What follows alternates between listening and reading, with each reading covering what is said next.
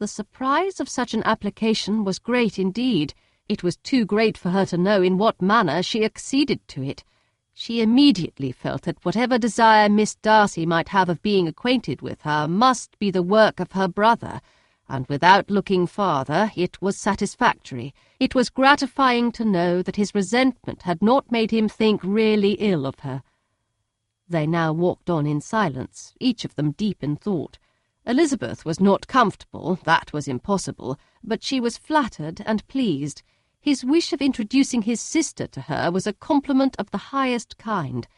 They soon outstripped the others, and when they had reached the carriage, Mr. and Mrs. Gardiner were 1/4 of a mile behind.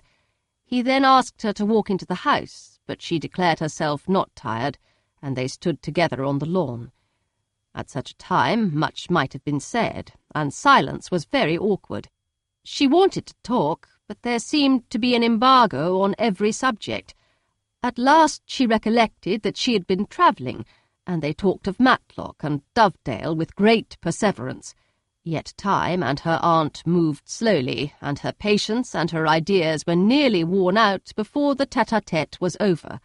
On Mr. and Mrs. Gardiner's coming up, they were all pressed to go into the house and take some refreshment, but this was declined, and they parted on each side with utmost politeness. Mr. Darcy handed the ladies into the carriage, and when it drove off, Elizabeth saw him walking slowly towards the house. The observations of her uncle and aunt now began, and each of them pronounced him to be infinitely superior to anything they had expected. "He is perfectly well behaved, polite and unassuming," said her uncle. "There is something a little stately in him, to be sure," replied her aunt, "but it is confined to his air, and is not unbecoming. I can now say with the housekeeper that though some people may call him proud, I have seen nothing of it. I was never more surprised than by his behaviour to us. It was more than civil, it was really attentive, and there was no necessity for such attention. His acquaintance with Elizabeth was very trifling." "To be sure, Lizzie," said her aunt, "he is not so handsome as Wickham, or rather he has not Wickham's countenance, for his features are perfectly good. But how came you to tell me that he was so disagreeable?" Elizabeth excused herself as well as she could, said that she had liked him better when they had met in Kent than before, and that she had never seen him so pleasant as this morning.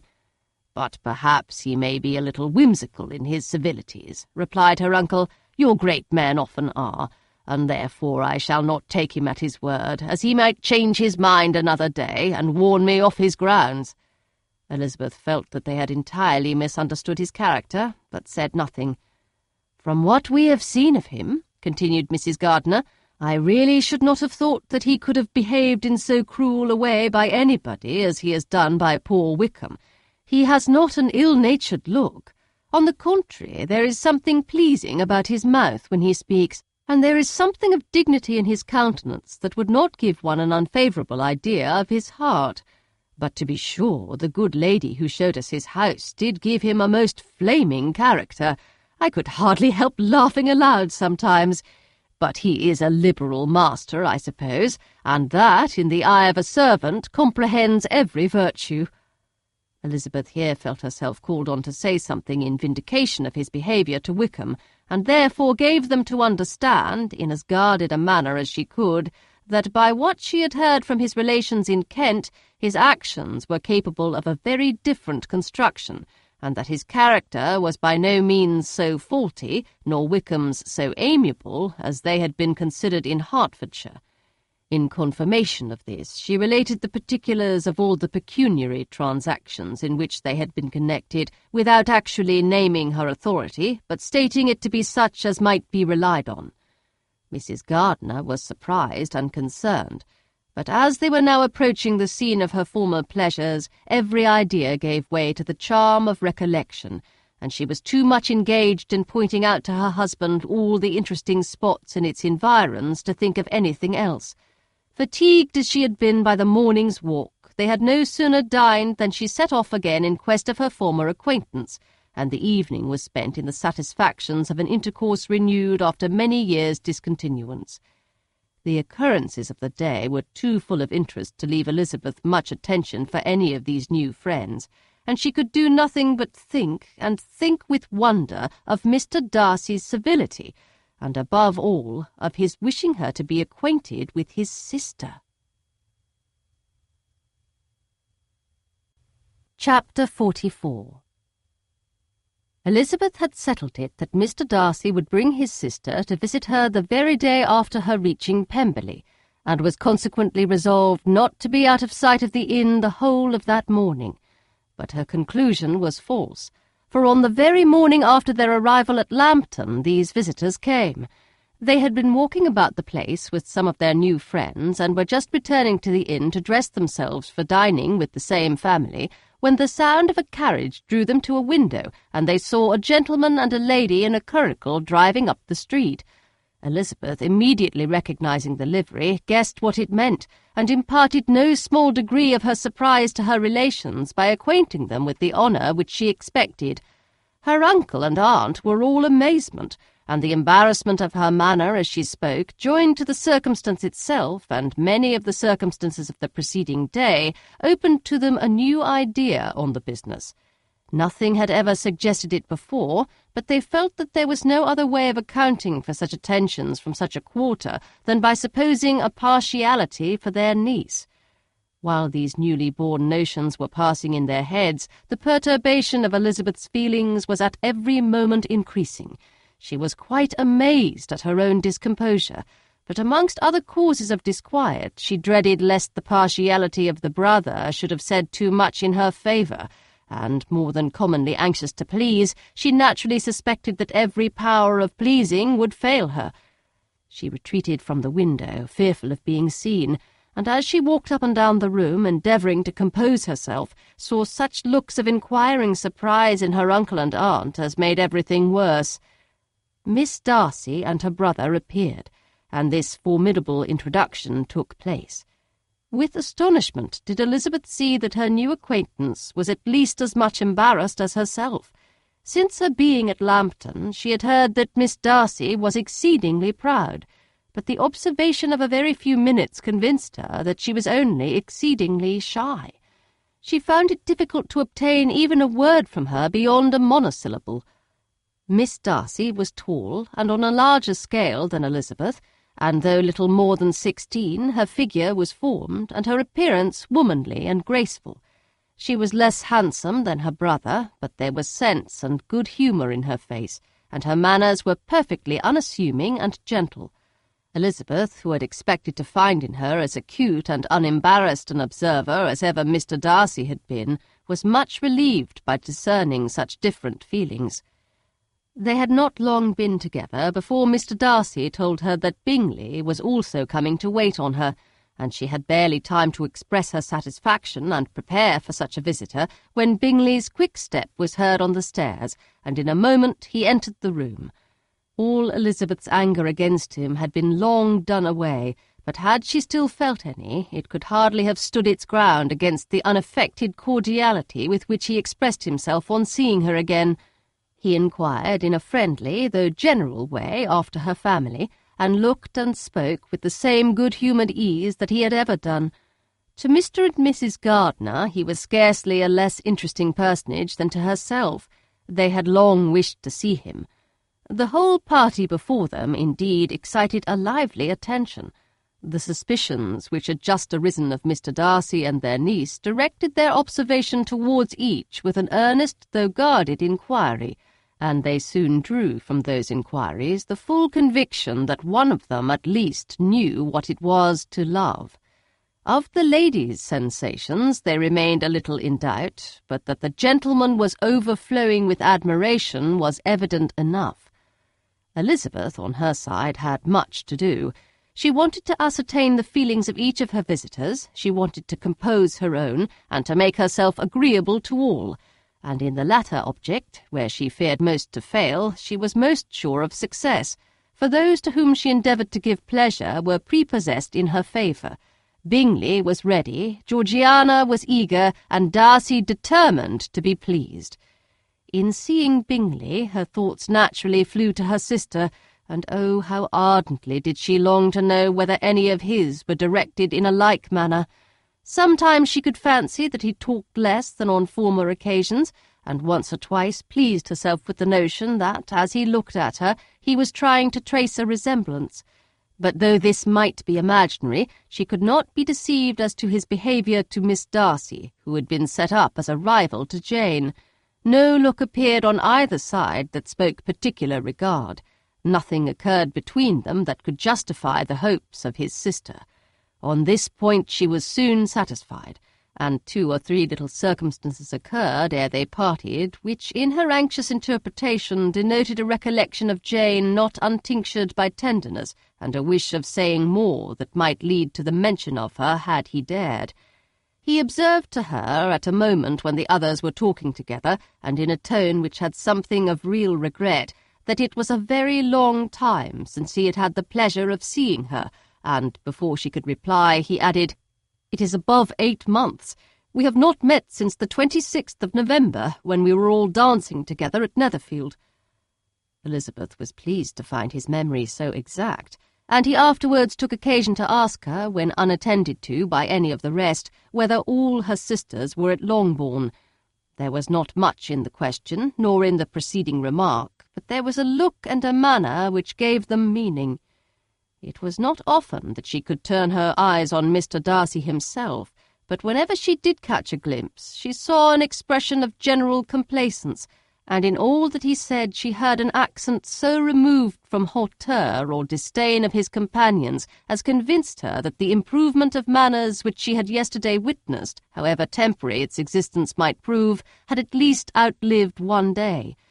When she saw him thus seeking the acquaintance and courting the good opinion of people with whom any intercourse a few months ago would have been a disgrace, when she saw him thus civil, not only to herself, but to the very relations whom he had openly disdained, and recollected their last lively scene in Hunsford Parsonage, the difference, the change, was so great, and struck so forcibly on her mind, that she could hardly restrain her astonishment from being visible. Never, even in the company of his dear friends at Netherfield or his dignified relations at Rosings, had she seen him so desirous to please, so free from self-consequence or unbending reserve, as now, when no importance could result from the success of his endeavours, and when even the acquaintance of those to whom his attentions were addressed would draw down the ridicule and censure of the ladies both of Netherfield and Rosings. Their visitors stayed with them above half an hour, and when they arose to depart, Mr. Darcy called on his sister to join him in expressing their wish of seeing Mr. and Mrs. Gardiner and Miss Bennet to dinner at Pemberley before they left the country. Miss Darcy, though with a diffidence which marked her little in the habit of giving invitations, readily obeyed. Mrs. Gardiner looked at her niece, desirous of knowing how she, whom the invitation most concerned, felt disposed as to its acceptance, but Elizabeth had turned away her head. Presuming, however, that this studied avoidance spoke rather a momentary embarrassment than any dislike of the proposal, and seeing in her husband, who was fond of society, a perfect willingness to accept it, she ventured to engage for her attendance, and the day after next was fixed on. Bingley expressed great pleasure in the certainty of seeing Elizabeth again, having still a great deal to say to her, and many inquiries to make after all their Hertfordshire friends. Elizabeth, construing all this into a wish of hearing her speak of her sister, was pleased, and on this account, as well as some others, found herself, when their visitors left them, capable of considering the last half-hour with some satisfaction, though while it was passing the enjoyment of it had been little. Eager to be alone, and fearful of inquiries or hints from her uncle and aunt, she stayed with them only long enough to hear their favourable opinion of Bingley, and then hurried away to dress. But she had no reason to fear Mr. and Mrs. Gardiner's curiosity. It was not their wish to force her communication. It was evident that she was much better acquainted with Mr. Darcy than they had before any idea of. It was evident that he was very much in love with her. They saw much to interest, but nothing to justify inquiry. Of Mr. Darcy it was now a matter of anxiety to think well, and as far as their acquaintance reached there was no fault to find. They could not be untouched by his politeness, and had they drawn his character from their own feelings and his servant's report, without any reference to any other account, the circle in Hertfordshire to which he was known would not have recognised it for Mr. Darcy. There was now an interest, however, in believing the housekeeper, and they soon became sensible that the authority of a servant who had known him since he was 4 years old, and whose own manners indicated respectability, was not to be hastily rejected. Neither had anything occurred in the intelligence of their Lambton friends that could materially lessen its weight. They had nothing to accuse him of but pride.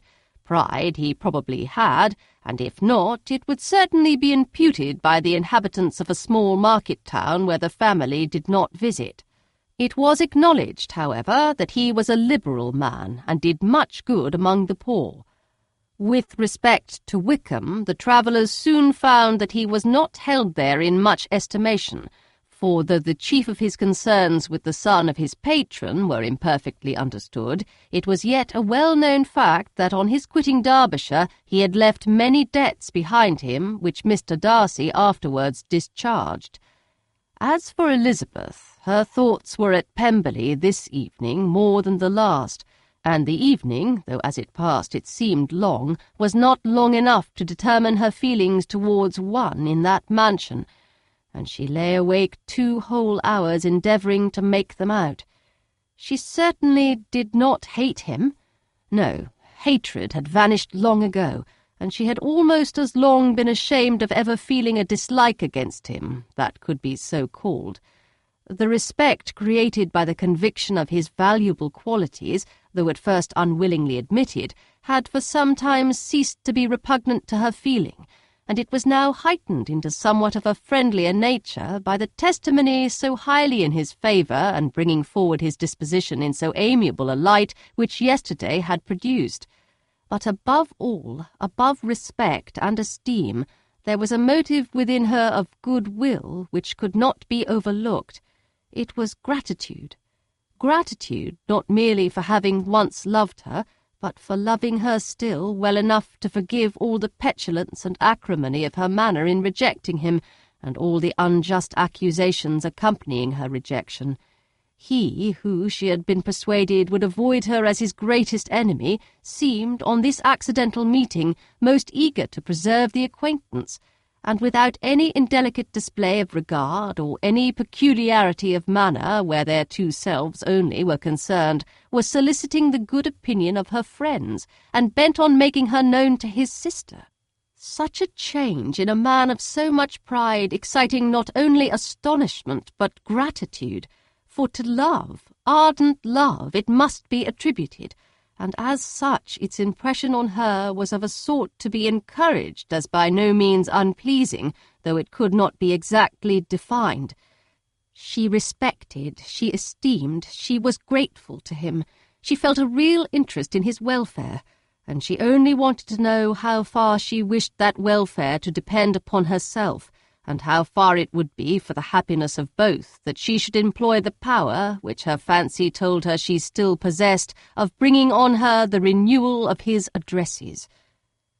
It had been settled in the evening between the aunt and the niece that such a striking civility as Miss Darcy's in coming to see them on the very day of her arrival at Pemberley, for she had reached it only to a late breakfast, ought to be imitated, though it could not be equalled, by some exertion of politeness on their side, and consequently that it would be highly expedient to wait on her at Pemberley the following morning. They were therefore to go. Elizabeth was pleased, though when she asked herself the reason, she had very little to say in reply. Mr. Gardiner left them soon after breakfast. The fishing scheme had been renewed the day before, and a positive engagement made of his meeting some of the gentlemen at Pemberley before noon. Chapter 45. Convinced as Elizabeth now was that Miss Bingley's dislike of her had originated in jealousy, she could not help feeling how unwelcome her appearance at Pemberley must be to her, and was curious to know with how much civility on that lady's side the acquaintance would now be renewed. On reaching the house, they were shown through the hall into the saloon, whose northern aspect rendered it delightful for summer. Its windows opening to the ground admitted a most refreshing view of the high woody hills behind the house and of the beautiful oaks and Spanish chestnuts which were scattered over the intermediate lawn. In this house they were received by Miss Darcy, who was sitting there with Mrs. Hurst and Miss Bingley and the lady with whom she lived in London. Georgiana's reception of them was very civil, but attended with all the embarrassment which, though proceeding from shyness and the fear of doing wrong, would easily give to those who felt themselves inferior the belief of her being proud and reserved. Mrs. Gardiner and her niece, however, did her justice and pitied her. By Mrs. Hurst and Miss Bingley they were noticed only by a curtsy, and, on their being seated, a pause, awkward as such pauses must always be, succeeded for a few moments. It was first broken by Mrs. Annesley, a genteel, agreeable-looking woman, whose endeavour to introduce some kind of discourse proved her to be more truly well-bred than either of the others, and between her and Mrs. Gardiner, with occasional help from Elizabeth, the conversation was carried on. Miss Darcy looked as if she wished for courage enough to join in it, and sometimes did venture a short sentence when there was least danger of its being heard. Elizabeth soon saw that she was herself closely watched by Miss Bingley, and that she could not speak a word, especially to Miss Darcy, without calling her attention.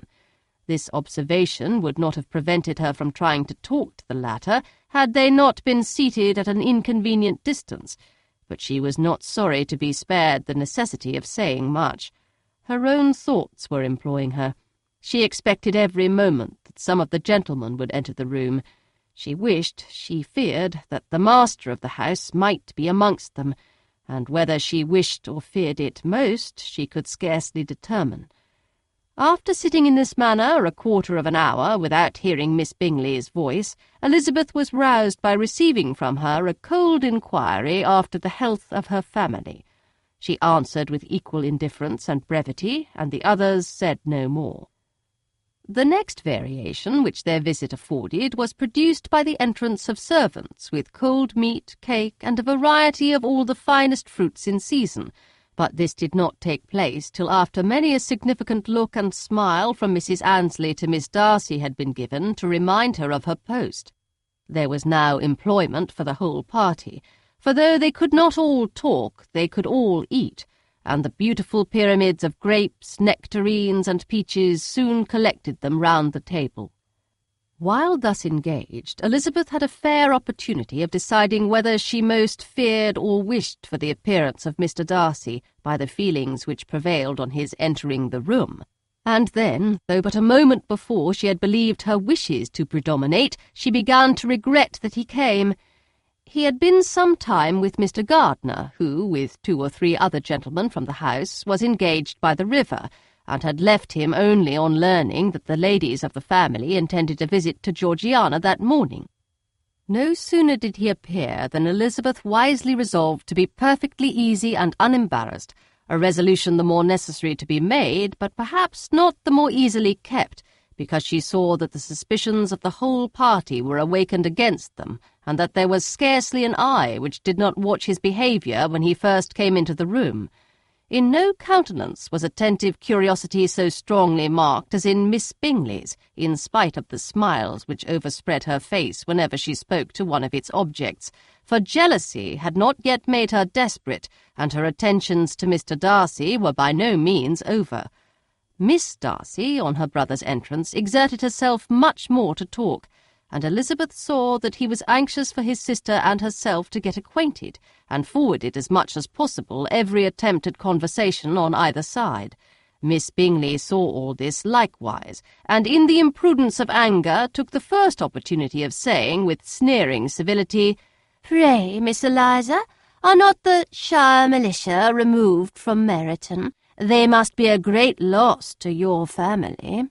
In Darcy's presence she dared not mention Wickham's name, but Elizabeth instantly comprehended that he was uppermost in her thoughts, and the various recollections connected with him gave her a moment's distress.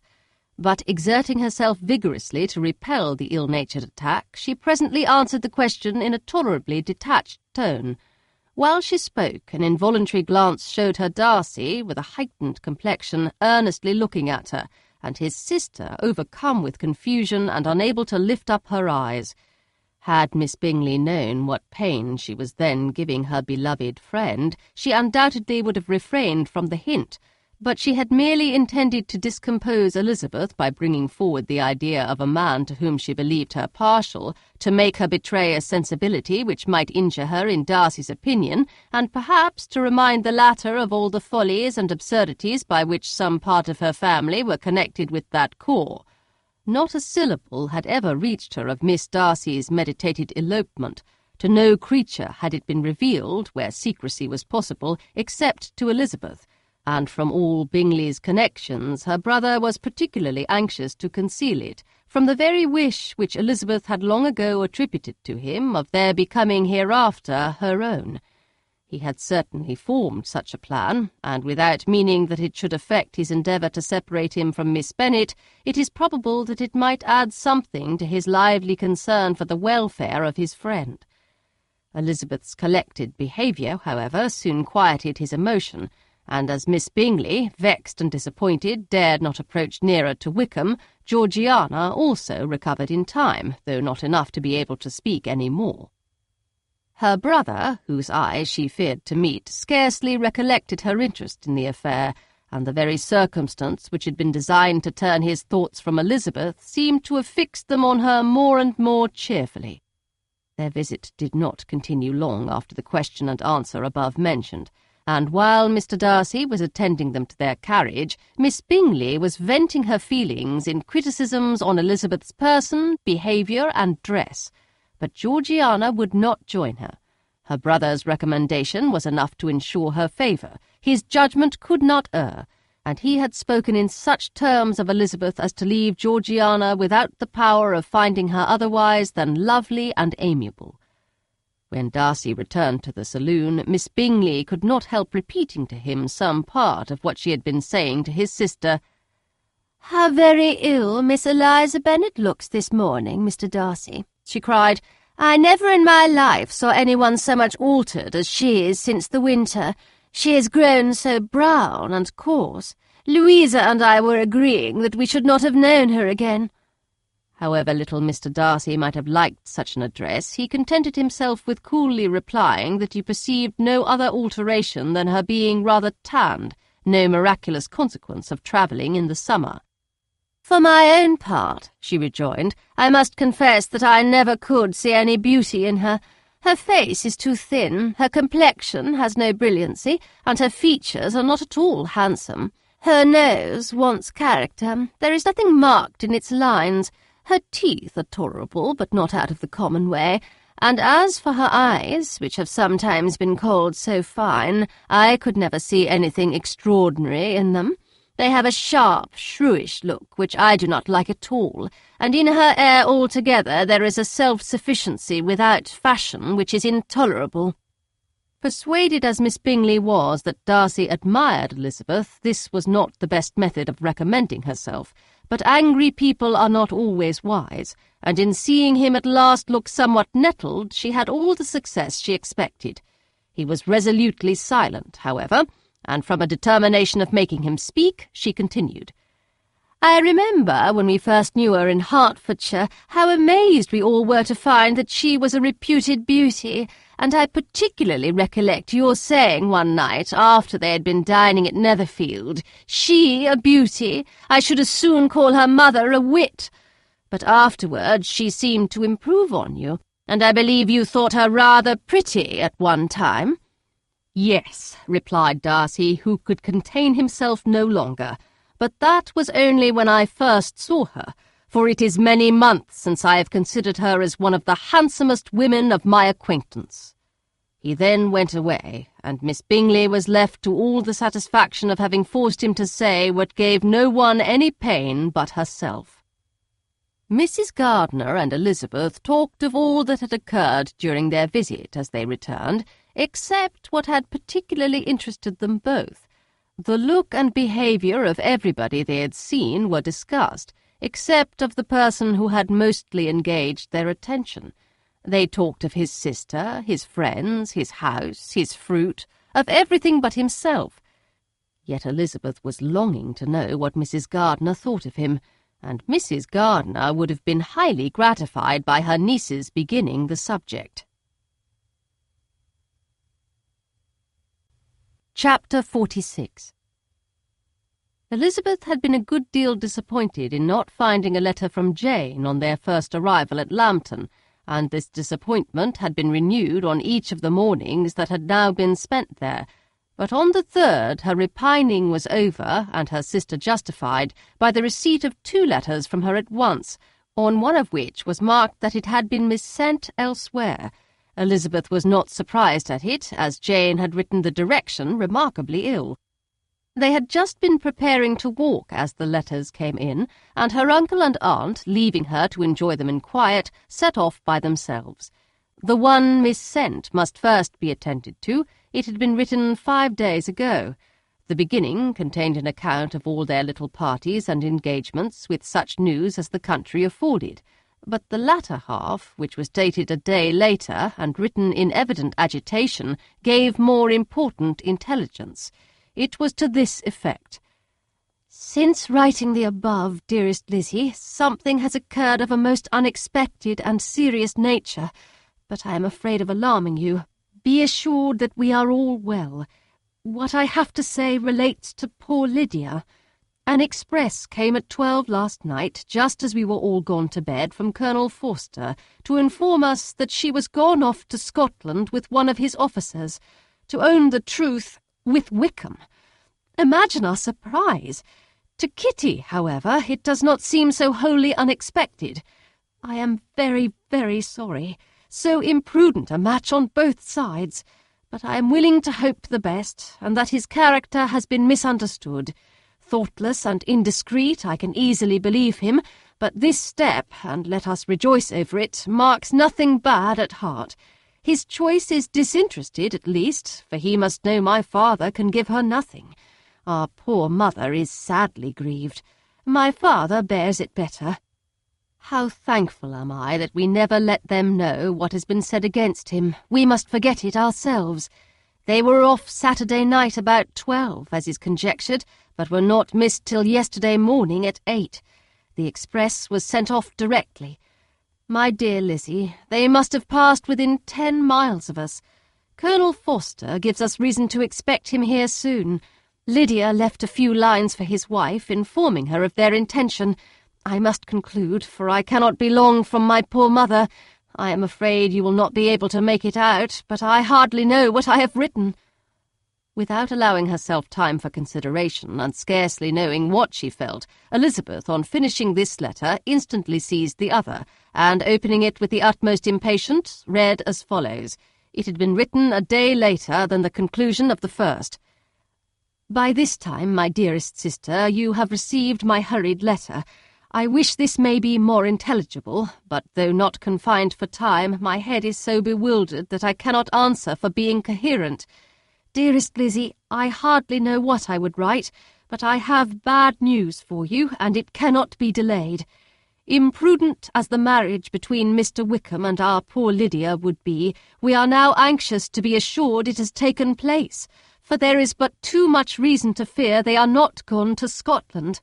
Colonel Forster came yesterday, having left Brighton the day before, not many hours after the express. Though Lydia's short letter to Mrs. F. gave them to understand that they were going to Gretna Green, something was dropped by Denny expressing his belief that W. never intended to go there or to marry Lydia at all, which was repeated to Colonel F., who, instantly taking the alarm, set off from B, intending to trace their route. He did trace them easily to Clapham, but no further, for on entering that place they removed into a hackney coach and dismissed the chaise that brought them from Epsom. All that is known after this is that they were seen to continue the London road. I know not what to think. After making every possible inquiry on that side London, Colonel F. came on into Hertfordshire, anxiously renewing them at all the turnpikes and at the inns in Barnet and Hatfield, but without any success. No such people had been seen to pass through. With the kindest concern he came on to Longbourn, and broke his apprehensions to us in a manner most creditable to his heart. I am sincerely grieved for him and Mrs. F., but no one can throw any blame on them. Our distress, my dear Lizzie, is very great. My father and mother believe the worst, but I cannot think so ill of him. Many circumstances might make it more eligible for them to be married privately in town than to pursue their first plan, and even if he could form such a design against a young woman of Lydia's connections, which is not likely, can I suppose her so lost to everything? Impossible. I grieve to find, however, that Colonel F. is not disposed to depend upon their marriage. He shook his head when I expressed my hopes, and said he feared W. was not a man to be trusted. My poor mother is really ill, and keeps her room. Could she exert herself, it would be better, but this is not to be expected. And as to my father, I never in my life saw him so affected. Poor Kitty has anger for having concealed their attachment, but as it was a matter of confidence, one cannot wonder. I am truly glad, dearest Lizzie, that you have been spared something of these distressing scenes, but now, as the first shock is over, shall I own that I long for your return? I am not so selfish, however, as to press for it if inconvenient. Adieu. I take up my pen again to do what I have just told you I would not, but circumstances are such that I cannot help earnestly begging you all to come here as soon as possible. I know my dear uncle and aunt so well that I am not afraid of requesting it, though I have still something more to ask of the former. My father is going to London with Colonel Forster instantly to try to discover her. What he means to do, I am sure I know not, but his excessive distress will not allow him to pursue any measure in the best and safest way, and Colonel Forster is obliged to be at Brighton again tomorrow evening. In such an exigence, my uncle's advice and assistance would be everything in the world. He will immediately comprehend what I must feel, and I rely upon his goodness." "Oh, where is my uncle?" cried Elizabeth, darting from her seat as she finished the letter in eagerness to follow him without losing a moment of the time so precious. But as she reached the door, it was opened by a servant, and Mr. Darcy appeared. Her pale face and impetuous manner made him start, and before he could recover himself to speak, she, in whose mind every idea was superseded by Lydia's situation, hastily exclaimed, "I beg your pardon, but I must leave you. I must find Mr. Gardiner this moment, on business that cannot be delayed. I have not an instant to lose." "Good God, what is the matter?" cried he, with more feeling than politeness. Then, recollecting himself, "I will not detain you a minute, but let me, or let the servant, go after Mr. and Mrs. Gardiner. You are not well enough. You cannot go yourself." Elizabeth hesitated, but her knees trembled under her, and she felt how little would be gained by her attempting to pursue them. Calling back the servant, therefore, she commissioned him, though in so breathless an accent as made her almost unintelligible, to fetch his master and mistress home instantly. On his quitting the room, she sat down, unable to support herself, and looking so miserably ill that it was impossible for Darcy to leave her, or to refrain from saying, in a tone of gentleness and commiseration, "Let me call your maid. Is there nothing you could take to give you present relief? A glass of wine? Shall I get you one? You are very ill." "No, I thank you," she replied, endeavouring to recover herself. "There is nothing the matter with me. I am quite well. I am only distressed by some dreadful news which I have just received from Longbourn." She burst into tears as she alluded to it, and for a few minutes could not speak another word. Darcy, in wretched suspense, could only say something indistinctly of his concern, and observe her in compassionate silence. At length she spoke again. "I have just had a letter from Jane, with such dreadful news. It cannot be concealed from anyone. My younger sister has left all her friends, has eloped, has thrown herself into the power of Mr. Wickham. They are gone off together from Brighton. You know him too well to doubt the rest. She has no money, no connections, nothing that can tempt him to. She is lost forever." Darcy was fixed in astonishment. "When I consider," she added in a yet more agitated voice, "that I might have prevented it, I who knew what he was, had I but explained some part of it only, some part of what I learnt to my own family, had his character been known, this could not have happened, but it is all too late now. "I am grieved indeed," cried Darcy, "grieved, shocked. But is it certain, absolutely certain?" "Oh, yes. They left Brighton together on Sunday night, and were traced almost to London, but not beyond. They are certainly not gone to Scotland." "And what has been done? What has been attempted to recover her?" "My father is gone to London, and Jane has written to beg my uncle's immediate assistance, and we shall be off, I hope, in half an hour. But nothing can be done. I know very well that nothing can be done. How is such a man to be worked on? How are they even to be discovered? I have not the smallest hope. It is every way horrible." Darcy shook his head in silent acquiescence. "When my eyes were opened to his real character, oh, had I known what I ought, what I dared to do! But I knew not. I was afraid of doing too much. Wretched, wretched mistake!" Darcy made no answer. He seemed scarcely to hear her, and was walking up and down the room in earnest meditation, his brow contracted, his air gloomy. Elizabeth soon observed and instantly understood it. Her power was sinking. Everything must sink under such a proof of family weakness, such an assurance of the deepest disgrace. She could neither wonder nor condemn, but the belief of his self-conquest brought nothing conciliatory to her bosom, afforded no palliation of her distress.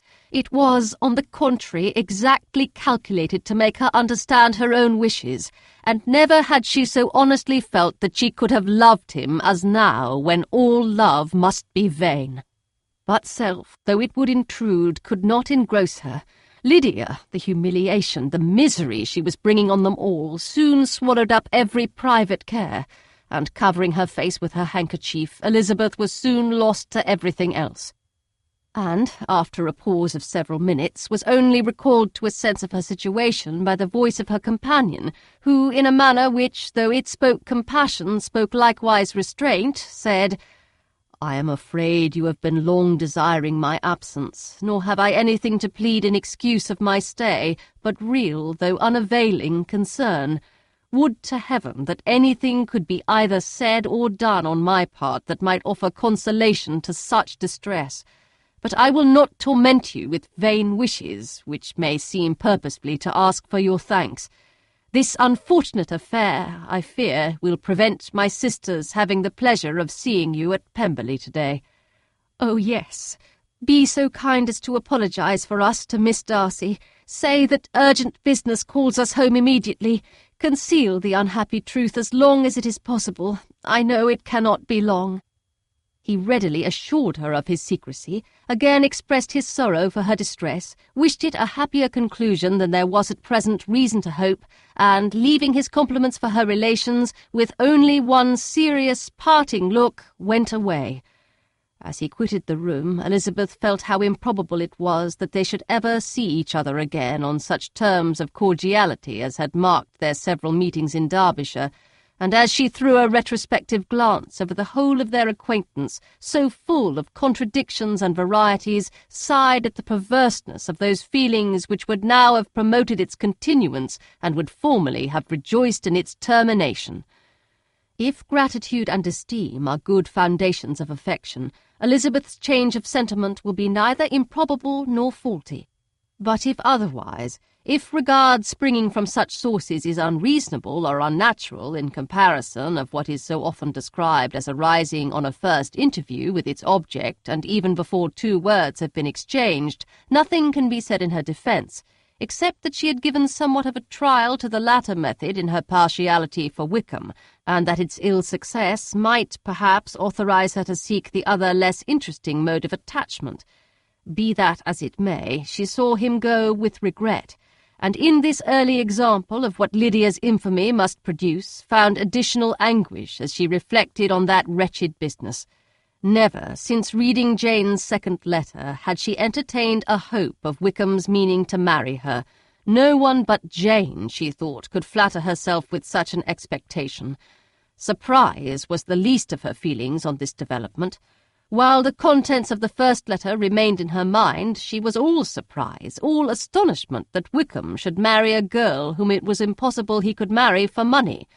And how Lydia could ever have attached him had appeared incomprehensible. But now it was all too natural. For such an attachment as this she might have sufficient charms, and though she did not suppose Lydia to be deliberately engaging in an elopement without the intention of marriage, she had no difficulty in believing that neither her virtue nor her understanding would preserve her from falling an easy prey. She had never perceived, while the regiment was in Hertfordshire, that Lydia had any partiality for him, but she was convinced that Lydia wanted only encouragement to attach herself to anybody.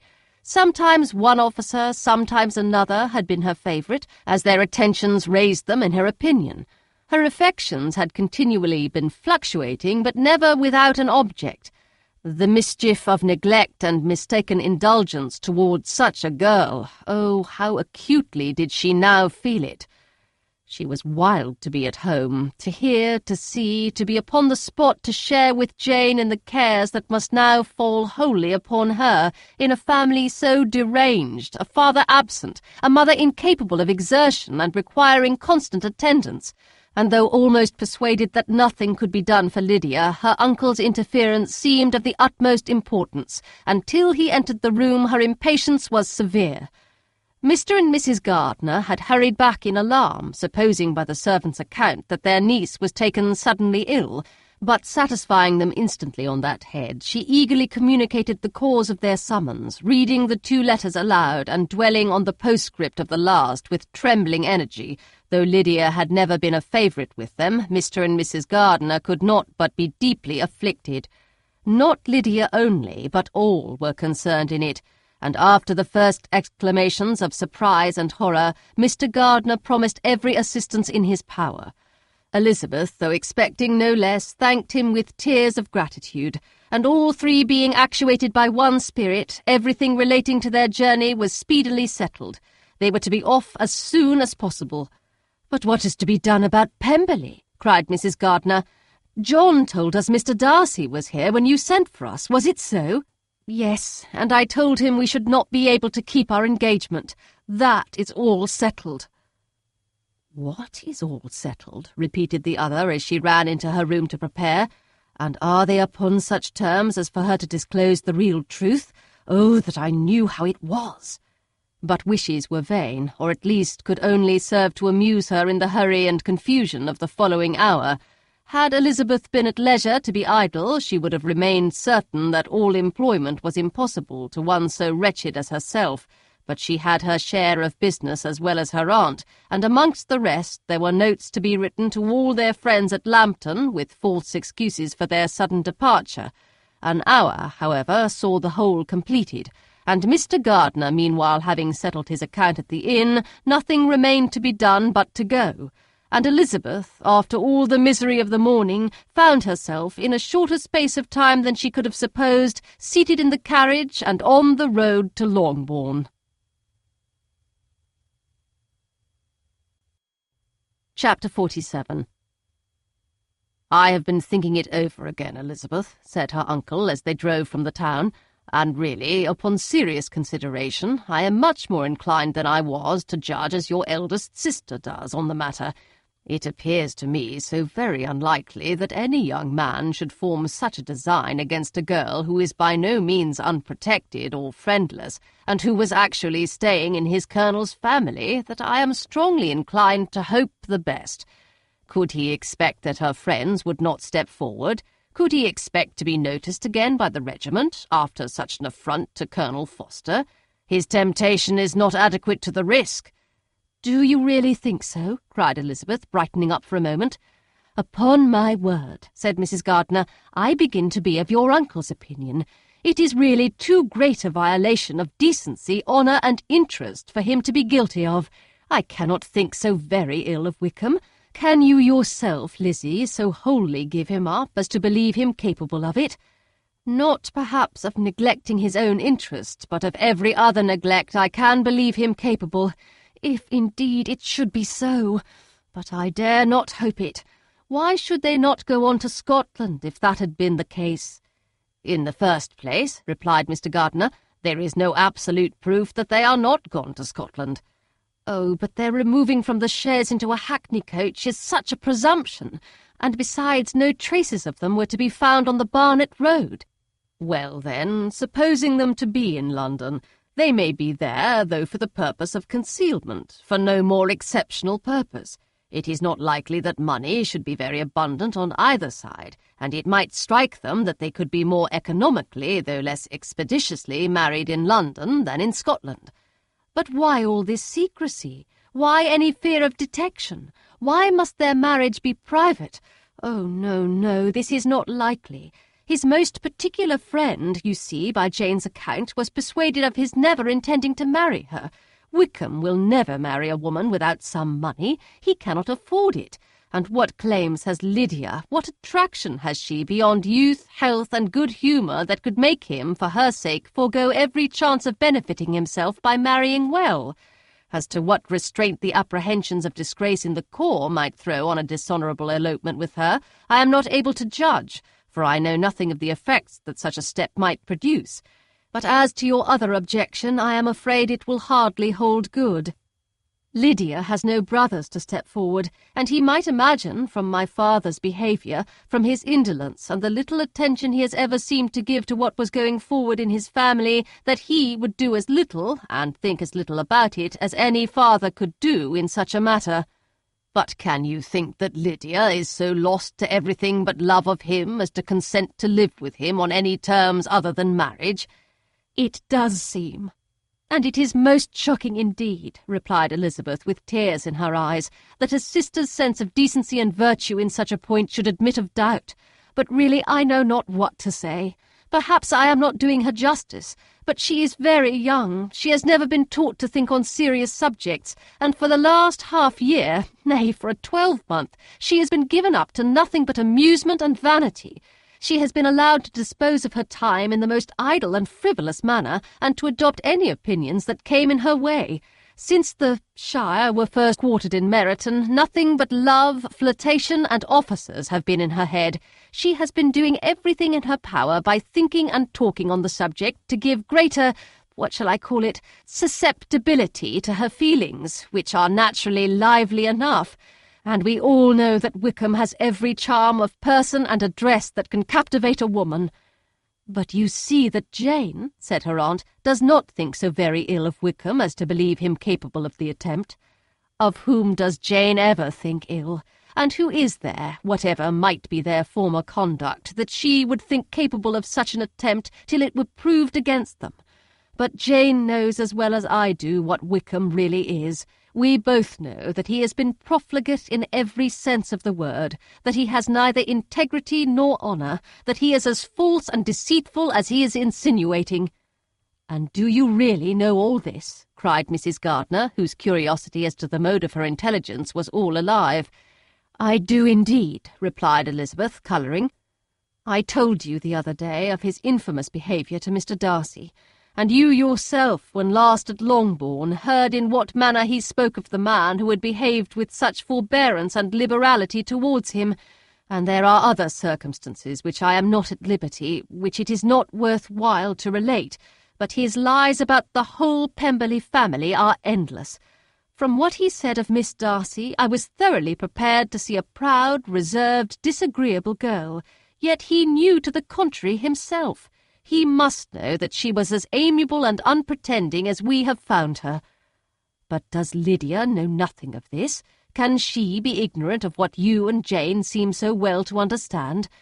Oh, yes, that is the worst of all.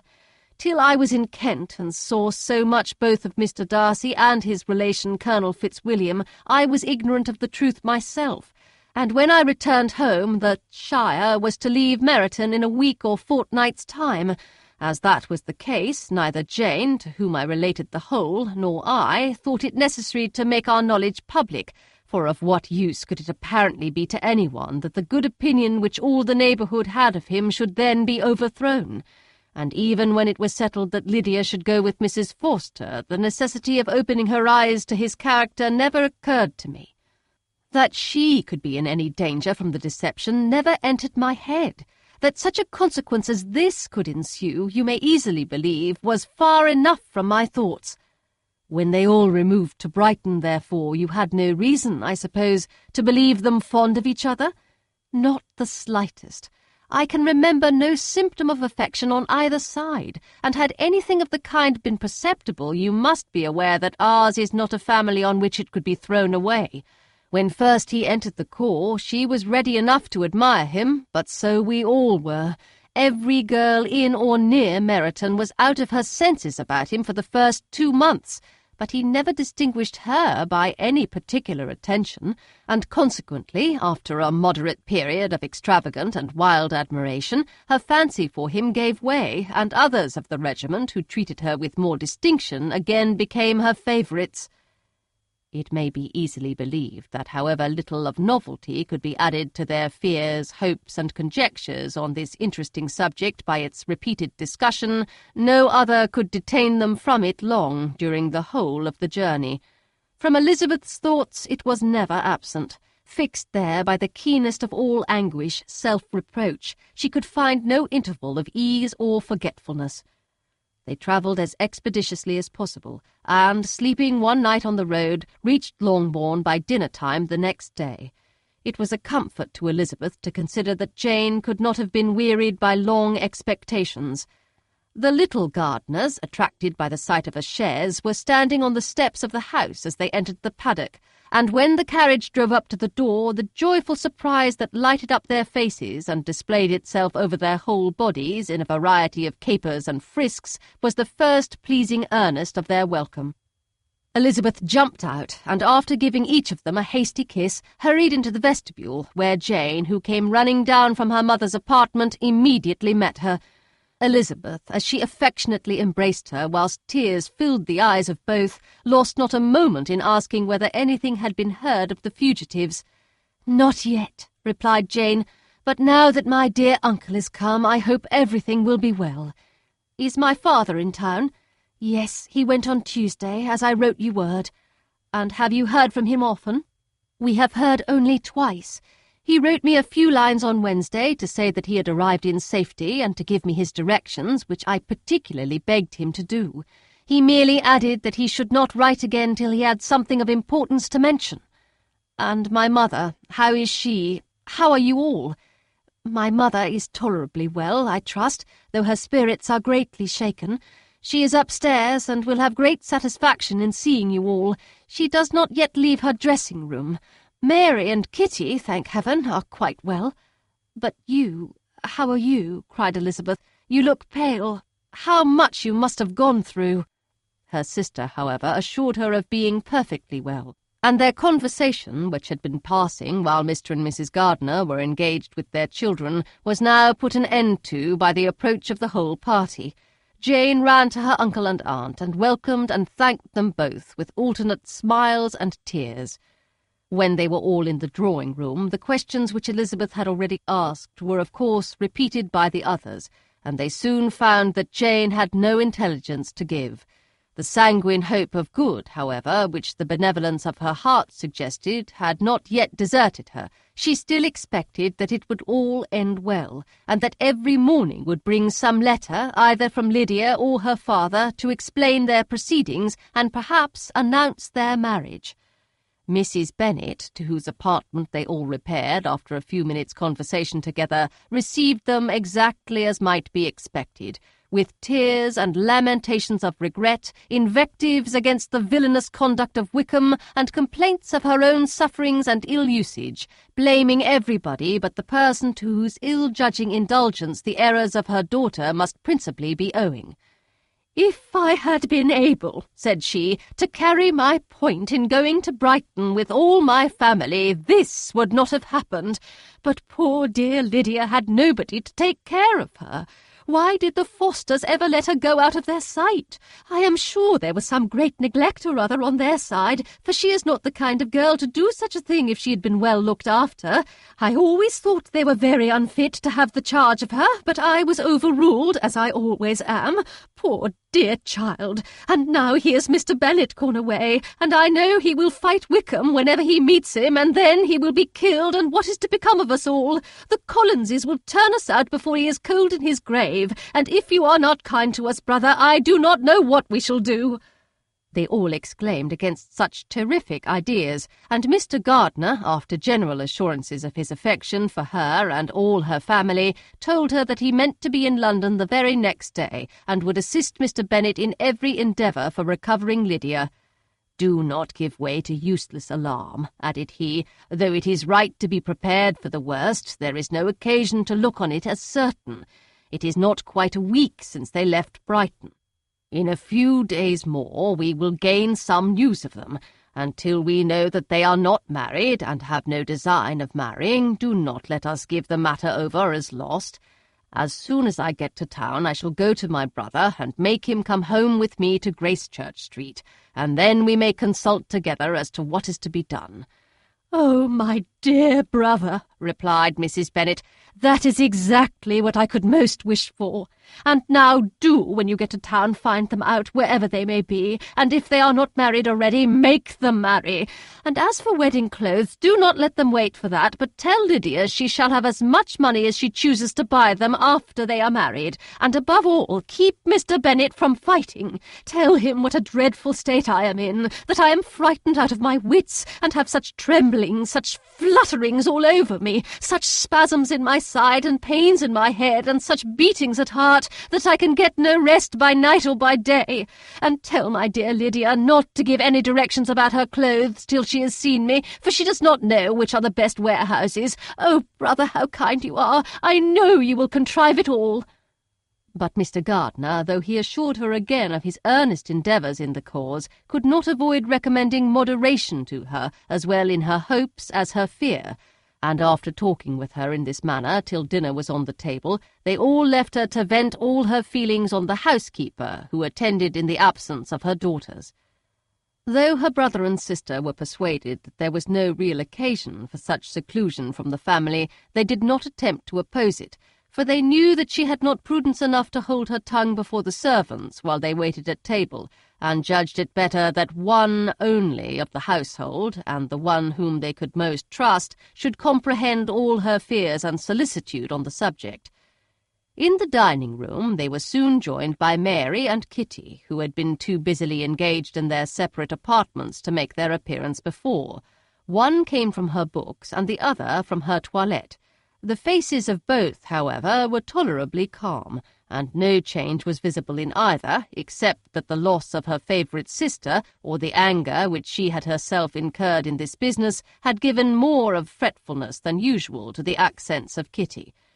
As for Mary, she was mistress enough of herself to whisper to Elizabeth, with a countenance of grave reflection soon after they were seated at table, "This is a most unfortunate affair, and will probably be much talked of. But we must stem the tide of malice, and pour into the wounded bosoms of each other the balm of sisterly consolation." Then, perceiving in Elizabeth no inclination of replying, she added, "Unhappy as the event must be for Lydia, we may draw from it this useful lesson: that loss of virtue in a female is irretrievable, that one false step involves her in endless ruin, that her reputation is no less brittle than it is beautiful, and that she cannot be too much guarded in her behaviour towards the undeserving of the other sex." Elizabeth lifted up her eyes in amazement, but was too much oppressed to make any reply. Mary, however, continued to console herself with such kind of moral extractions from the evil before them. In the afternoon the two elder Miss Bennets were able to be for half an hour by themselves, and Elizabeth instantly availed herself of the opportunity of making any inquiries which Jane was equally eager to satisfy. After joining in general lamentations over the dreadful sequel of this event, which Elizabeth considered as all but certain, and Miss Bennet could not assert to be wholly impossible, the former continued the subject by saying, "But tell me all and everything about it which I have not already heard. Give me further particulars. What did Colonel Forster say? Had they no apprehension of anything before the elopement took place? They must have seen them together forever." Colonel Forster did own that he had often suspected some partiality, especially on Lydia's side, but nothing to give him any alarm. I am so grieved for him. His behaviour was attentive and kind to the utmost. He was coming to us in order to assure us of his concern before he had any idea of their not being gone to Scotland. When that apprehension first got abroad, it hastened his journey. And was Denny convinced that Wickham would not marry? Did he know of their intending to go off? Had Colonel Forster seen Denny himself? Yes, but when questioned by him, Denny denied knowing anything of their plans, and would not give his real opinion about it. He did not repeat his persuasion of their not marrying, and from that I am inclined to hope he might have been misunderstood before. And till Colonel Forster came himself, not one of you entertained a doubt, I suppose, of their being really married? How was it possible that such an idea should enter our brains? I felt a little uneasy, a little fearful of my sister's happiness with him in marriage, because I knew that his conduct had not been always quite right. My father and mother knew nothing of that. They only felt how imprudent a match it must be. Kitty then owned, with a very natural triumph on knowing more than the rest of us, that in Lydia's last letter she had prepared her for such a step. She had known, it seems, of their being in love with each other many weeks. But not before they went to Brighton. No, I believe not. And did Colonel Forster appear to think well of Wickham himself? Does he know his real character?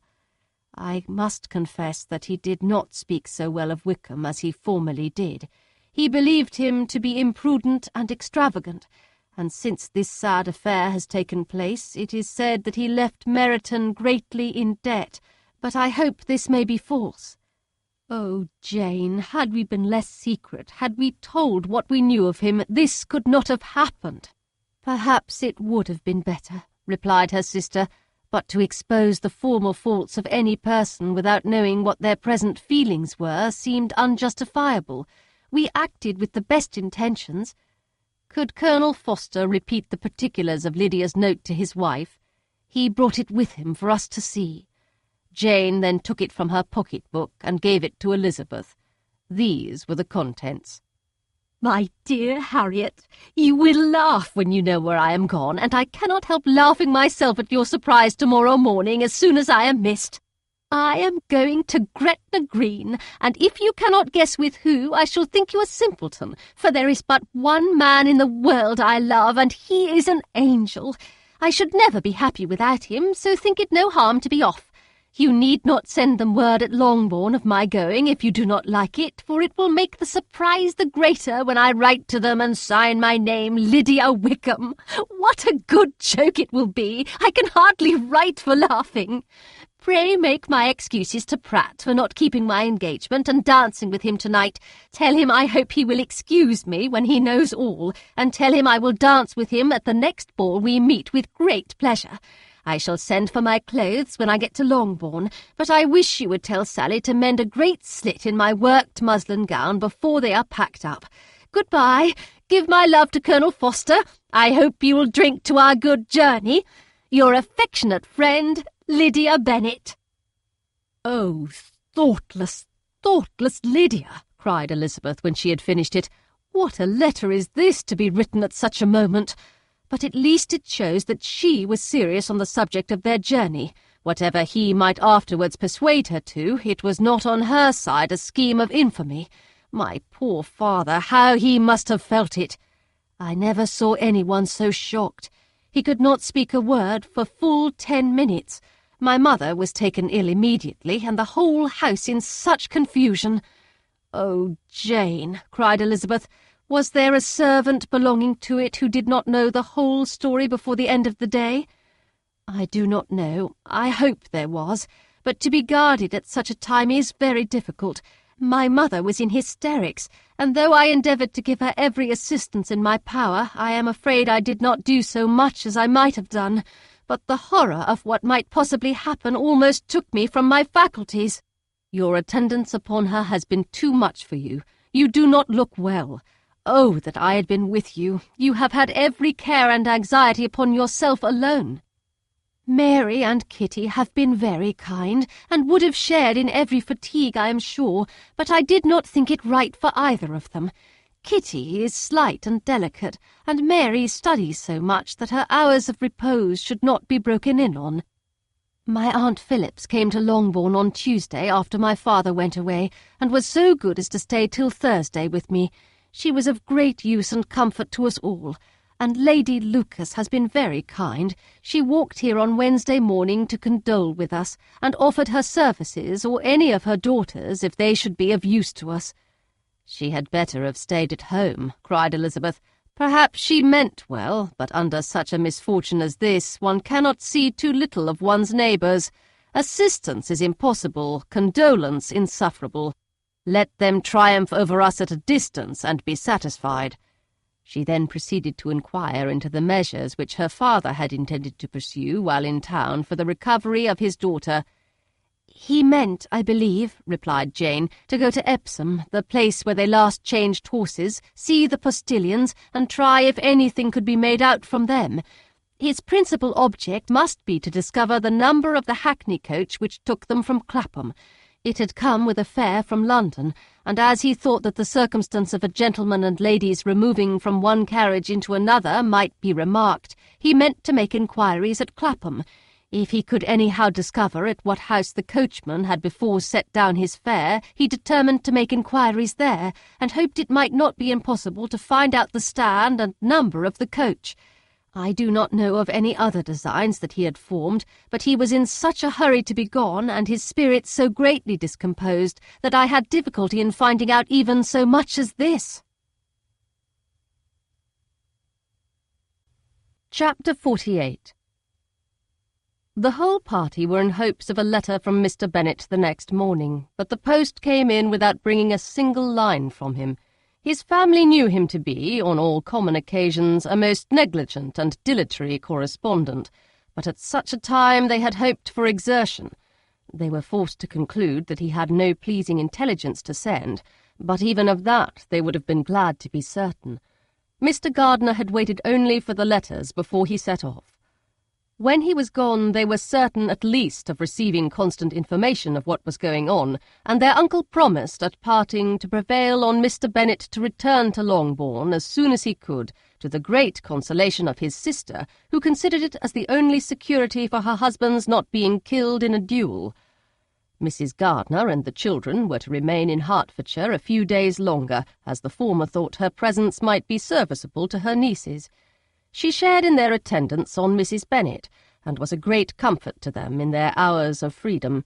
Their other aunt also visited them frequently, and always, as she said, with the design of cheering and heartening them up, though, as she never came without reporting some fresh instance of Wickham's extravagance or irregularity, she seldom went away without leaving them more dispirited than she found them. All Meryton seemed striving to blacken the man who, but 3 months before, had been almost an angel of light. He was declared to be in debt to every tradesman in the place, and his intrigues, all honoured with the title of seduction, had been extended into every tradesman's family. Everybody declared that he was the wickedest young man in the world, and everybody began to find out that they had always distrusted the appearance of his goodness.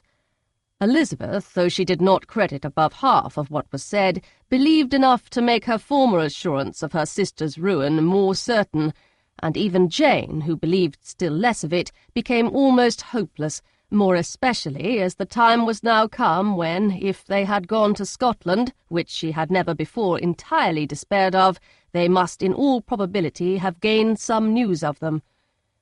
Mr. Gardiner left Longbourn on Sunday. On Tuesday his wife received a letter from him. It told them that on his arrival he had immediately found out his brother and persuaded him to come to Gracechurch Street, that Mr. Bennet had been to Epsom and Clapham before his arrival, but without gaining any satisfactory information, and that he was now determined to inquire at all the principal hotels in town, as Mr. Bennet thought it possible they might have gone to one of them on their first coming to London before they procured lodgings. Mr. Gardiner himself did not expect any success from this measure, but as his brother was eager in it, he meant to assist him in pursuing it. He added that Mr. Bennet seemed wholly disinclined at present to leave London, and promised to write again very soon. There was also a postscript to this effect.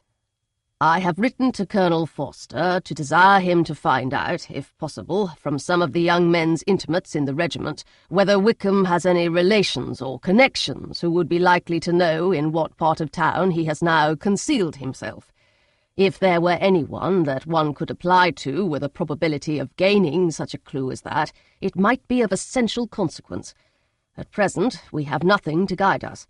Colonel Forster will, I dare say, do everything in his power to satisfy us on this head, but on second thoughts, perhaps Lizzie could tell us what relations he has now living better than any other person. Elizabeth was at no loss to understand from whence this deference to her authority proceeded, but it was not in her power to give any information of so satisfactory a nature as the compliment deserved. She had never heard of his having had any relations, except a father and mother, both of whom had been dead many years. It was possible, however, that some of his companions in the shire might be able to give more information, and though she was not very sanguine in expecting it, the application was a something to look forward to. Every day at Longbourn was now a day of anxiety, but the most anxious part of each was when the post was expected. The arrival of letters was the grand object of every morning's impatience. Through letters, whatever of good or bad was to be told would be communicated, and every succeeding day was expected to bring some news of importance.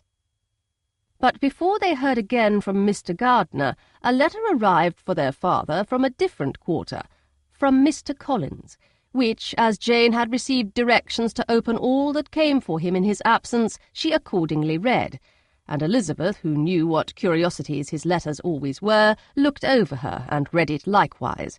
It was as follows. My dear Sir, I feel myself called upon by our relationship and my situation in life to condole with you on the grievous affliction you are now suffering under, of which we were yesterday informed by a letter from Hertfordshire. Be assured, my dear sir, that Mrs. Collins and myself sincerely sympathize with you and all your respectable family in your present distress, which must be of the bitterest kind, because proceeding from a cause which no time can remove. No arguments shall be wanting on my part that can alleviate so severe a misfortune, or that may comfort you under a circumstance that must be of all others the most afflicting to a parent's mind. The death of your daughter would have been a blessing in comparison of this, and it is the more to be lamented, because there is reason to suppose, as my dear Charlotte informs me, that this licentiousness of behaviour in your daughter has proceeded from a faulty degree of indulgence, though, at the same time, for the consolation of yourself and Mrs. Bennet, I am inclined to think that her own disposition must be naturally bad, or she could not be guilty of such an enormity at so early an age. Howsoever that may be, you are grievously to be pitied, in which opinion I am not only joined by Mrs. Collins, but likewise by Lady Catherine and her daughter, to whom I have related the affair. They agree with me in apprehending that this false step in one daughter will be injurious to the fortunes of all the others. For who, as Lady Catherine herself condescendingly says, will connect themselves with such a family? And this consideration leads me moreover to reflect, with augmented satisfaction, on a certain event of last November, for had it been otherwise, I must have been involved in all your sorrow and disgrace. Let me then advise you, dear sir, to console yourself as much as possible, to throw off your unworthy child from your affection for ever, and leave her to reap the fruits of her own heinous offence. I am, dear sir, etc., etc. Mr. Gardiner did not write again till he had received an answer from Colonel Forster, and then he had nothing of a pleasant nature to send. It was not known that Wickham had a single relationship with whom he kept up any connection, and it was certain that he had no near one living. His former acquaintances had been numerous, but since he had been in the militia, it did not appear that he was on terms of particular friendship with any of them. There was no one, therefore, who could be pointed out as likely to give any news of him. and in the wretched state of his own finances there was a very powerful motive for secrecy, in addition to his fear of discovery by Lydia's relations, for it had just transpired that he had left gaming debts behind him to a very considerable amount. Colonel Foster believed that more than £1,000 would be necessary to clear his expenses at Brighton. He owed a good deal in town, but his debts of honour were still more formidable. Mr. Gardiner did not attempt to conceal these particulars from the Longbourn family. Jane heard them with horror. "A gamester!" she cried. "This is wholly unexpected. I had not an idea of it." Mr. Gardiner added in his letter that they might expect to see their father at home on the following day, which was Saturday. Rendered spiritless by the ill success of all their endeavours, he had yielded to his brother-in-law's entreaty that he would return to his family and leave it to him to do whatever occasion might suggest to be advisable for continuing their pursuit. When Mrs. Bennet was told of this, she did not express so much satisfaction as her children expected, considering what her anxiety for his life had been before. "What? Is he coming home, and without poor Lydia?" she cried. "Sure he will not leave London before he has found them. Who is to fight Wickham and make him marry her if he comes away?" As Mrs. Gardiner began to wish to be at home, it was settled that she and the children should go to London at the same time that Mr. Bennet came from it. The coach, therefore, took them the first stage of their journey and brought its master back to Longbourn. Mrs. Gardiner went away in all the perplexity about Elizabeth and her Derbyshire friend that had attended her from that part of the world. His name had never been voluntarily mentioned before them by her niece, and the kind of half-expectation which Mrs. Gardiner had formed of their being followed by a letter from him had ended in nothing. Elizabeth had received none since her return that could come from Pemberley. The present unhappy state of the family rendered any other excuse for the lowness of her spirits unnecessary. Nothing, therefore, could be fairly conjectured from that, though Elizabeth, who was by this time tolerably well acquainted with her own feelings, was perfectly aware that had she known nothing of Darcy, she could have borne the dread of Lydia's infamy somewhat better. It would have spared her, she thought, one sleepless night out of 2. When Mr. Bennet arrived, he had all the appearance of his usual philosophic composure. He said as little as he had ever been in the habit of saying, made no mention of the business that had taken him away, and it was some time before his daughters had courage to speak of it. It was not till the afternoon, when he had joined them at tea, that Elizabeth ventured to introduce the subject, and then, on her briefly expressing her sorrow for what he must have endured, he replied, "Say nothing of that. Who should suffer but myself? It has been my own doing, and I ought to feel it." "You must not be too severe upon yourself," replied Elizabeth. "You may well warn me against such an evil. Human nature is so prone to fall into it. No, Lizzie, let me once in my life feel how much I have been to blame. I am not afraid of being overpowered by the impression. It will pass away soon enough." "Do you suppose them to be in London?" "Yes. Where else can they be so well concealed?" "And Lydia used to want to go to London," added Kitty. "She is happy, then," said her father dryly, "and her residence there will probably be of some duration." Then, after a short silence, he continued, "Lizzie, I bear you no ill will for being justified in your advice to me last May, which, considering the event, shows some greatness of mind." They were interrupted by Miss Bennet, who came to fetch her mother's tea. "This is a parade," he cried, "which does one good. It gives such an elegance to misfortune. Another day I will do the same. I will sit in my library in my nightcap and powdering-gown, and give as much trouble as I can. Or perhaps I may defer it till Kitty runs away." "I am not going to run away, Papa," said Kitty fretfully. "If I should ever go to Brighton, I would behave better than Lydia." "You go to Brighton? I would not trust you so near it as Eastbourne for £50. No, Kitty, I have at last learnt to be cautious, and you will feel the effects of it. No officer is ever to enter into my house again, nor even to pass through the village.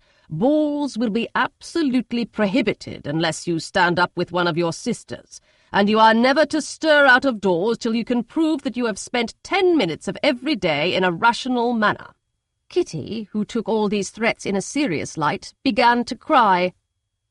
"Well, well," said he, "do not make yourself unhappy. If you are a good girl for the next 10 years, I will take you to a review at the end of them." Chapter 49. 2 days after Mr. Bennet's return, as Jane and Elizabeth were walking together in the shrubbery behind the house, they saw the housekeeper coming towards them, and, concluding that she came to call them to their mother, went forward to meet her. But instead of the expected summons, when they approached her, she said to Miss Bennet, "I beg your pardon, madam, for interrupting you, but I was in hopes you might have got some good news from town, so I took the liberty of coming to ask." "What do you mean, Hill? We have heard nothing from town." "Dear madam," cried Mrs. Hill in great astonishment, "don't you know there is an express come from master, from Mr. Gardiner? He has been here this half-hour, and master has had a letter." Away ran the girls, too eager to get in to have time for speech.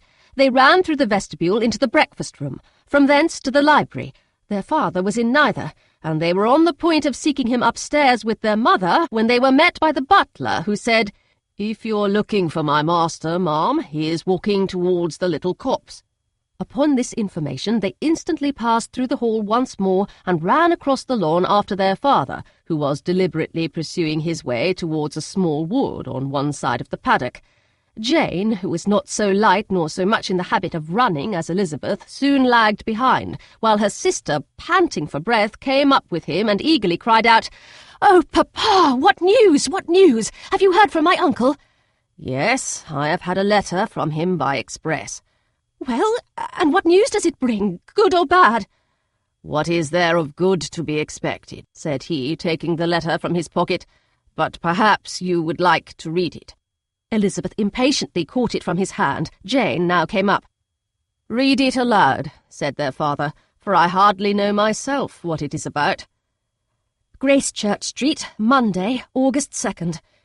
My dear brother, at last I am able to send you some tidings of my niece, and such as, upon the whole, I hope it will give you satisfaction. Soon after you left me on Saturday, I was fortunate enough to find out in what part of London they were. The particulars I reserve till we meet. It is enough to know they are discovered. I have seen them both." "Then it is as I always hoped," cried Jane. "They are married." Elizabeth read on. "I have seen them both. They are not married, nor can I find there was any intention of being so. But if you are willing to perform the engagements which I have ventured to make on your side, I hope it will not be long before they are. All that is required of you is to assure to your daughter, by settlement, her equal share of the £5,000 secured among your children after the decease of yourself and my sister, and moreover to enter into an engagement of allowing her, during your life, £100 per annum. These are conditions which, considering everything, I had no hesitation in complying with, as far as I thought myself privileged, for you. I shall send this by express, that no time may be lost in bringing me your answer. You will easily comprehend from these particulars that Mr. Wickham's circumstances are not so hopeless as they are generally believed to be. The world has been deceived in that respect, and I am happy to say there will be some little money, even when all his debts are discharged, to settle on my niece, in addition to her own fortune. If, as I conclude will be the case, you send me full powers to act in your name throughout the whole of this business, I will immediately give directions to Haggerston for preparing a proper settlement. There will not be the smallest occasion for your coming to town again. Therefore stay quiet at Longbourn and depend on my diligence and care. Send back your answer as fast as you can, and be careful to write explicitly. We have judged it best that my niece should be married from this house, of which I hope you will approve. She comes to us today. I shall write again as soon as anything more is determined on. Yours, etc., Edward Gardiner. "Is it possible?" cried Elizabeth when she had finished. "Can it be possible that he will marry her?" "Wickham is not so undeserving, then, as we thought him," said her sister. "My dear father, I congratulate you." "And have you answered the letter?" cried Elizabeth. "No, but it must be done soon." Most earnestly did she then entreat him to lose no more time before he wrote. "Oh, my dear father," she cried, "come back and write immediately. Consider how important every moment is in such a case." "Let me write for you," said Jane, "if you dislike the trouble yourself." "I dislike it very much," he replied, "but it must be done." And so saying, he turned back with them and walked towards the house. "And may I ask," said Elizabeth, "but the terms, I suppose, must be complied with." "Complied with? I am only ashamed of his asking so little." "And they must marry, yet he is such a man." "Yes, yes, they must marry. There is nothing else to be done. But there are two things that I want very much to know. One is how much money your uncle has laid down to bring it about, and the other, how am I ever to pay him?" "Money? My uncle?" cried Jane. "What do you mean, sir?" "I mean that no man in his senses would marry Lydia on so slight a temptation as 100 a year during my life, and 50 after I am gone." "That is very true," said Elizabeth, "though it had not occurred to me before. His debts to be discharged, and something still to remain. Oh, it must be my uncle's doings. Generous, good man! I'm afraid he has distressed himself. A small sum could not do all this." "No," said her father, "Wickham's a fool if he takes her with a farthing less than £10,000. I should be sorry to think so ill of him in the very beginning of our relationship." £10,000? Heaven forbid! How is half such a sum to be repaid?" Mr. Bennet made no answer, and each of them, deep in thought, continued silent till they reached the house. Their father then went on to the library to write, and the girls walked into the breakfast-room.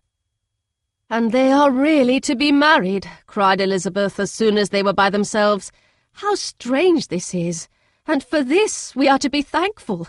That they should marry, small as is their chance of happiness, and wretched as is his character, we are forced to rejoice. Oh, Lydia!"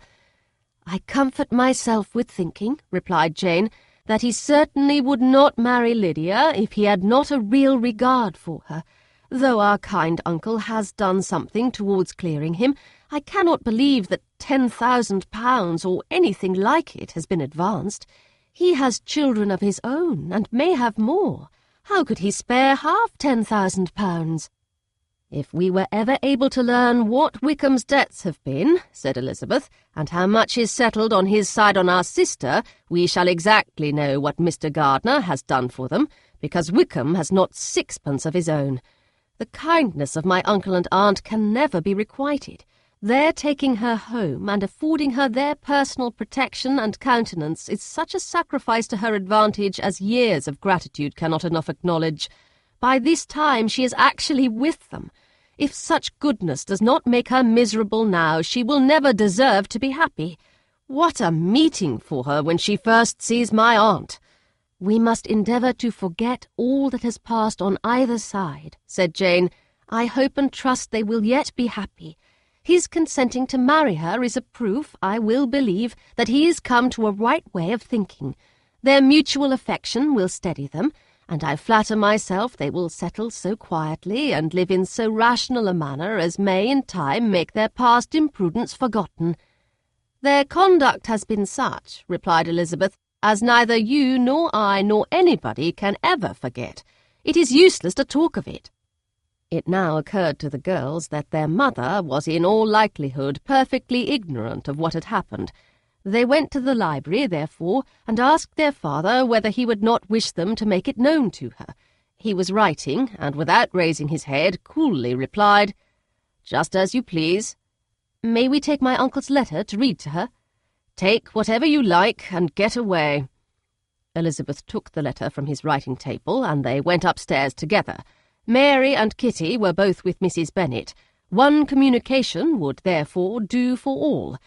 After a slight preparation for good news, the letter was read aloud. Mrs. Bennet could hardly contain herself. As soon as Jane had read Mr. Gardiner's hope of Lydia's being soon married, her joy burst forth, and every following sentence added to its exuberance. She was now in an irritation as violent from delight as she had ever been fidgety from alarm and vexation. To know that her daughter would be married was enough. She was disturbed by no fear for her felicity, nor humbled by any remembrance of her misconduct. "My dear, dear Lydia," she cried, "this is delightful indeed. She will be married. I shall see her again. She will be married at 16. My good, kind brother, I knew how it would be. I knew he would manage everything. How I long to see her, and to see dear Wickham too. But the clothes, the wedding clothes, I will write to my sister Gardiner about them directly. Lizzie, my dear, run down to your father and ask him how much he will give her. Stay, I will go myself. Ring the bell, Kitty, for Hill. I will put on my things in a moment. My dear, dear Lydia, how merry we shall be together when we meet." Her eldest daughter endeavoured to give some relief to the violence of these transports by leading her thoughts to the obligations which Mr. Gardiner's behaviour laid them all under. "For we must attribute this happy conclusion," she added, "in a great measure to his kindness. We are persuaded that he has pledged himself to assist Mr. Wickham with money."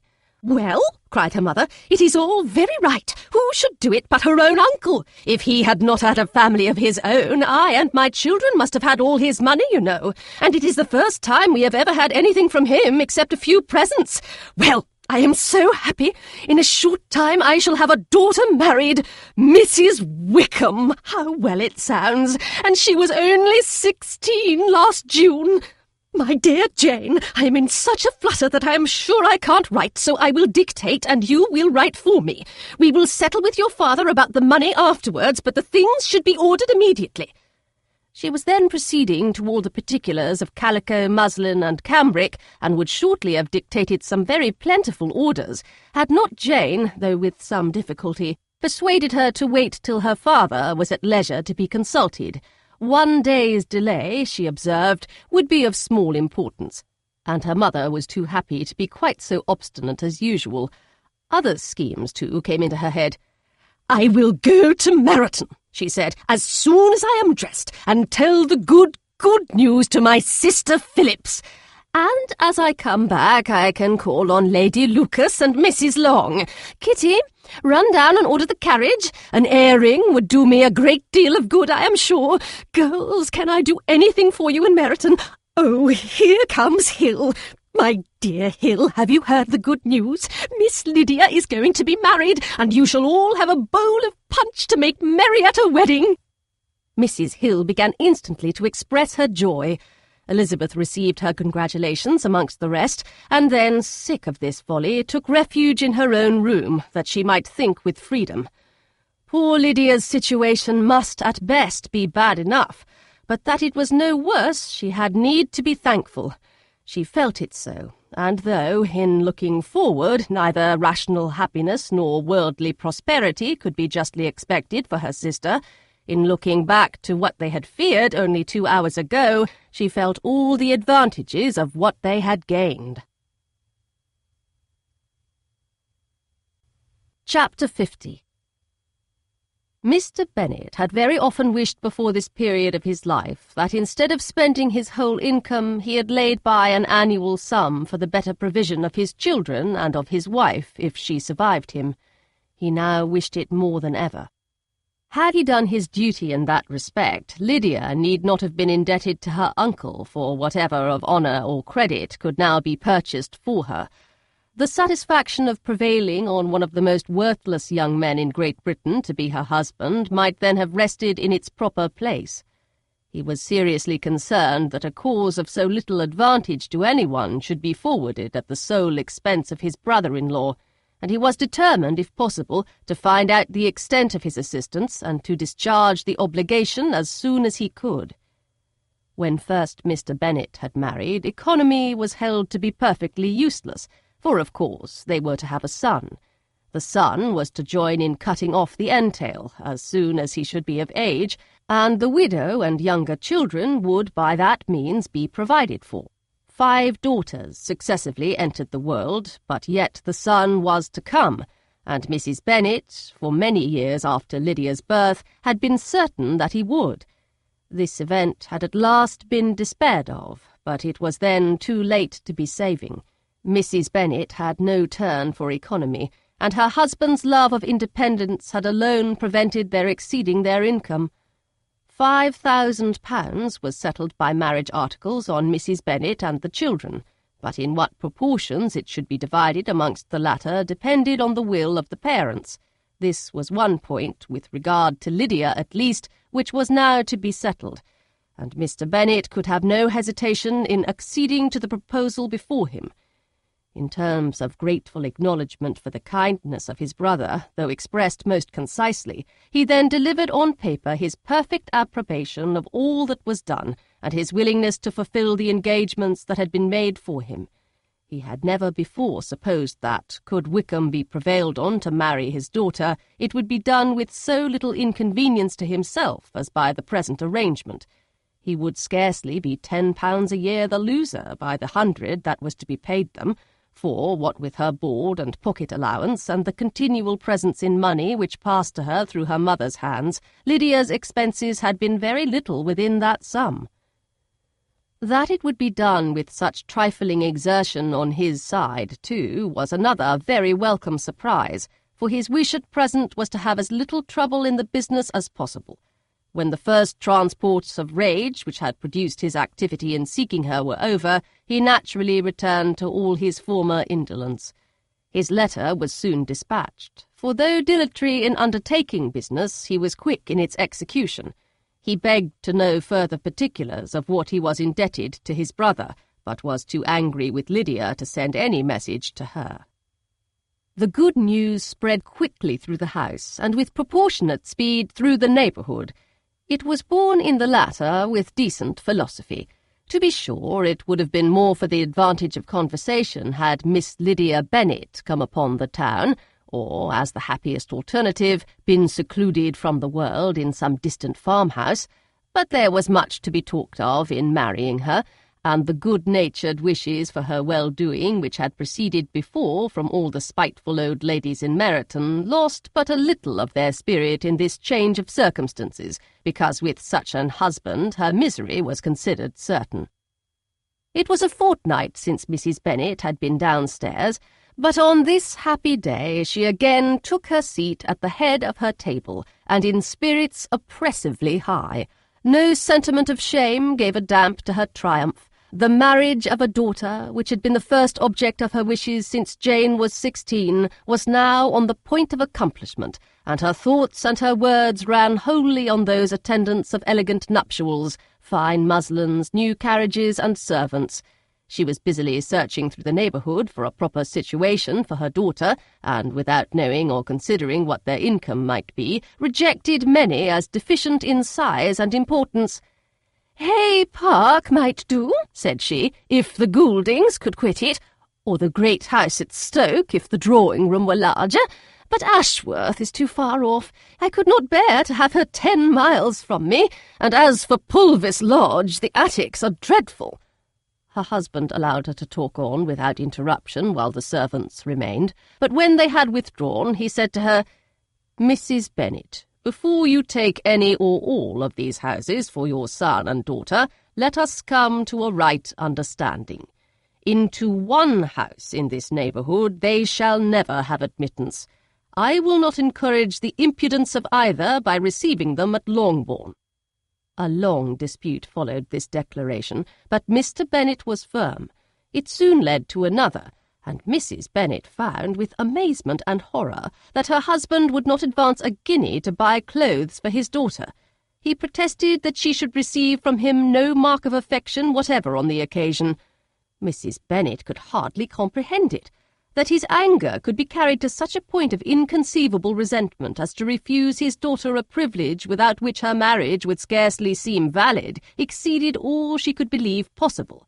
She was more alive to the disgrace which her want of new clothes must reflect on her daughter's nuptials than to any sense of shame at her eloping and living with Wickham a fortnight before they took place.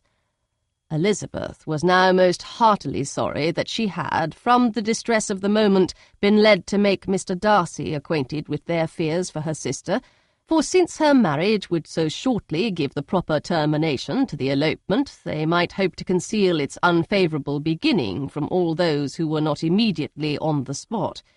She had no fear of its spreading farther through his means. There were few people on whose secrecy she would have more confidently depended, but at the same time there was no one whose knowledge of a sister's frailty would have mortified her so much, not, however, from any fear of disadvantage from it individually to herself, for at any rate there seemed a gulf impassable between them. Had Lydia's marriage been concluded on the most honourable terms, it was not to be supposed that Mr. Darcy would connect himself with a family where, to every other objection, would now be added an alliance and relationship of the nearest kind with a man whom he so justly scorned. From such a connection she could not wonder that he would shrink. The wish of procuring her regard, which she had assured herself of his feeling in Derbyshire, could not in rational expectation survive such a blow as this. She was humbled, she was grieved, she repented, though she hardly knew of what. She became jealous of his esteem when she could no longer hope to be benefited by it. She wanted to hear of him when there seemed the least chance of gaining intelligence. She was convinced that she could have been happy with him when it was no longer likely they should meet. What a triumph for him, as she often thought, could he know that the proposals which she had proudly spurned only 4 months ago would now have been most gladly and gratefully received. He was as generous, she doubted not, as the most generous of his sex, but while he was mortal there must be a triumph. She began now to comprehend that he was exactly the man who, in disposition and talents, would most suit her. His understanding and temper, though unlike her own, would have answered all her wishes. It was an union that must have been to the advantage of both. By her ease and liveliness his mind might have been softened, his manners improved, and from his judgment, information, and knowledge of the world she must have received benefit of greater importance. But no such happy marriage could now teach the admiring multitude what connubial felicity really was. An union of a different tendency, and precluding the possibility of the other, was soon to be formed in their family. How Wickham and Lydia were to be supported in tolerable independence she could not imagine, but how little of permanent happiness could belong to a couple who were only brought together because their passions were stronger than their virtue she could easily conjecture. Mr. Gardiner soon wrote again to his brother. To Mr. Bennet's acknowledgments he briefly replied, with assurance of his eagerness to promote the welfare of any of his family, and concluded with entreaties that the subject might never be mentioned to him again. The principal purport of his letter was to inform them that Mr. Wickham had resolved on quitting the militia. It was greatly my wish that he should do so, he added, as soon as his marriage was fixed on, and I think you will agree with me in considering the removal from that corps as highly advisable, both on his account and my niece's. It is Mr. Wickham's intention to go into the regulars, and among his former friends there are still some who are able and willing to assist him in the army. He has the promise of an ensigncy in General's regiment now quartered in the north. It is an advantage to have it so far from this part of the kingdom. He promises fairly, and I hope among different people, where they may each have a character to preserve, they will both be more prudent. I have written to Colonel Foster to inform him of our present arrangements, and to request that he will satisfy the various creditors of Mr. Wickham in and near Brighton with assurances of speedy payment, for which I have pledged myself. And will you give yourself the trouble of carrying similar assurances to his creditors in Meryton, of whom I shall subjoin a list according to his information. He has given in all his debts. I hope at least he has not deceived us. Haggerston has our directions, and all will be completed in a week. They will then join his regiment, unless they are first invited to Longbourn, and I understand from Mrs. Gardiner that my niece is very desirous of seeing you all before she leaves the south. She is well, and begs to be dutifully remembered to you and your mother. Yours, etc., E. Gardiner. Mr. Bennet and his daughters saw all the advantages of Wickham's removal from the shire as clearly as Mr. Gardiner could do, but Mrs. Bennet was not so well pleased with it. Lydia's being settled in the north, just when she had expected most pleasure and pride in her company, for she had by no means given up her plan of their residing in Hertfordshire, was a severe disappointment. And besides, it was such a pity that Lydia should be taken from a regiment where she was acquainted with everybody and had so many favourites. "She is so fond of Mrs. Forster," said she. "It will be quite shocking to send her away. And there are several of the young men, too, that she likes very much. The officers may not be so pleasant in General's regiment." His daughter's request, for such it might be considered, of being admitted into her family again before she set off for the north, received at first an absolute negative. But Jane and Elizabeth, who agreed in wishing, for the sake of their sister's feelings and consequence, that she should be noticed on her marriage by her parents, urged him so earnestly, yet so rationally and so mildly, to receive her and her husband at Longbourn as soon as they were married, that he was prevailed on to think as they thought and act as they wished.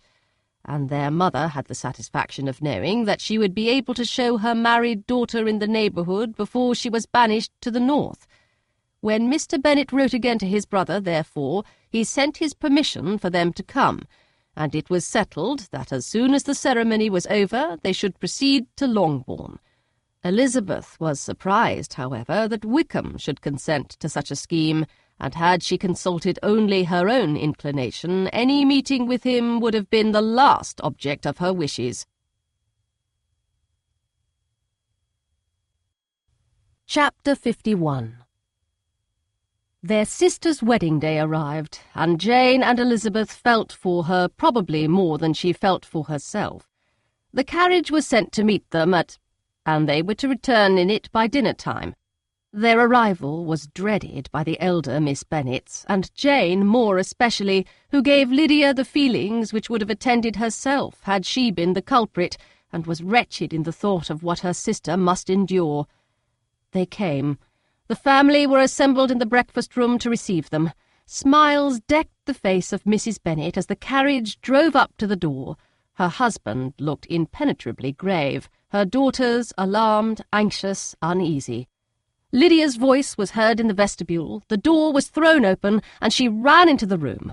Her mother stepped forwards, embraced her, and welcomed her with rapture, gave her hand with an affectionate smile to Wickham, who followed his lady, and wished them both joy with an alacrity which showed no doubt of their happiness. Their reception from Mr. Bennet, to whom they then turned, was not quite so cordial. His countenance rather gained in austerity, and he scarcely opened his lips. The easy assurance of the young couple, indeed, was enough to provoke him. Elizabeth was disgusted, and even Miss Bennet was shocked. Lydia was Lydia still, untamed, unabashed, wild, noisy, and fearless. She turned from sister to sister, demanding their congratulations, and when at length they all sat down, looked eagerly round the room, took notice of some little alteration in it, and observed, with a laugh, that it was a great while since she had been there. Wickham was not at all more distressed than herself, but his manners were always so pleasing that had his character and his marriage been exactly what they ought, his smiles and his easy address, while he claimed their relationship, would have delighted them all. Elizabeth had not before believed him quite equal to such assurance, but she sat down, resolving within herself to draw no limits in future to the impudence of an impudent man. She blushed, and Jane blushed, but the cheeks of the two who caused their confusion suffered no variation of colour. There was no want of discourse.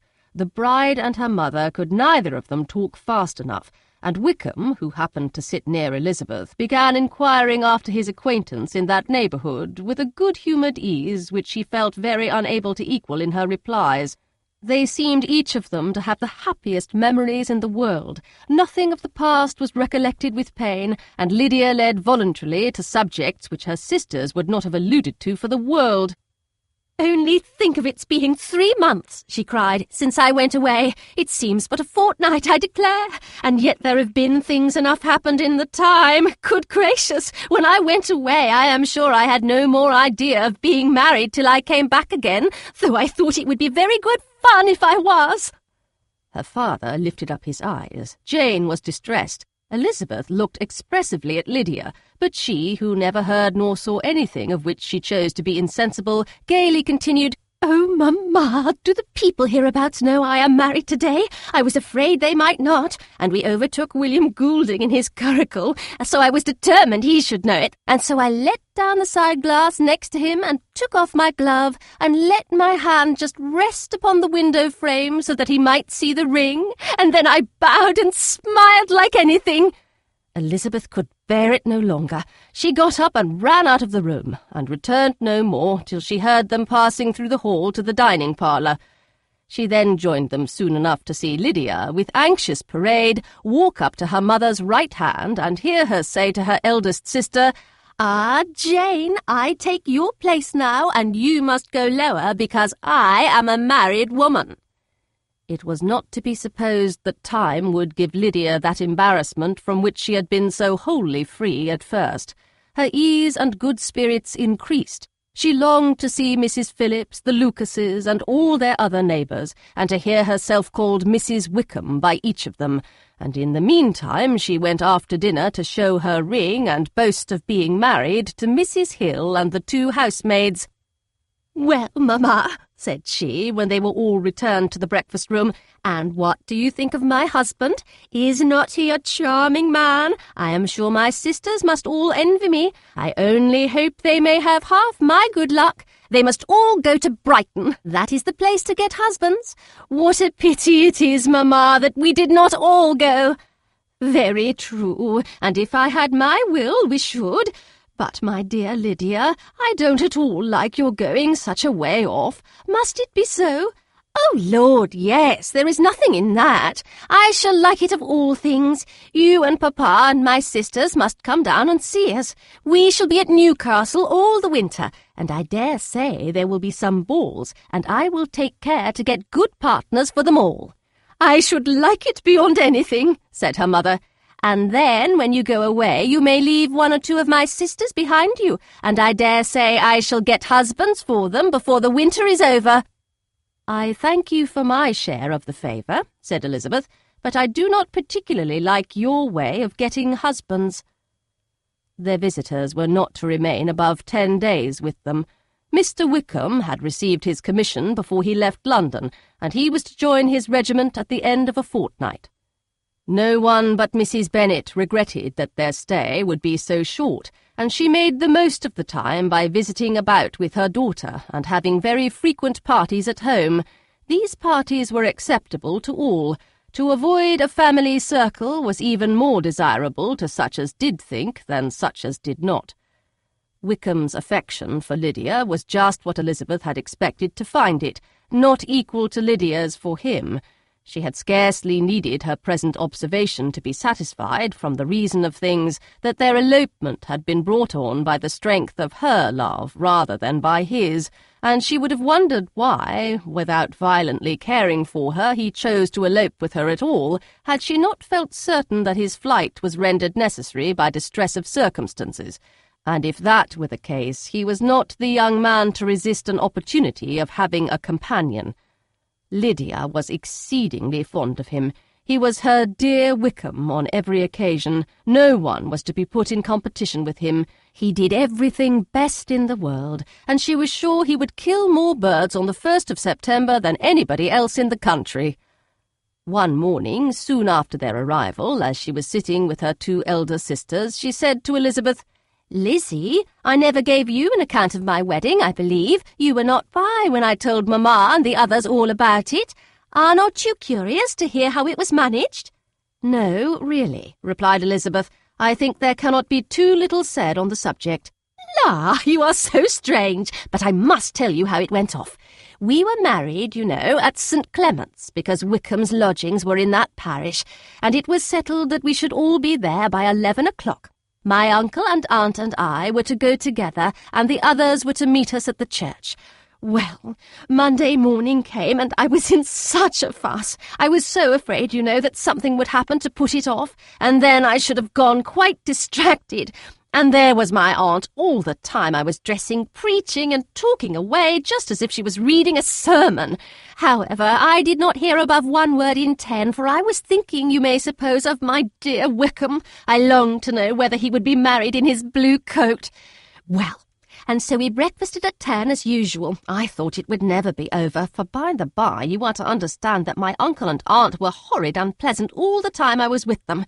If you'll believe me, I did not once put my foot out of doors, though I was there a fortnight. Not one party or scheme or anything. To be sure, London was rather thin, but however, the little theatre was open. Well, and so, just as the carriage came to the door, my uncle was called away upon business to that horrid man, Mr. Stone. And then, when once they get together, there is no end of it. Well, I was so frightened I did not know what to do, for my uncle was to give me away, and if we were beyond the hour, we could not be married all day. But luckily he came back again in 10 minutes' time, and then we all set out. However, I recollected afterwards that if he had been prevented going, the wedding need not be put off, for Mr. Darcy might have done as well. Mr. Darcy? Repeated Elizabeth in utter amazement. Oh, yes, he was to come there with Wickham, But gracious me, I quite forgot. I ought not to have said a word about it. I promised them so faithfully. What will Wickham say? It was to be such a secret. If it was to be secret, said Jane, say not another word on the subject. You may depend upon my seeking no further. Oh, certainly, said Elizabeth, though burning with curiosity. We will ask you no questions. Thank you, said Lydia, for if you did, I should certainly tell you all, and then Wickham would be angry. On such encouragement to ask, Elizabeth was forced to put it out of her power by running away. But to live in ignorance on such a point was impossible, or at least it was impossible not to try for information. Mr. Darcy had been at her sister's wedding. It was exactly a scene and exactly among people where he had apparently least to do and least temptation to go. Conjectures as to the meaning of it, rapid and wild, hurried into her brain, but she was satisfied with none. Those that best pleased her, as placing his conduct in the noblest light, seemed most improbable. She could not bear such suspense, and hastily seizing a sheet of paper, wrote a short letter to her aunt to request an explanation of what Lydia had dropped, if it were compatible with the secrecy which had been intended. You may readily comprehend, she added, what my curiosity must be to know how a person unconnected with any of us, and comparatively speaking, a stranger to our family, should have been amongst you at such a time. Pray write instantly, and let me understand it, unless it is, for very cogent reasons, to remain in the secrecy which Lydia seems to think necessary, and then I must endeavour to be satisfied with ignorance. Not that I shall, though, she added to herself as she finished the letter. And, my dear aunt, if you do not tell me in an honourable manner, I shall certainly be reduced to tricks and stratagems to find it out. Jane's delicate sense of honour would not allow her to speak to Elizabeth privately of what Lydia had let fall. Elizabeth was glad of it, till it appeared whether her inquiries would receive any satisfaction, she had rather be without a confidant. Chapter 52. Elizabeth had the satisfaction of receiving an answer to her letter as soon as she possibly could. She was no sooner in possession of it than, hurrying into the little copse where she was least likely to be interrupted, she sat down on one of the benches and prepared to be happy, for the length of the letter convinced her that it did not contain a denial. Gracechurch Street, September 6th. My dear niece, I have just received your letter, and shall devote this whole morning to answering it, as I foresee that a little writing will not comprise what I have to tell you. I must confess myself surprised by your application. I did not expect it from you. Don't think me angry, however, for I only mean to let you know that I had not imagined such inquiries to be necessary on your side. If you do not choose to understand me, forgive my impertinence. Your uncle is as much surprised as I am, and nothing but the belief of your being a party concerned would have allowed him to act as he had done.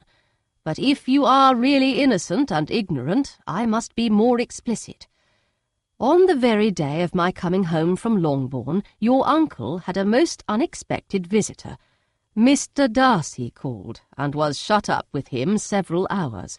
It was all over before I arrived, so my curiosity was not so dreadfully racked as yours seems to have been. He came to tell Mr. Gardiner that he had found out where your sister and Mr. Wickham were, and that he had seen and talked with them both, Wickham repeatedly, Lydia once. From what I can collect, he left Derbyshire only one day after ourselves, and came to town with the resolution of hunting for them. The motive professed was his conviction of its being owing to himself that Wickham's worthlessness had not been so well known as to make it impossible for any young woman of character to love or confide in him. He generously imputed the whole to his mistaken pride, and confessed that he had before thought it beneath him to lay his private actions open to the world. His character was to speak for itself. He called it, therefore, his duty to step forward and endeavour to remedy an evil which had been brought on by himself. If he had another motive, I am sure it would never disgrace him. He had been some days in town before he was able to discover them, but he had something to direct his search, which was more than we had, and the consciousness of this was another reason for his resolving to follow us. There is a lady, it seems, a Mrs. Young, who was some time ago governess to Miss Darcy, and was dismissed from her charge on some cause of disapprobation, though he did not say what. She then took a large house in Edward Street, and has since maintained herself by letting lodgings. This Mrs. Young was, he knew, intimately acquainted with Wickham, and he went to her for intelligence of him as soon as he got to town. But it was 2 or 3 days before he could get from her what he wanted. She would not betray her trust, I suppose, without bribery and corruption, for she really did know where her friend was to be found. Wickham, indeed, had gone to her on their first arrival in London, and had she been able to receive them into her house, they would have taken up their abode with her. At length, however, our kind friend procured the wished-for direction. They were in Street. He saw Wickham, and afterwards insisted on seeing Lydia.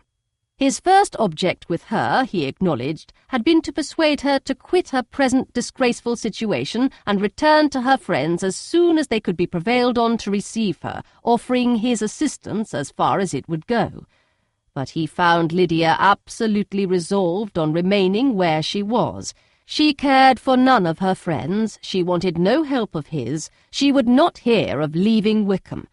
She was sure they should be married some time or other, and it did not much signify when. Since such were her feelings, it only remained, he thought, to secure and expedite a marriage, which, in his very first conversation with Wickham, he easily learnt had never been his design. He confessed himself obliged to leave the regiment on account of some debts of honour which were very pressing, and scrupled not to lay all the ill consequences of Lydia's flight on her own folly alone. He meant to resign his commission immediately, and as to his future situation, he could conjecture very little about it. He must go somewhere, but he did not know where, and he knew he should have nothing to live on. Mr. Darcy asked him why he had not married your sister at once.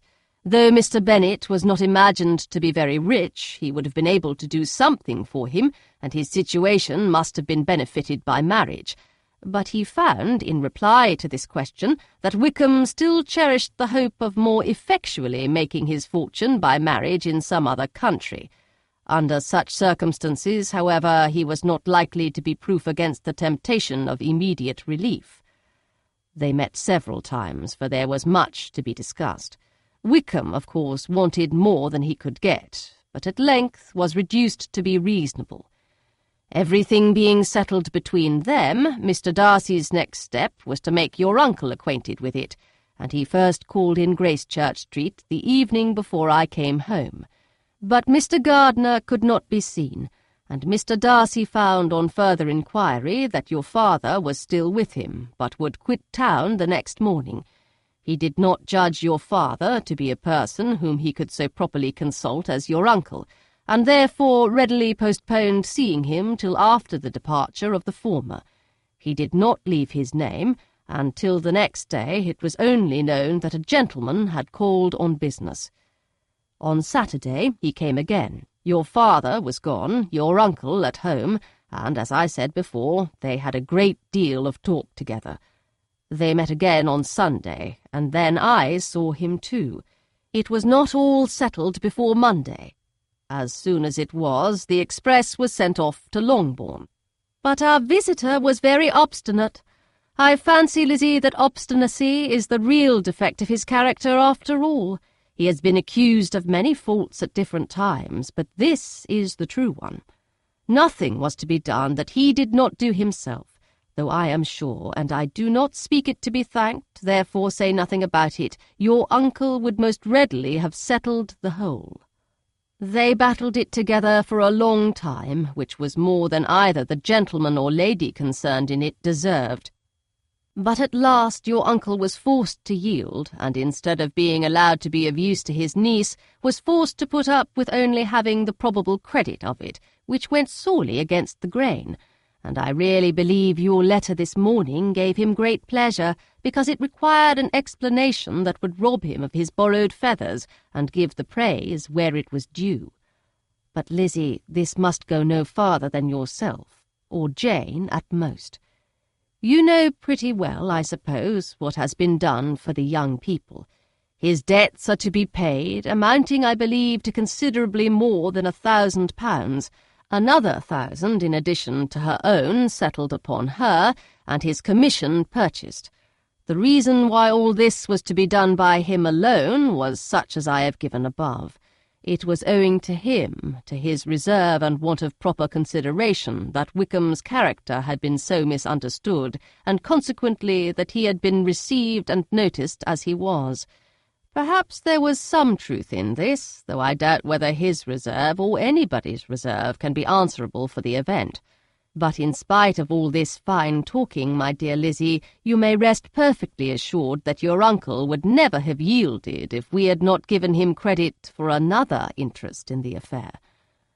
When all this was resolved on, he returned again to his friends, who were still staying at Pemberley, but it was agreed that he should be in London once more when the wedding took place, and all money matters were then to receive the last finish. I believe I have now told you everything. It is a relation which you tell me is to give you great surprise. I hope at least it will not afford you any displeasure. Lydia came to us, and Wickham had constant admission to the house. He was exactly what he had been when I knew him in Hertfordshire, but I would not tell you how little I was satisfied with her behaviour while she stayed with us, if I had not perceived by Jane's letter last Wednesday that her conduct on coming home was exactly of a piece with it, and therefore what I now tell you can give you no fresh pain. I talked to her repeatedly in the most serious manner, representing to her all the wickedness of what she had done, and all the unhappiness she had brought on her family. If she heard me, it was by good luck, for I am sure she did not listen. I was sometimes quite provoked, but then I recollected my dear Elizabeth and Jane, and for their sakes had patience with her. Mr. Darcy was punctual in his return, and, as Lydia informed you, attended the wedding. He dined with us the next day, and was to leave town again on Wednesday or Thursday. Will you be very angry with me, my dear Lizzie, if I take this opportunity of saying, what I was never bold enough to say before, how much I like him? His behaviour to us has, in every respect, been as pleasing as when we were in Derbyshire. His understanding and opinions all please me. He wants nothing but a little more liveliness, and that, if he marry prudently, his wife may teach him. I thought him very sly. He hardly ever mentioned your name, but slyness seems the fashion. Pray forgive me if I have been very presuming, or at least do not punish me so far as to exclude me from P. I shall never be quite happy till I have been all round the park. A low phaeton with a nice little pair of ponies would be the very thing. But I must write no more. The children have been wanting me this half-hour. Yours very sincerely, M. Gardner. The contents of this letter threw Elizabeth into a flutter of spirits in which it was difficult to determine whether pleasure or pain bore the greatest share. The vague and unsettled suspicions which uncertainty had produced of what Mr. Darcy might have been doing to forward her sister's match, which she had feared to encourage as an exertion of goodness too great to be probable, and at the same time dreaded to be just from the pain of obligation, were proved beyond their greatest extent to be true. He had followed them purposely to town. He had taken on himself all the trouble and mortification attendant on such a research, in which supplication had been necessary to a woman whom he must abominate and despise, and where he was reduced to frequently meet, reason with, persuade, and finally bribe, the man whom he always most wished to avoid, and whose very name it was punishment to him to pronounce. He had done all this for a girl whom he could neither regard nor esteem. Her heart did whisper that he had done it for her, but it was a hope shortly checked by other considerations, and she soon felt that even her vanity was insufficient, when required to depend on his affection for her, for a woman who had already refused him, as able to overcome a sentiment so natural as abhorrence against relationship with Wickham. Brother-in-law of Wickham! Every kind of pride must revolt from the connection. He had, to be sure, done much. She was ashamed to think how much, but he had given a reason for his interference, which asked no extraordinary stretch of belief. It was reasonable that he should feel he had been wrong. He had liberality, and he had the means of exercising it, and though she would not place herself as his principal inducement, she could, perhaps, believe that remaining partiality for her might assist his endeavours in a cause where her peace of mind must be materially concerned. It was painful, exceedingly painful, to know that they were under obligations to a person who could never receive a return. They owed the restoration of Lydia, her character, everything, to him. Oh, how heartily did she grieve over every ungracious sensation she had ever encouraged, every saucy speech she had ever directed towards him. For herself she was humbled, but she was proud of him, proud that in a cause of compassion and honour he had been able to get the better of himself. She read over her aunt's commendation of him again and again. It was hardly enough, but it pleased her. She was even sensible of some pleasure, though mixed with regret, on finding how steadfastly both she and her uncle had been persuaded that affection and confidence subsisted between Mr. Darcy and herself. She was roused from her seat and her reflections by someone's approach, and before she could strike into another path, she was overtaken by Wickham. "I am afraid I interrupt your solitary ramble, my dear sister," said he as he joined her. "You certainly do," she replied with a smile. "But it does not follow that the interruption must be unwelcome." "I should be sorry indeed if it were. We were always good friends, and now we are better." "True. Are the others coming out?" "I do not know. Mrs. Bennet and Lydia are going in the carriage to Meryton. And so, my dear sister, I find from our uncle and aunt that you have actually seen Pemberley." She replied in the affirmative. "I almost envy you the pleasure, and yet I believe it would be too much for me, or else I could take it in my way to Newcastle. And you saw the old housekeeper, I suppose? Poor Reynolds, she was always very fond of me. But of course she did not mention my name to you." "Yes, she did." "And what did she say?" "That you were gone into the army, and she was afraid had not turned out well. At such a distance as that, you know, things are strangely misrepresented." "Certainly," he replied, biting his lips. Elizabeth hoped she had silenced him, but he soon afterwards said, "I was surprised to see Darcy in town last month. We passed each other several times. I wonder what he can be doing there." "Perhaps preparing for his marriage with Mr. Bird," said Elizabeth. "It must be something particular to take him there at this time of year." "Undoubtedly. Did you see him while you were at Lambton? I thought I understood from the gardeners that you had." "Yes. He introduced us to his sister." "And do you like her?" "Very much." "I have heard, indeed, that she is uncommonly improved within this year or two. When I last saw her, she was not very promising. I am very glad you liked her. I hope she will turn out well." "I dare say she will. She has got over the most trying age." "Did you go by the village of Kimpton?"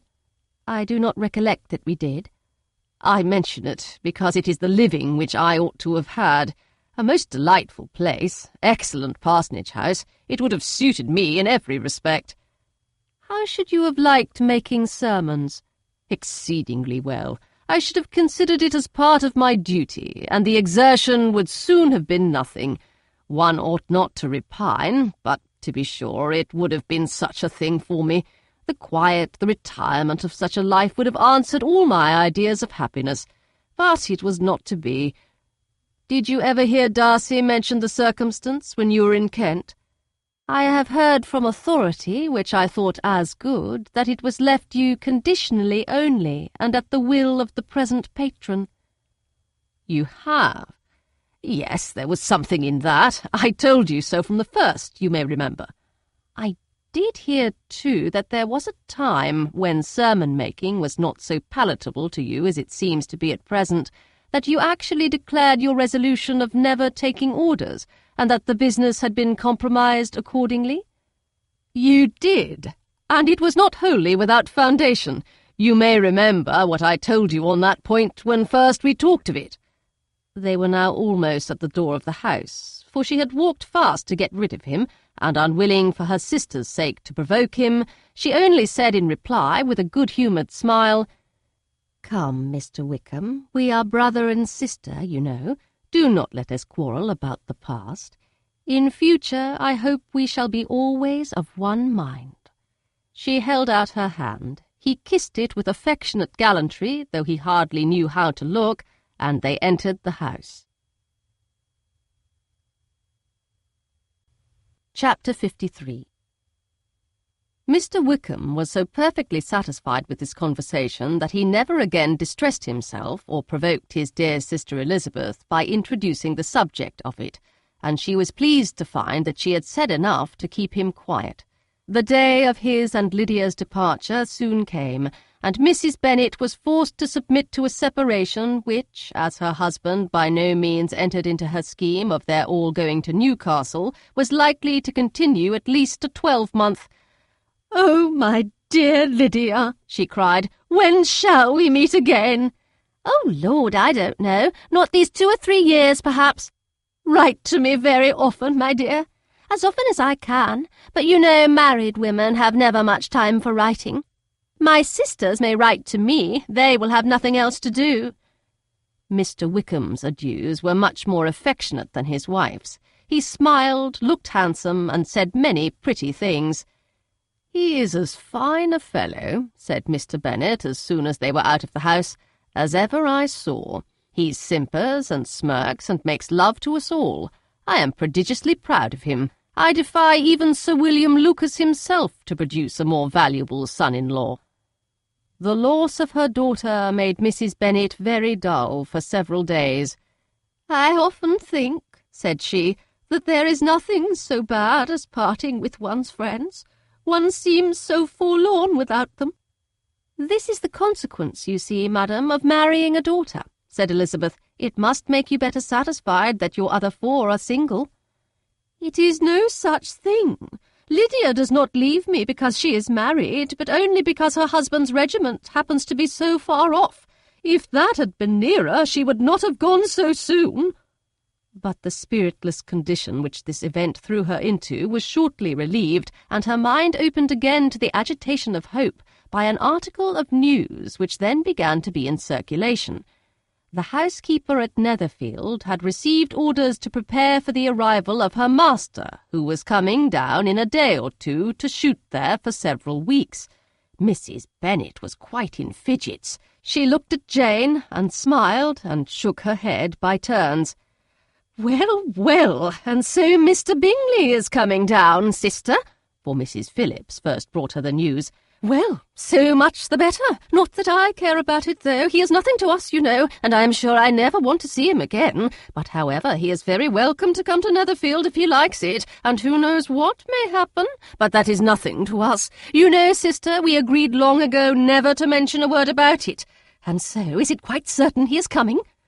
"You may depend on it," replied the other, for Mrs. Nichols was in Meryton last night. I saw her passing by, and went out myself on purpose to know the truth of it, and she told me that it was certain true.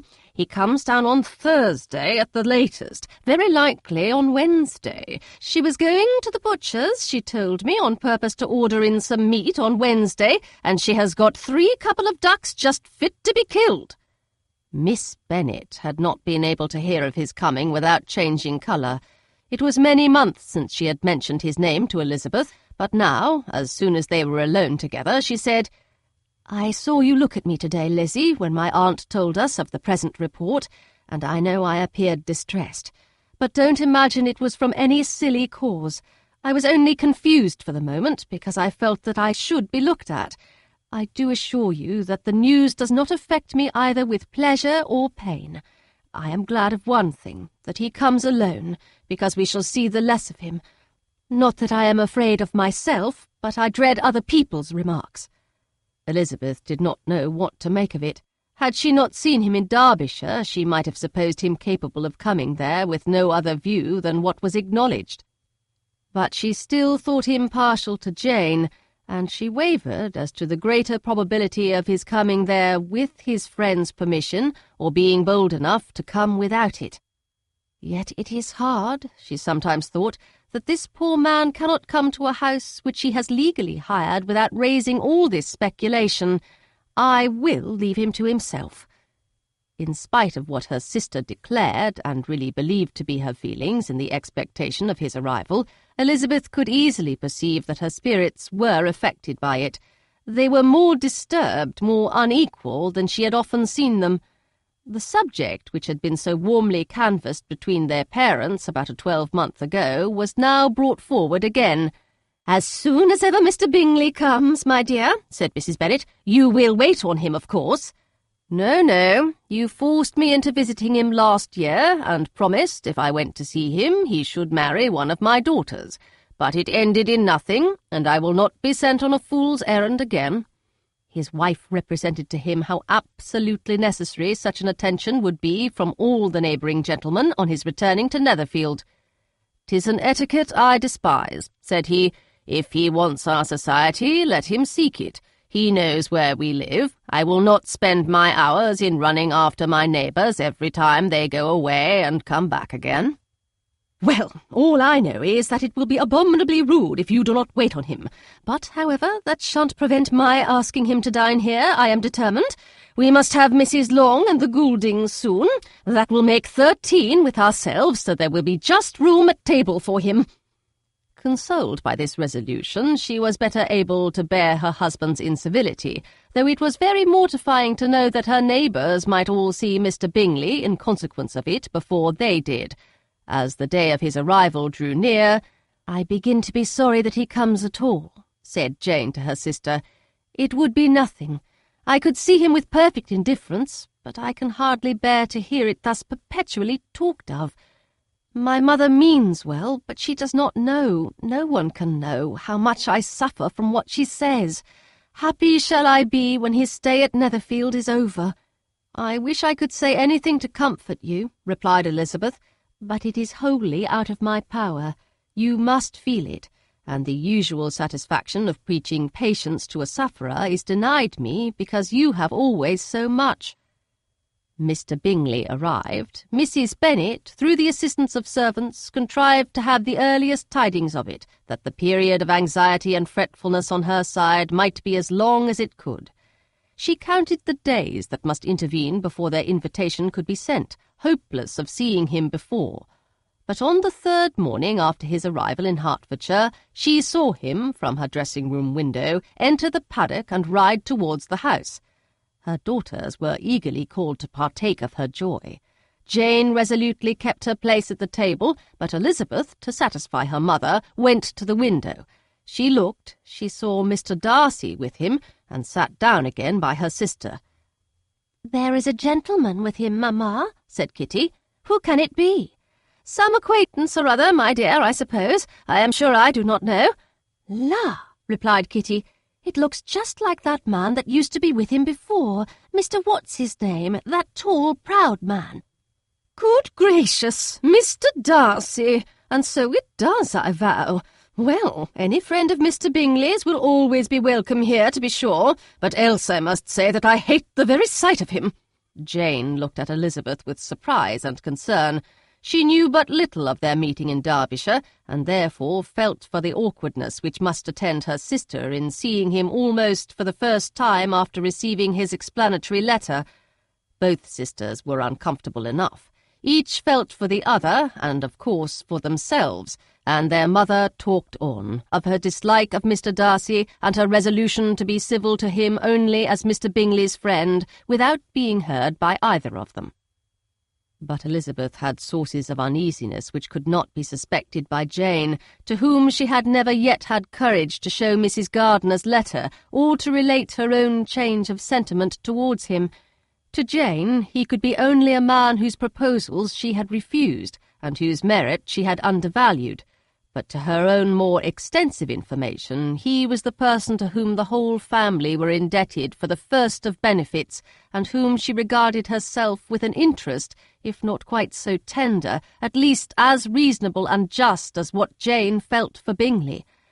Her astonishment at his coming to Netherfield, to Longbourn, and voluntarily seeking her again, was almost equal to what she had known on first witnessing his altered behaviour in Derbyshire. The colour, which had been driven from her face, returned for half a minute with an additional glow, and a smile of delight added lustre to her eyes, as she thought for that space of time that his affection and wishes must still be unshaken, but she would not be secure. "Let me first see how he behaves," said she. "It will then be early enough for expectation." She sat intently at work, striving to be composed, and without daring to lift up her eyes, till anxious curiosity carried them to the face of her sister as the servant was approaching the door. Jane looked a little paler than usual, but more sedate than Elizabeth had expected. On the gentleman's appearing, her colour increased, yet she received them with tolerable ease, and with a propriety of behaviour equally free from any symptom of resentment or any unnecessary complaisance. Elizabeth said as little to either as civility would allow, and sat down again to her work with an eagerness which it did not often command.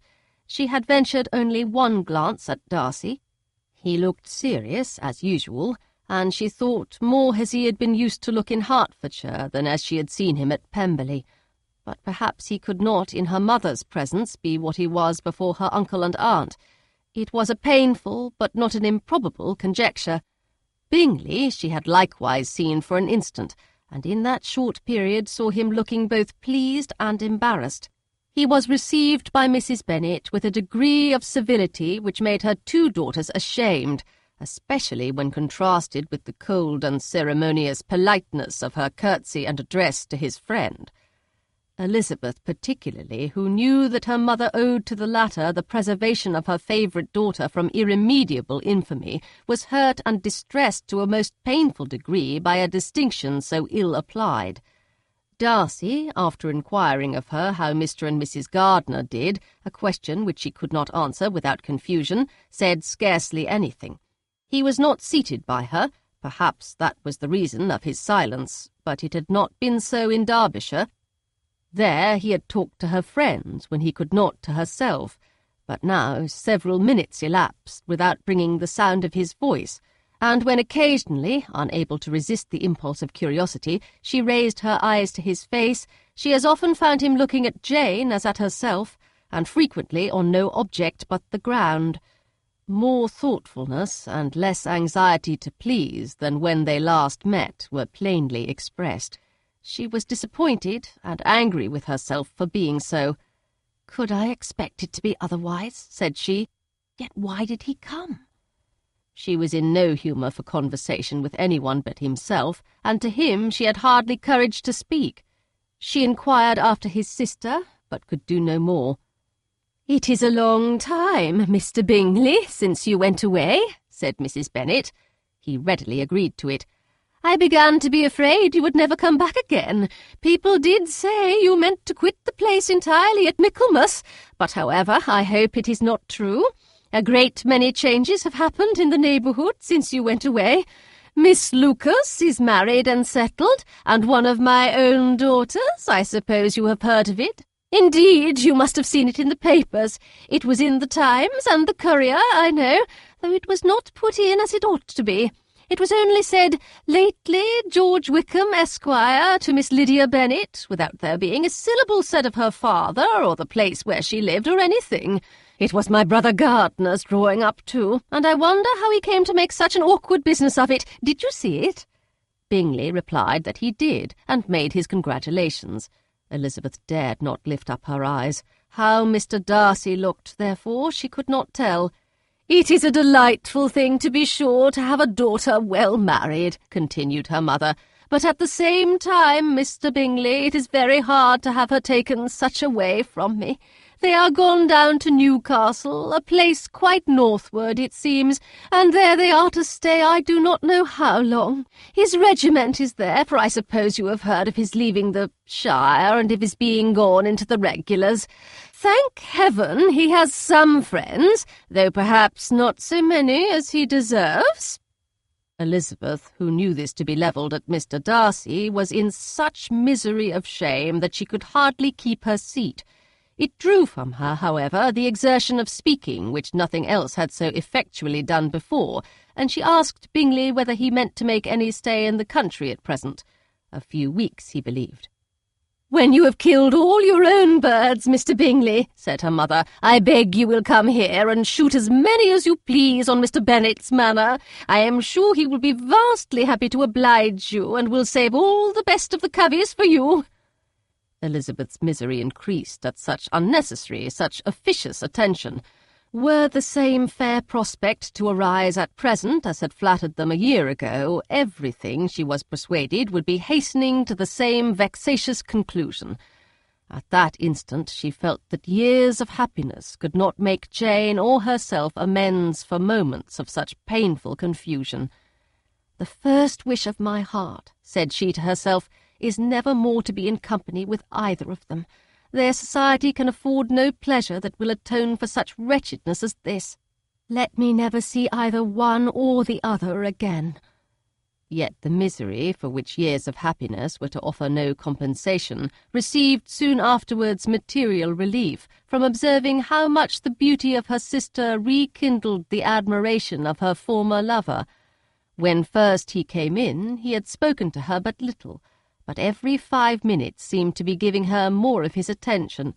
He found her as handsome as she had been last year, as good-natured, and as unaffected, though not quite so chatty. Jane was anxious that no difference should be perceived in her at all, and was really persuaded that she talked as much as ever, but her mind was so busily engaged that she did not always know when she was silent. When the gentlemen rose to go away, Mrs. Bennet was mindful of her intended civility, and they were invited and engaged to dine at Longbourn in a few days' time. "You are quite a visit in my debt, Mr. Bingley," she added, "for when you went to town last winter, you promised to take a family dinner with us as soon as you returned. I have not forgot, you see, and I assure you I was very much disappointed that you did not come back and keep your engagement." Bingley looked a little silly at this reflection, and said something of his concern at having been prevented by business. They then went away.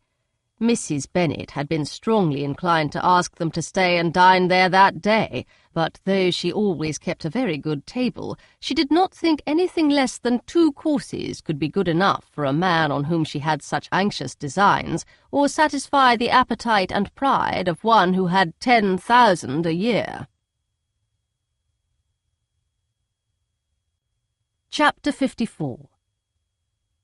As soon as they were gone, Elizabeth walked out to recover her spirits, or in other words, to dwell without interruption on those subjects that must deaden them more. Mr. Darcy's behaviour astonished and vexed her. Why, if he came only to be silent, grave, and indifferent, said she, did he come at all? She could settle it in no way that gave her pleasure. He could still be amiable, still pleasing to my uncle and aunt when he was in town, and why not to me? If he fears me, why come hither? If he no longer cares for me, why silent? Teasing, teasing man! I will think no more about him.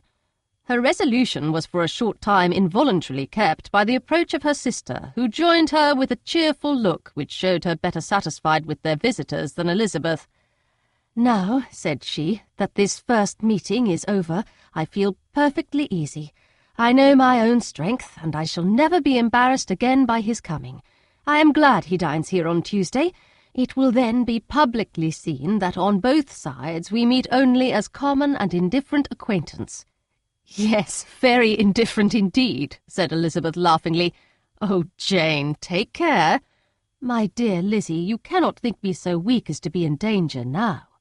"I think you are in very great danger of making him as much in love with you as ever."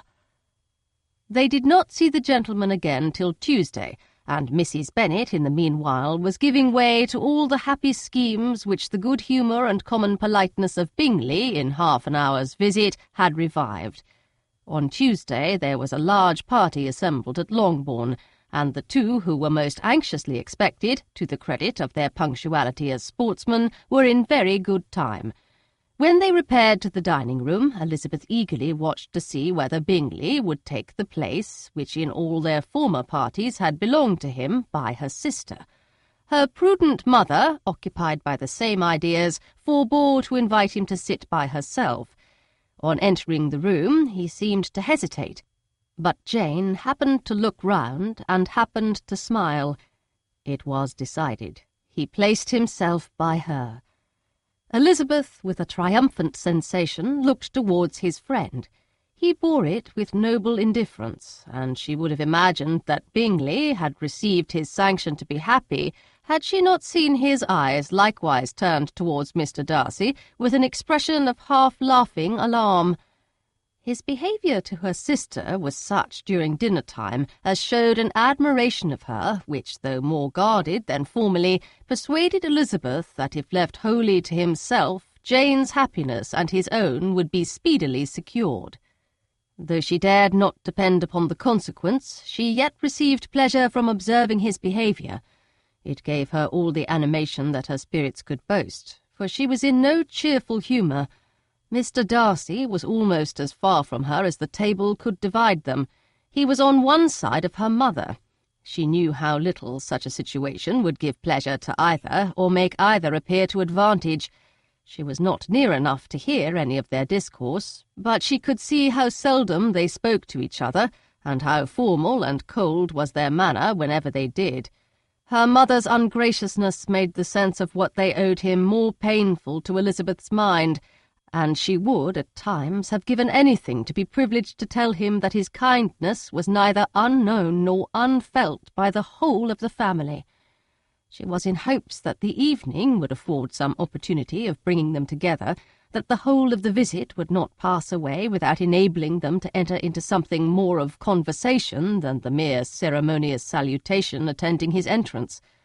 Anxious and uneasy, the period which passed in the drawing-room before the gentleman came was wearisome and dull to a degree that almost made her uncivil. She looked forward to their entrance as the point on which all her chance of pleasure for the evening must depend. "If he does not come to me then," said she, "I shall give him up forever."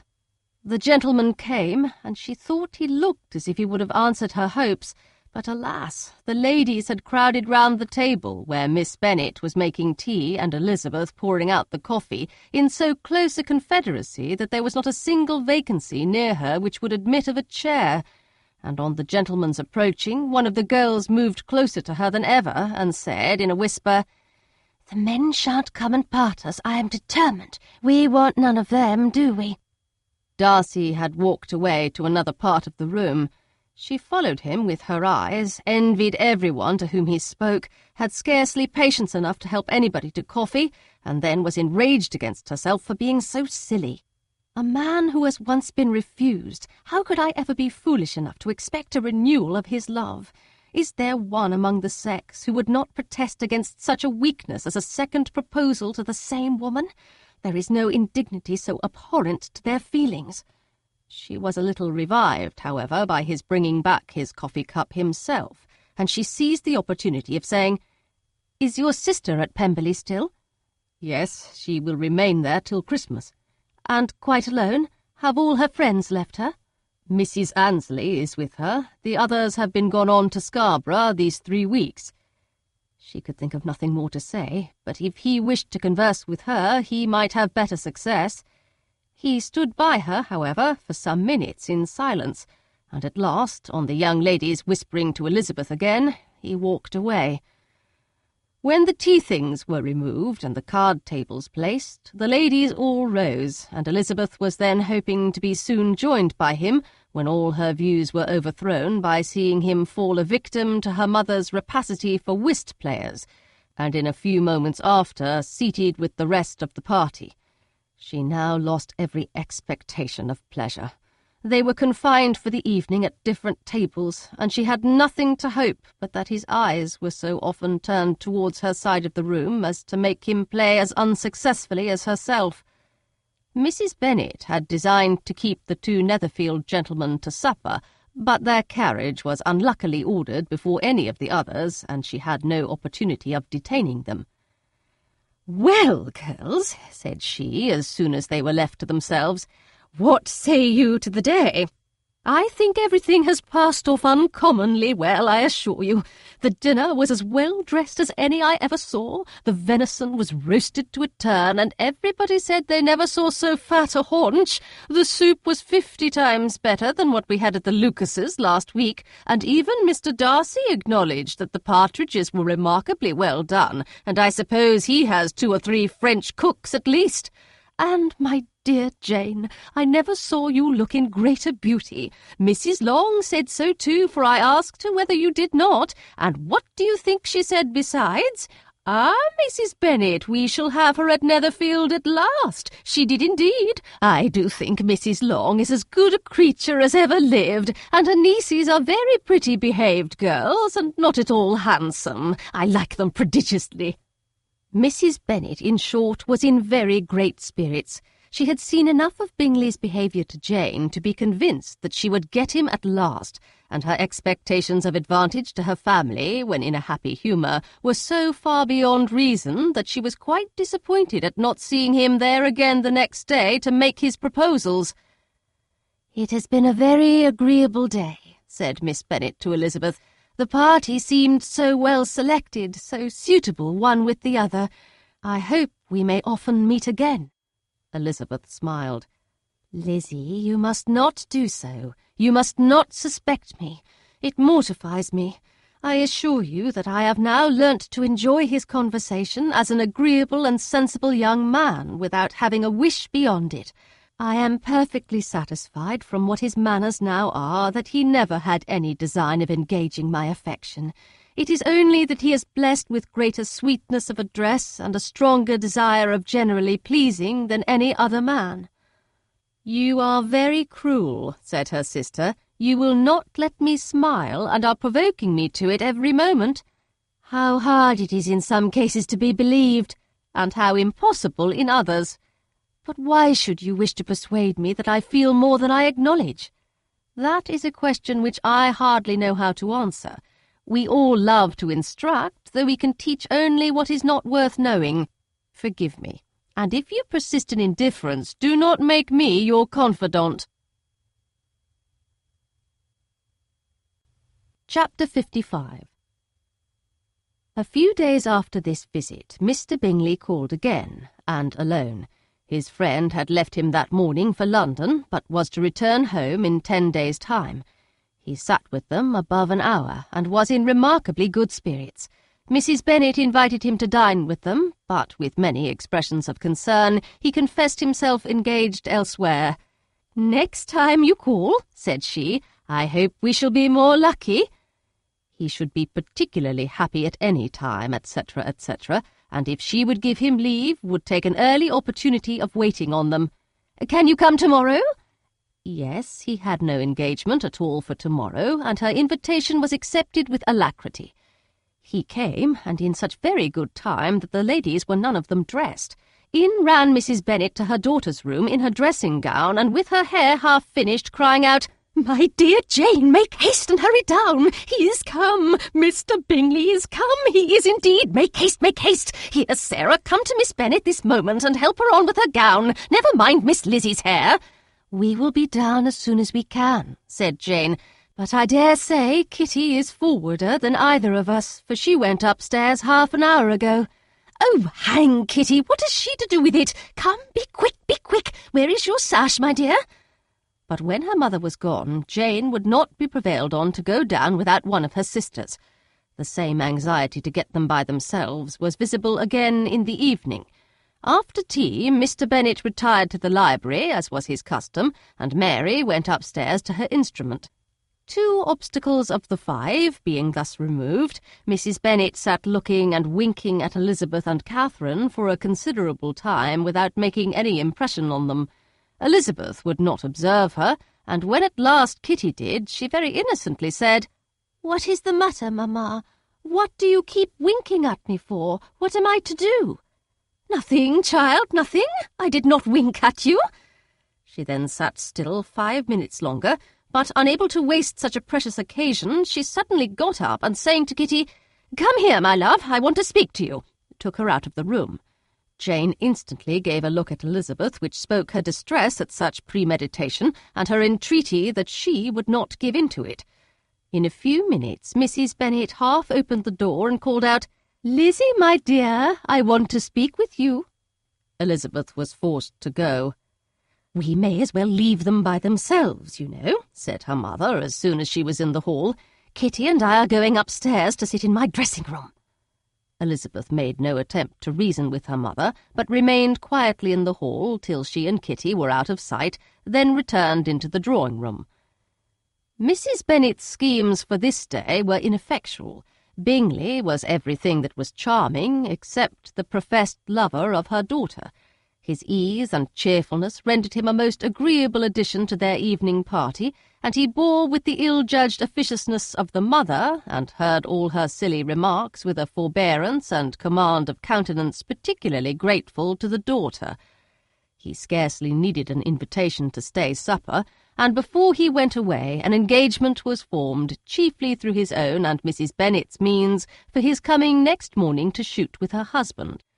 After this day, Jane said no more of her indifference. Not a word passed between the sisters concerning Bingley, but Elizabeth went to bed in the happy belief that all must speedily be concluded unless Mr. Darcy returned within the stated time. Seriously, however, she felt tolerably persuaded that all this must have taken place with that gentleman's concurrence. Bingley was punctual to his appointment, and he and Mr. Bennet spent the morning together, as had been agreed on. The latter was much more agreeable than his companion expected. There was nothing of presumption or folly in Bingley that could provoke his ridicule or disgust him into silence, and he was more communicative and less eccentric than the other had ever seen him. Bingley, of course, returned with him to dinner, and in the evening Mrs. Bennet's invention was again at work to get everybody away from him and her daughter. Elizabeth, who had a letter to write, went into the breakfast-room for that purpose soon after tea, for, as the others were all going to sit down to cards, she could not be wanted to counteract her mother's schemes. But on returning to the drawing-room when her letter was finished, she saw, to her infinite surprise, there was reason to fear that her mother had been too ingenious for her. On opening the door, she perceived her sister and Bingley standing together over the hearth, as if engaged in earnest conversation, and had this led to no suspicion, the faces of both, as they hastily turned round and moved away from each other, would have told it all.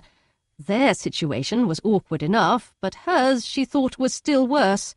Not a syllable was uttered by either, and Elizabeth was on the point of going away again, when Bingley, who as well as the other had sat down, suddenly rose, and whispering a few words to her sister, ran out of the room.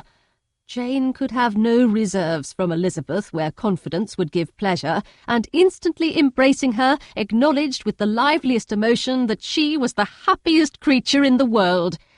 "'Tis too much," she added, "by far too much. I do not deserve it. Oh, why is not everybody as happy?"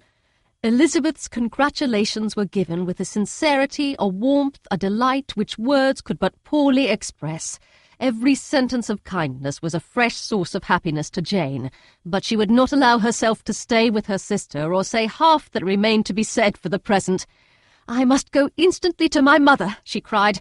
"I would not on any account trifle with her affectionate solicitude, or allow her to hear it from anyone but myself. He is gone to my father already. Oh, Lizzie, to know that what I have to relate will give such pleasure to all my dear family! How shall I bear so much happiness?" She then hastened away to her mother, who had purposely broken up the card party and was sitting upstairs with Kitty. Elizabeth, who was left by herself, now smiled at the rapidity and ease with which an affair was finally settled that had given them so many previous months of suspense and vexation. "And this," said she, "is the end of all his friend's anxious circumspection, of all his sister's falsehood and contrivance, the happiest, wisest, most reasonable end." In a few minutes she was joined by Bingley, whose conference with her father had been short and to the purpose. "Where is your sister?" said he hastily as he opened the door. "With my mother upstairs. She will be down in a moment, I dare say." He then shut the door, and coming up to her, claimed the good wishes and affection of a sister. Elizabeth honestly and heartily expressed her delight in the prospect of their relationship. They shook hands with great cordiality, and then, till her sister came down, she had to listen to all he had to say of his own happiness and of Jane's perfections, and in spite of his being a lover, Elizabeth really believed all his expectations of felicity to be rationally founded, because they had for basis the excellent understanding and super-excellent disposition of Jane, and a general similarity of feeling and taste between her and himself. It was an evening of no common delight to them all. The satisfaction of Miss Bennet's mind gave a glow of such sweet animation to her face as made her look handsomer than ever. Kitty simpered and smiled, and hoped her turn was coming soon. Mrs. Bennet could not give her consent or speak her approbation in terms warm enough to satisfy her feelings, though she talked to Bingley of nothing else for half an hour, and when Mr. Bennet joined them at supper, his voice and manner plainly showed how really happy he was. Not a word, however, passed his lips in allusion to it till their visitor took his leave for the night, but as soon as he was gone, he turned to his daughter and said, "Jane, I congratulate you. You will be a very happy woman." Jane went to him instantly, kissed him, and thanked him for his goodness. "You are a good girl," he replied, "and I have great pleasure in thinking you will be so happily settled. I have not a doubt of your doing very well together. Your tempers are by no means unlike. You are each of you so complying that nothing will ever be resolved on, so easy that every servant will cheat you, and so generous that you will always exceed your income." "I hope not so. Imprudence or thoughtlessness in money matters would be unpardonable in me." "Exceed their income? My dear Mr. Bennet," cried his wife, "what are you talking of? Why, he has 4,000 or 5,000 a year, and very likely more." Then addressing her daughter, "Oh, my dear, dear Jane, I am so happy. I am sure I shan't get a wink of sleep all night. I knew how it would be. I always said it must be so at last. I was sure you could not be so beautiful for nothing. I remember as soon as ever I saw him, when he first came into Hertfordshire last year, I thought how likely it was that you should come together. Oh, he is the handsomest young man that ever was seen." Wickham, Lydia were all forgotten. Jane was beyond competition her favourite child. At that moment she cared for no other. Her younger sisters soon began to make interest with her for objects of happiness which she might in future be able to dispense. Mary petitioned for the use of the library at Netherfield, and Kitty begged very hard for a few balls there every winter. Bingley, from this time, was of course a daily visitor at Longbourn, coming frequently before breakfast and always remaining till after supper, unless when some barbarous neighbour, who could not be enough detested, had given him an invitation to dinner which he thought himself obliged to accept. Elizabeth had now but little time for conversation with her sister, for while he was present, Jane had no attention to bestow on anyone else, but she found herself considerably useful to both of them in those hours of separation that must sometimes occur. In the absence of Jane, he always attached himself to Elizabeth for the pleasure of talking of her, and when Bingley was gone, Jane constantly sought the same means of relief. "He has made me so happy," said she one evening, "by telling me that he was totally ignorant of my being in town last spring. I had not believed it possible." "I suspected as much," replied Elizabeth. "But how did he account for it?" "It must have been his sister's doing. They were certainly no friends to his acquaintance with me, which I cannot wonder at, since he might have chosen so much more advantageously in many respects. But when they see, as I trust they will, that their brother is happy with me, they will learn to be contented, and we shall be on good terms again, though we can never be what we once were to each other." "That is the most unforgiving speech," said Elizabeth, "that I ever heard you utter. Good girl! It would vex me indeed to see you again the dupe of Miss Bingley's pretended regard." "Would you believe it, Lizzie, that when he went to town last November he really loved me, and nothing but a persuasion of my being indifferent would have prevented his coming down again?" "He made a little mistake, to be sure, but it is to the credit of his modesty." This naturally introduced a panegyric from Jane on his diffidence, and the little value he put on his own good qualities. Elizabeth was pleased to find that he had not betrayed the interference of his friend, for though Jane had the most generous and forgiving heart in the world, she knew it was a circumstance which must prejudice her against him. "I am certainly the most fortunate creature that ever existed," cried Jane. "Oh, Lizzie, why am I thus singled from my family and blessed above them all? If I could but see you as happy, if there were but such another man for you!" "If you were to give me 40 such men, I never could be so happy as you. Till I have your disposition, your goodness, I never can have your happiness. No, no, let me shift for myself, and perhaps, if I have very good luck, I may meet with another Mr. Collins in time." The situation of affairs in the Longbourn family could not be long a secret. Mrs. Bennet was privileged to whisper it to Mrs. Phillips, and she ventured, without any permission, to do the same by all her neighbours in Meryton. The Bennets were speedily pronounced to be the luckiest family in the world, though only a few weeks before, when Lydia had first run away, they had been generally proved to be marked out for misfortune. Chapter 56. One morning, about a week after Bingley's engagement with Jane had been formed, as he and the females of the family were sitting together in the dining-room, their attention was suddenly drawn to the window by the sound of a carriage, and they perceived a chaise and four driving up the lawn. It was too early in the morning for visitors, and besides, the equipage did not answer to that of any of their neighbours. The horses were post, and neither the carriage nor the livery of the servant who preceded it were familiar to them. As it was certain, however, that somebody was coming, Bingley instantly prevailed on Miss Bennet to avoid the confinement of such an intrusion and walk away with him into the shrubbery. They both set off, and the conjectures of the remaining three continued, though with little satisfaction, till the door was thrown open and their visitor entered. It was Lady Catherine de Bourgh. They were, of course, all intending to be surprised, but their astonishment was beyond their expectation, and on the part of Mrs. Bennet and Kitty, though she was perfectly unknown to them, even inferior to what Elizabeth felt.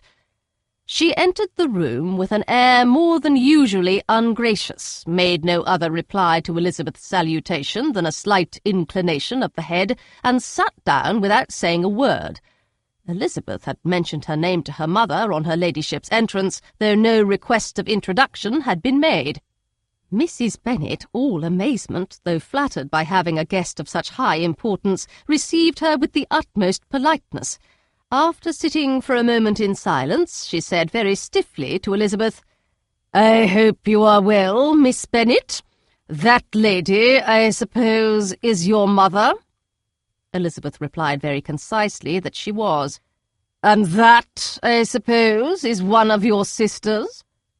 "Yes, madam," said Mrs. Bennet, delighted to speak to Lady Catherine. "She is my youngest girl but one. My youngest of all is lately married, and my eldest is somewhere about the grounds walking with a young man who, I believe, will soon become a part of the family." "You have a very small park here," returned Lady Catherine after a short silence. It is nothing in comparison of Rosings, my lady, I dare say, but I assure you it is much larger than Sir William Lucas's. This must be a most inconvenient sitting-room for the evening in summer. The windows are full west. Mrs. Bennet assured her that they never sat there after dinner, and then added, "May I take the liberty of asking your ladyship whether you left Mr. and Mrs. Collins well?" "Yes, very well. I saw them the night before last." Elizabeth now expected that she would produce a letter for her from Charlotte, as it seemed the only probable motive for her calling. But no letter appeared, and she was completely puzzled.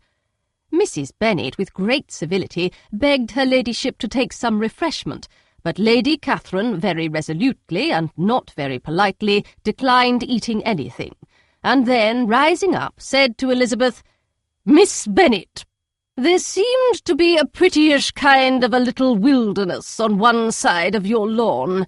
I should be glad to take a turn in it, if you will favour me with your company." "Go, my dear," cried her mother, "and show her ladyship about the different walks. I think she will be pleased with the hermitage." Elizabeth obeyed, and running into her own room for her parasol, attended her noble guest downstairs.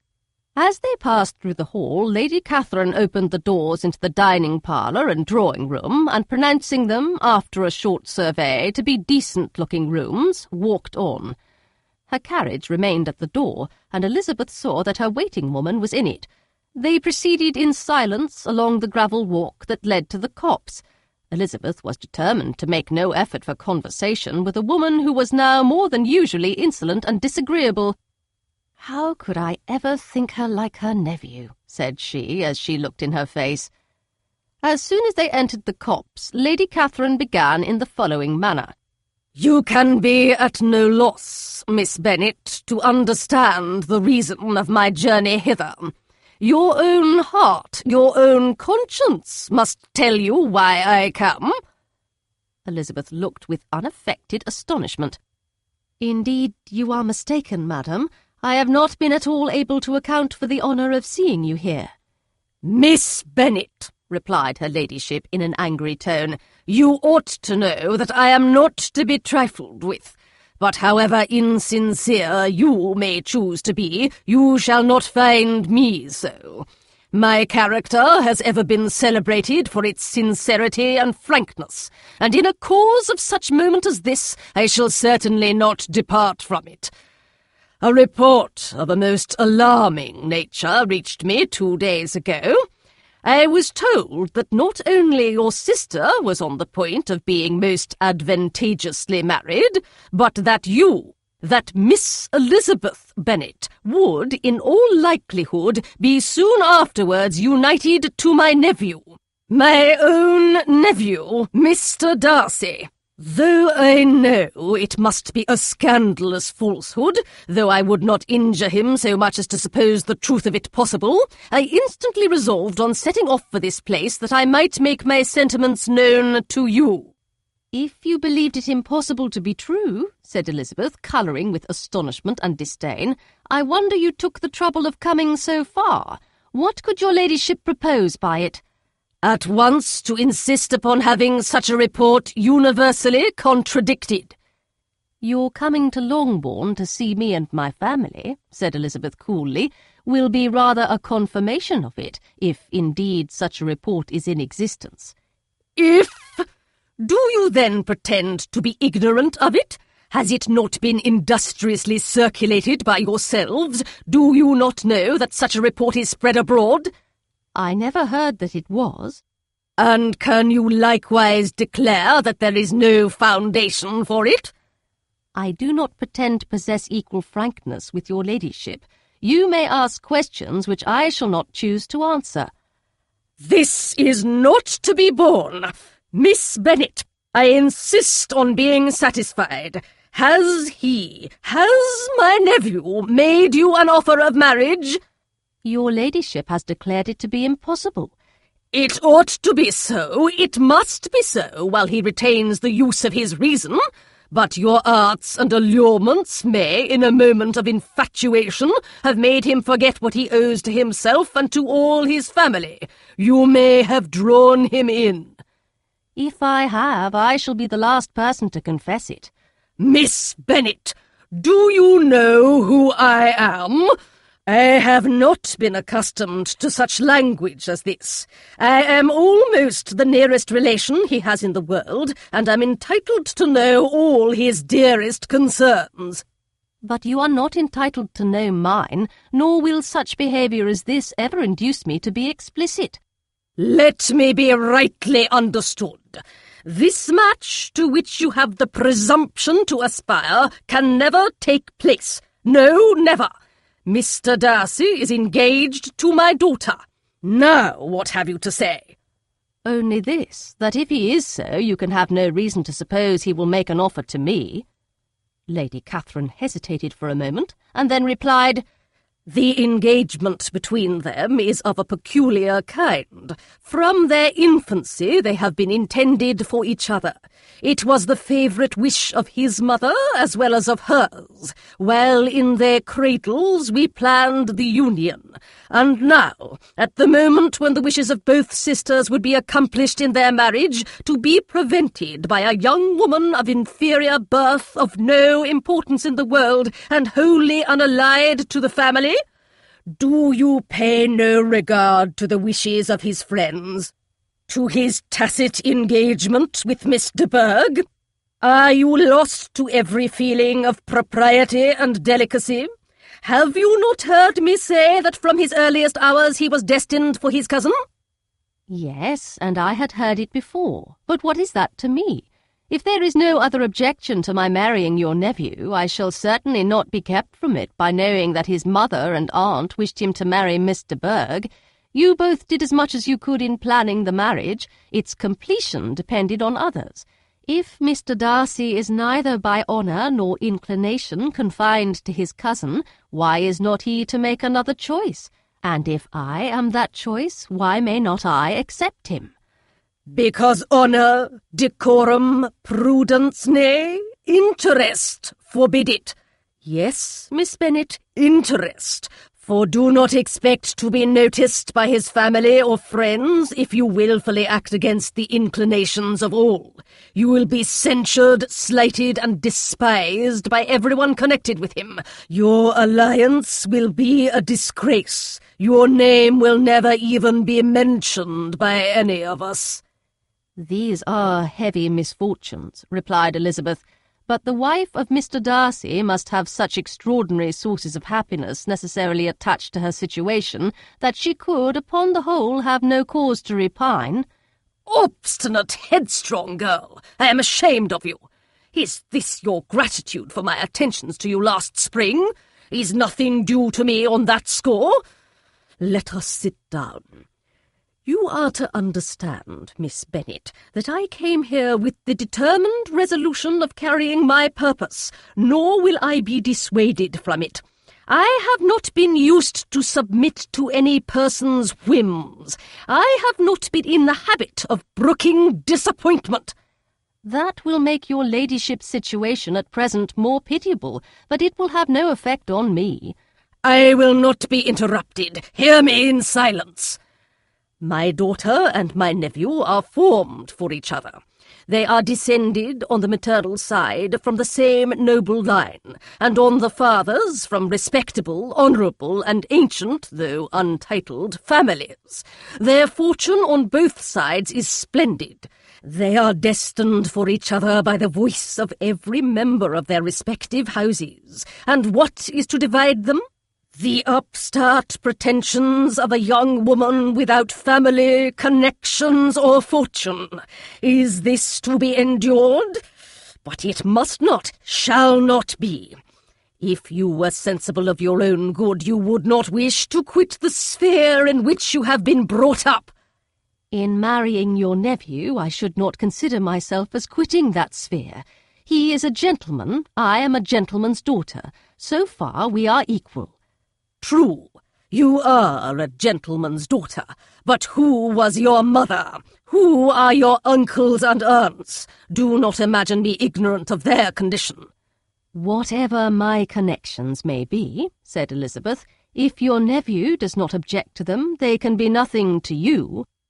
Tell me once for all, are you engaged to him?" Though Elizabeth would not, for the mere purpose of obliging Lady Catherine, have answered this question, she could not but say, after a moment's deliberation, "I am not." Lady Catherine seemed pleased. "And will you promise me never to enter into such an engagement?" "I will make no promise of the kind." "Miss Bennet, I am shocked and astonished. I expected to find a more reasonable young woman, but do not deceive yourself into a belief that I will ever recede. I shall not go away till you have given me the assurance I require." "And I certainly never shall give it. I am not to be intimidated into anything so wholly unreasonable. Your ladyship wants Mr. Darcy to marry your daughter, but would my giving you the wished-for promise make their marriage at all more probable?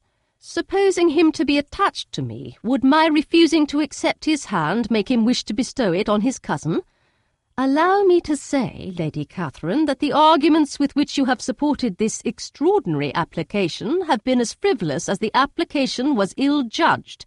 You have widely mistaken my character if you think I can be worked on by such persuasions as these. How far your nephew might approve of your interference in his affairs I cannot tell, but you have certainly no right to concern yourself in mine. I must beg, therefore, to be importuned no farther on the subject." "Not so hasty, if you please. I have by no means done. To all the objections I have already urged, I have still another to add.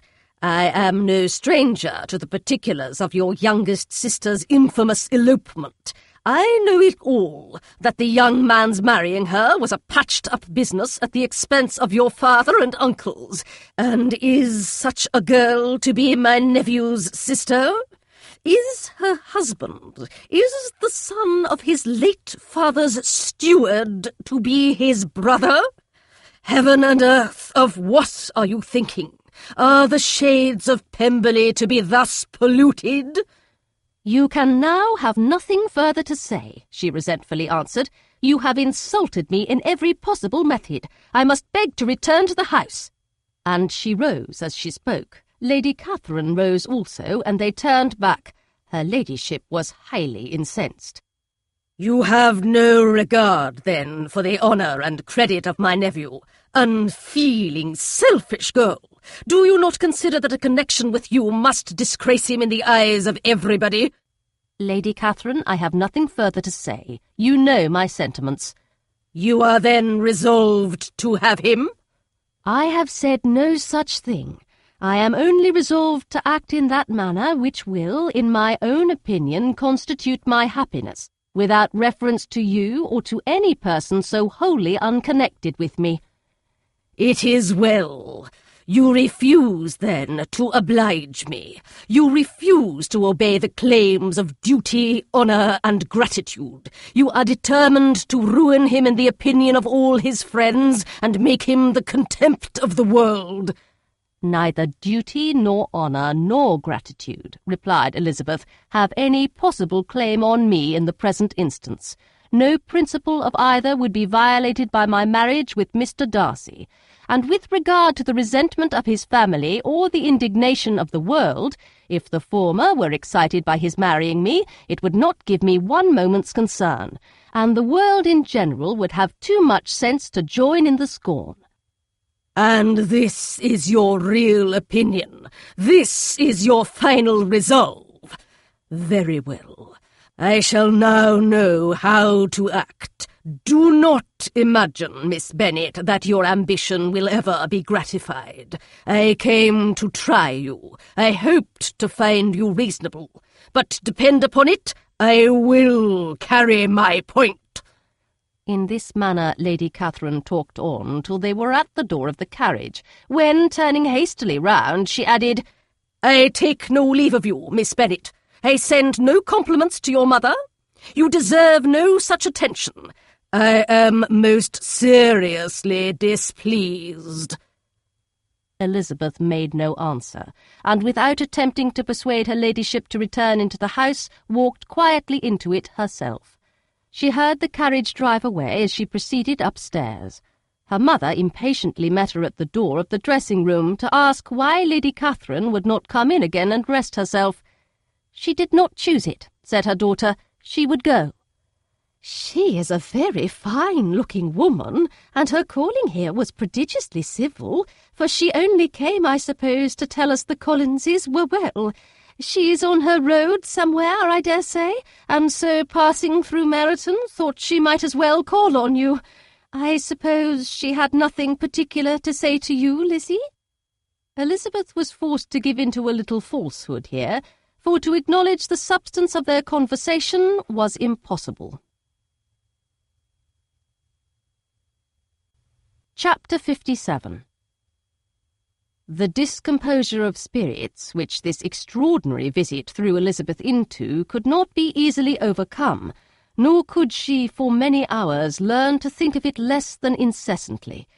Lady Catherine, it appeared, had actually taken the trouble of this journey from Rosings for the sole purpose of breaking off her supposed engagement with Mr. Darcy.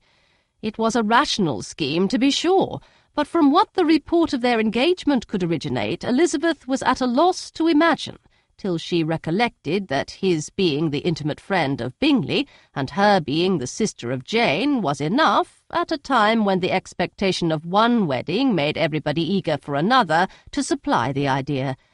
She had not herself forgotten to feel that the marriage of her sister must bring them more frequently together, and her neighbours at Lucas Lodge, therefore, for through their communication with the Collinses the report, she concluded, had reached Lady Catherine, had only set that down as almost certain and immediate, which she had looked forward to as possible at some future time.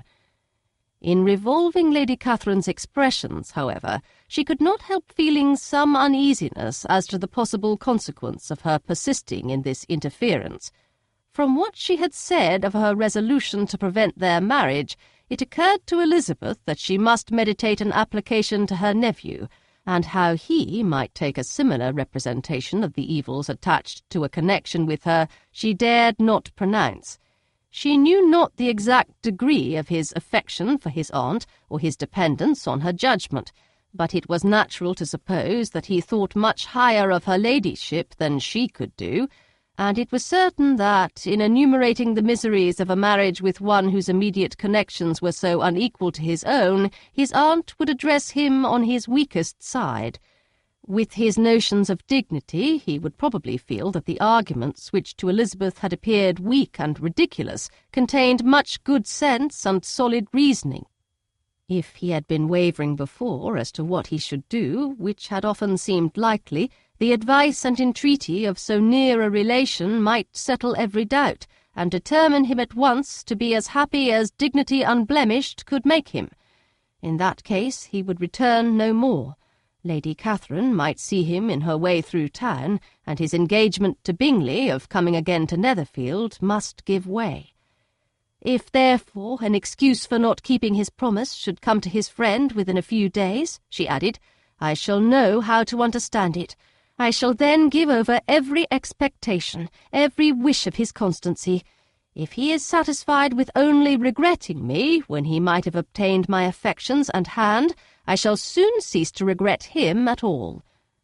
The surprise of the rest of the family, on hearing who their visitor had been, was very great, but they obligingly satisfied it with the same kind of supposition which had appeased Mrs. Bennet's curiosity, and Elizabeth was spared from much teasing on the subject. The next morning, as she was going downstairs, she was met by her father, who came out of his library with a letter in his hand. "Lizzie," said he, "I was going to look for you. Come into my room." She followed him thither, and her curiosity to know what he had to tell her was heightened by the supposition of its being in some manner connected with the letter he held. It suddenly struck her that it might be from Lady Catherine, and she anticipated with dismay all the consequent explanations. She followed her father to the fireplace, and they both sat down. He then said, "I have received a letter this morning that has astonished me exceedingly. As it principally concerns yourself, you ought to know its contents. I did not know before that I had 2 daughters on the brink of matrimony. Let me congratulate you on a very important conquest."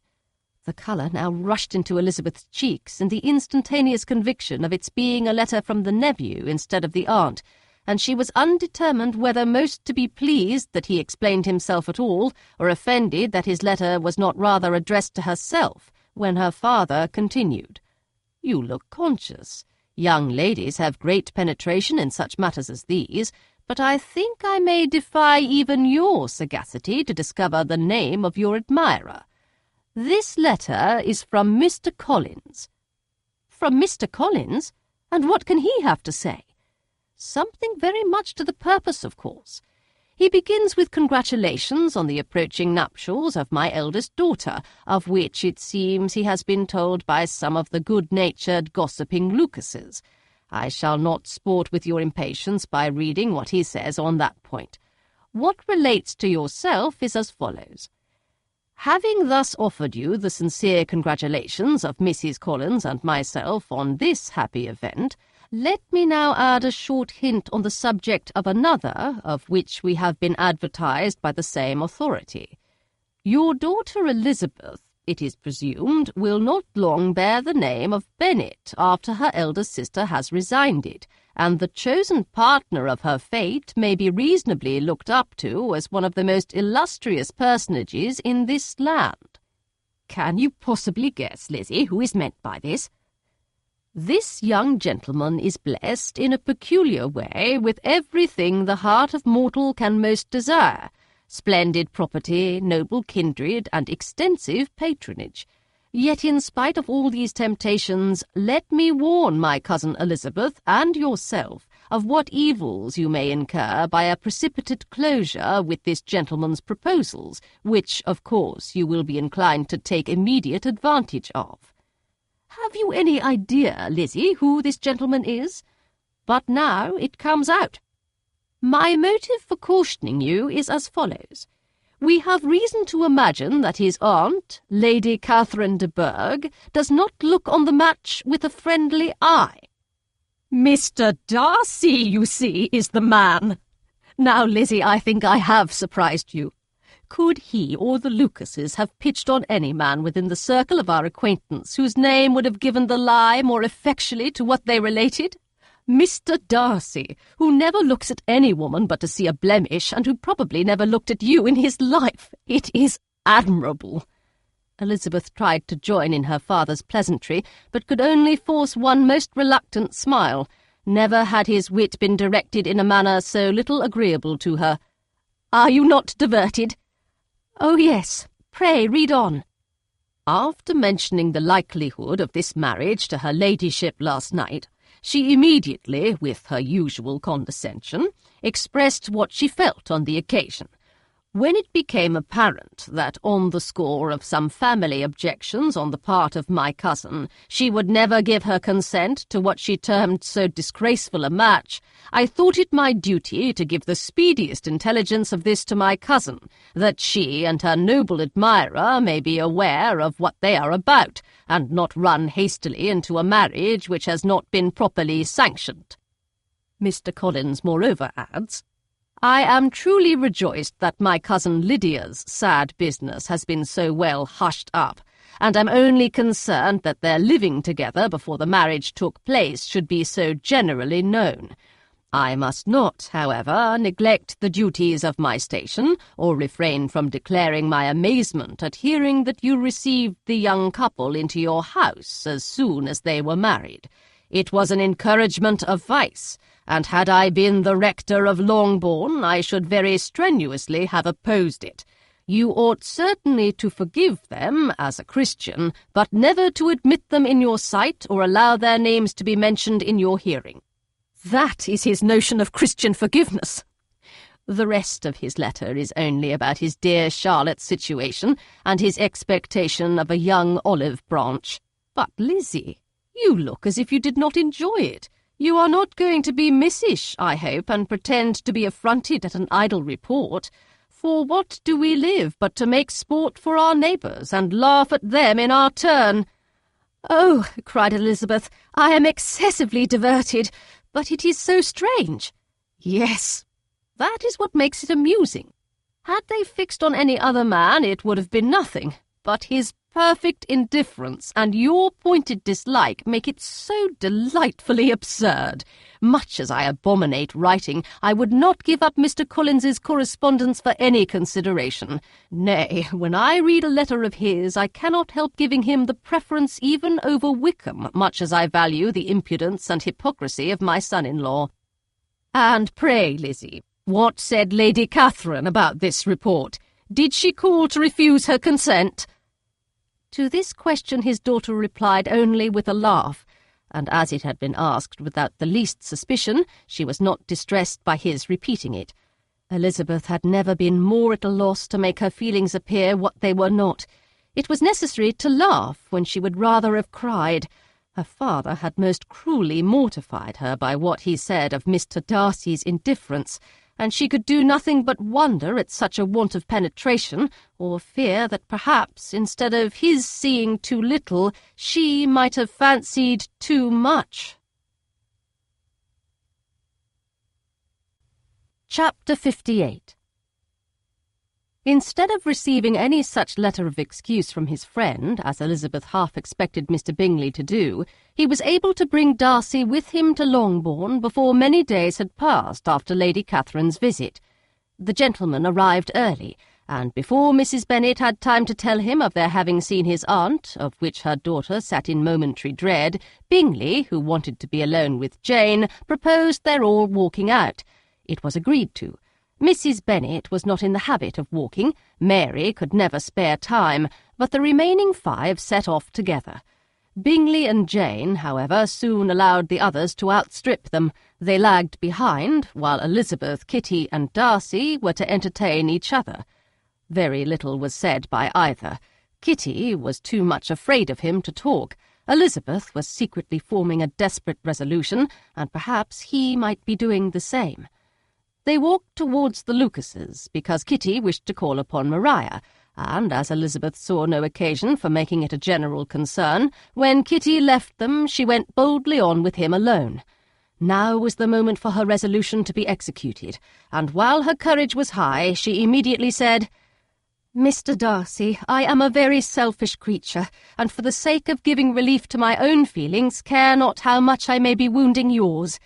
I can no longer help thanking you for your unexampled kindness to my poor sister. Ever since I have known it, I have been most anxious to acknowledge to you how gratefully I feel it.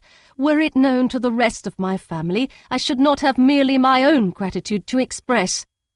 "I am sorry, exceedingly sorry," replied Darcy in a tone of surprise and emotion, "that you have ever been informed of what may, in a mistaken light, have given you uneasiness.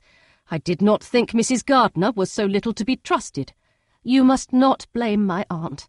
Lydia's thoughtlessness first betrayed to me that you had been concerned in the matter, and of course I could not rest till I knew the particulars. Let me thank you again and again, in the name of all my family, for that generous compassion which induced you to take so much trouble and bear so many mortifications for the sake of discovering them." "If you will thank me," he replied, "let it be for yourself alone. That the wish of giving happiness to you might add force to the other inducements which led me on, I shall not attempt to deny. But your family owe me nothing. Much as I respect them, I believe I thought only of you." Elizabeth was too much embarrassed to say a word. After a short pause, her companion added, "You are too generous to trifle with me.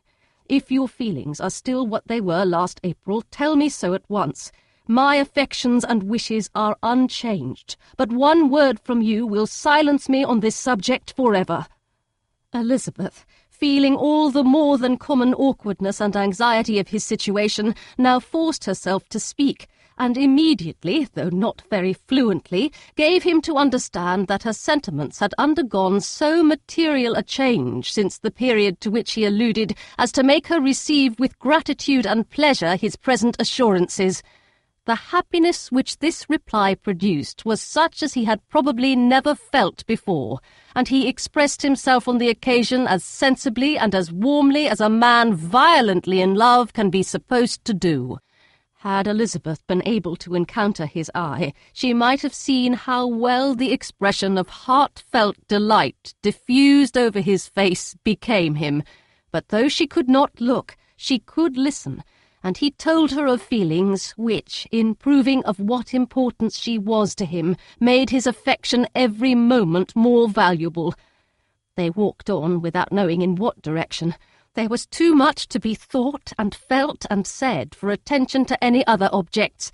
She soon learnt that they were indebted for their present good understanding to the efforts of his aunt, who did call on him on her return through London, and there relate her journey to Longbourn, its motive, and the substance of her conversation with Elizabeth, dwelling emphatically on every expression of the latter which, in her ladyship's apprehension, peculiarly denoted her perverseness and assurance, in the belief that such a relation must assist her endeavours to obtain that promise from her nephew which she had refused to give.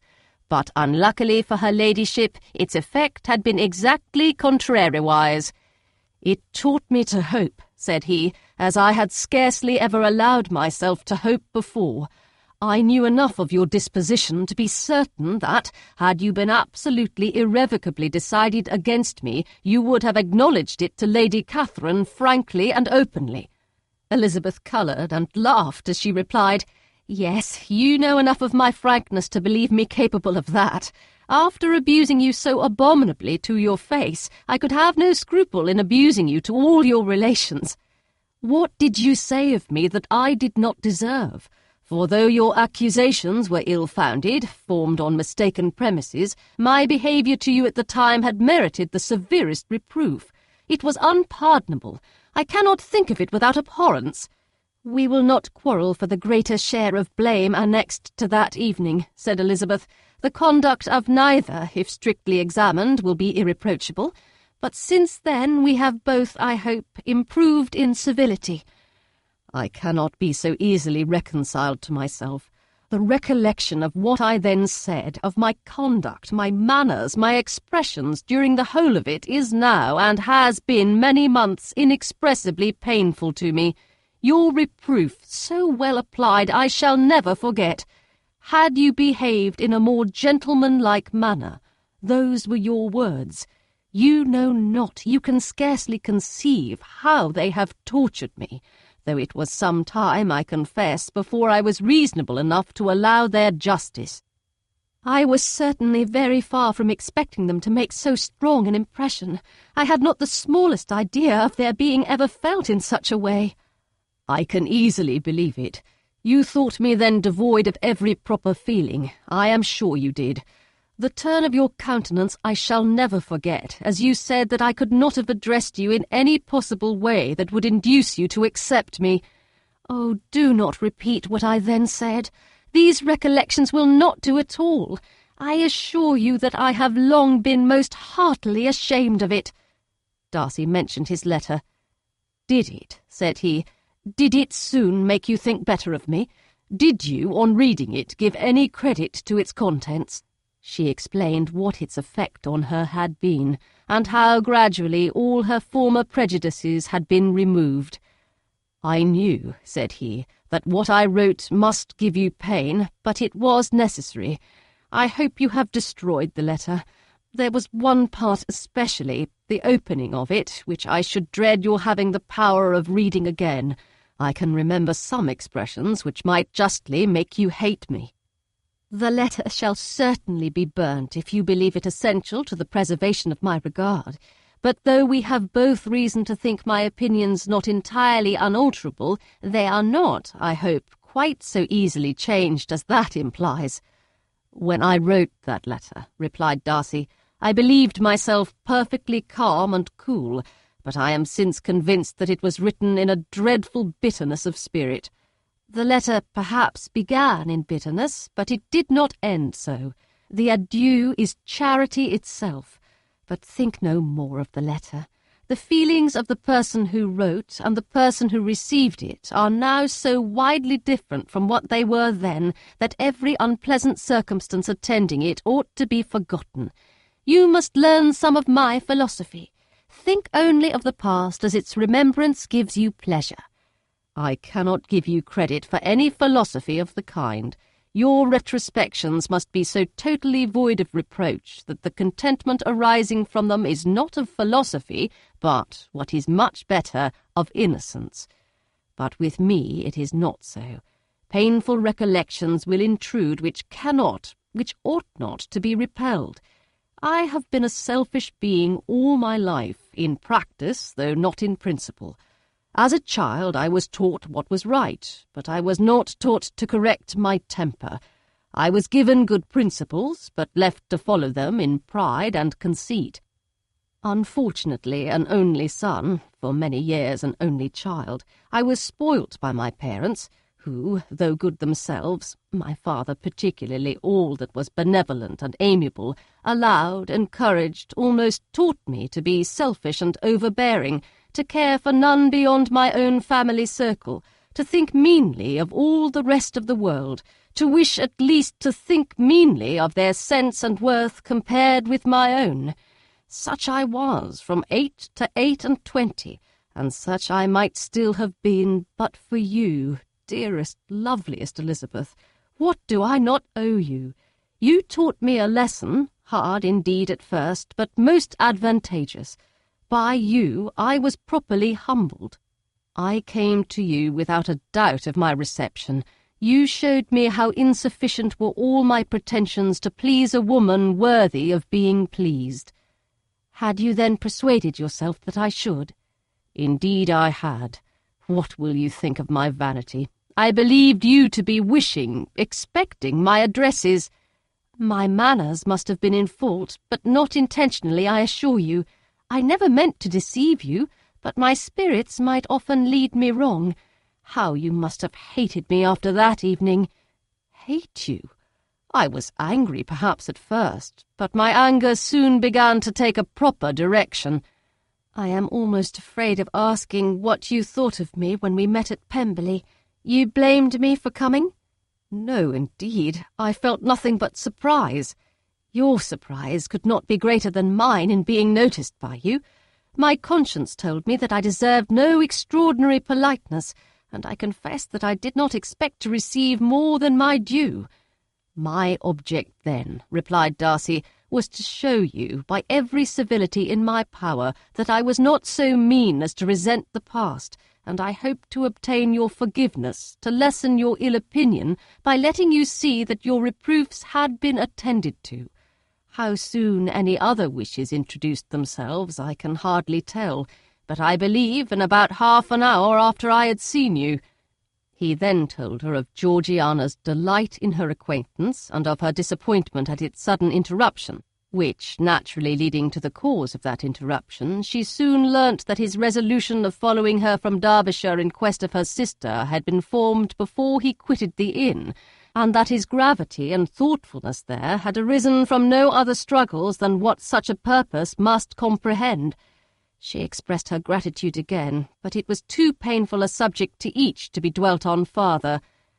After walking several miles in a leisurely manner, and too busy to know anything about it, they found at last, on examining their watches, that it was time to be at home.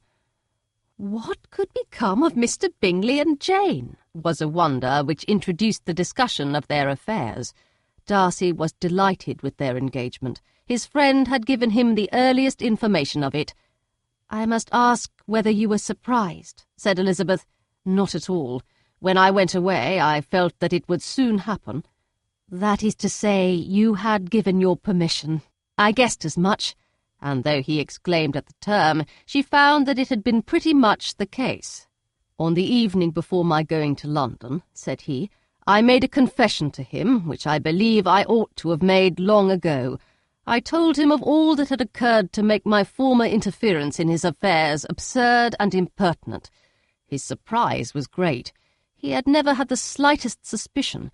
I told him, moreover, that I believed myself mistaken in supposing, as I had done, that your sister was indifferent to him, and, as I could easily perceive that his attachment to her was unabated, I felt no doubt of their happiness together." Elizabeth could not help smiling at his easy manner of directing his friend. "Did you speak from your own observation," said she, "when you told him that my sister loved him, or merely from my information last spring?" from the former. I had narrowly observed her during the 2 visits which I had lately made here, and I was convinced of her affection. And your assurance of it, I suppose, carried immediate conviction to him? It did. Bingley is most unaffectedly modest. His diffidence had prevented his depending on his own judgment in so anxious a case, but his reliance on mine made everything easy. I was obliged to confess one thing, which, for a time, and not unjustly, offended him. I could not allow myself to conceal that your sister had been in town 3 months last winter, that I had known it, and purposely kept it from him. He was angry, but his anger, I am persuaded, lasted no longer than he remained in any doubt of your sister's sentiments. He has heartily forgiven me now. Elizabeth longed to observe that Mr. Bingley had been a most delightful friend, so easily guided that his worth was invaluable, but she checked herself. She remembered that he had yet to learn to be laughed at, and it was rather too early to begin. In anticipating the happiness of Bingley, which of course was to be inferior only to his own, he continued the conversation till they reached the house. In the hall they parted. Chapter 59. "My dear Lizzie, where can you have been walking to?" was a question which Elizabeth received from Jane as soon as she entered their room, and from all the others when they sat down to table. She had only to say in reply that they had wandered about till she was beyond her own knowledge.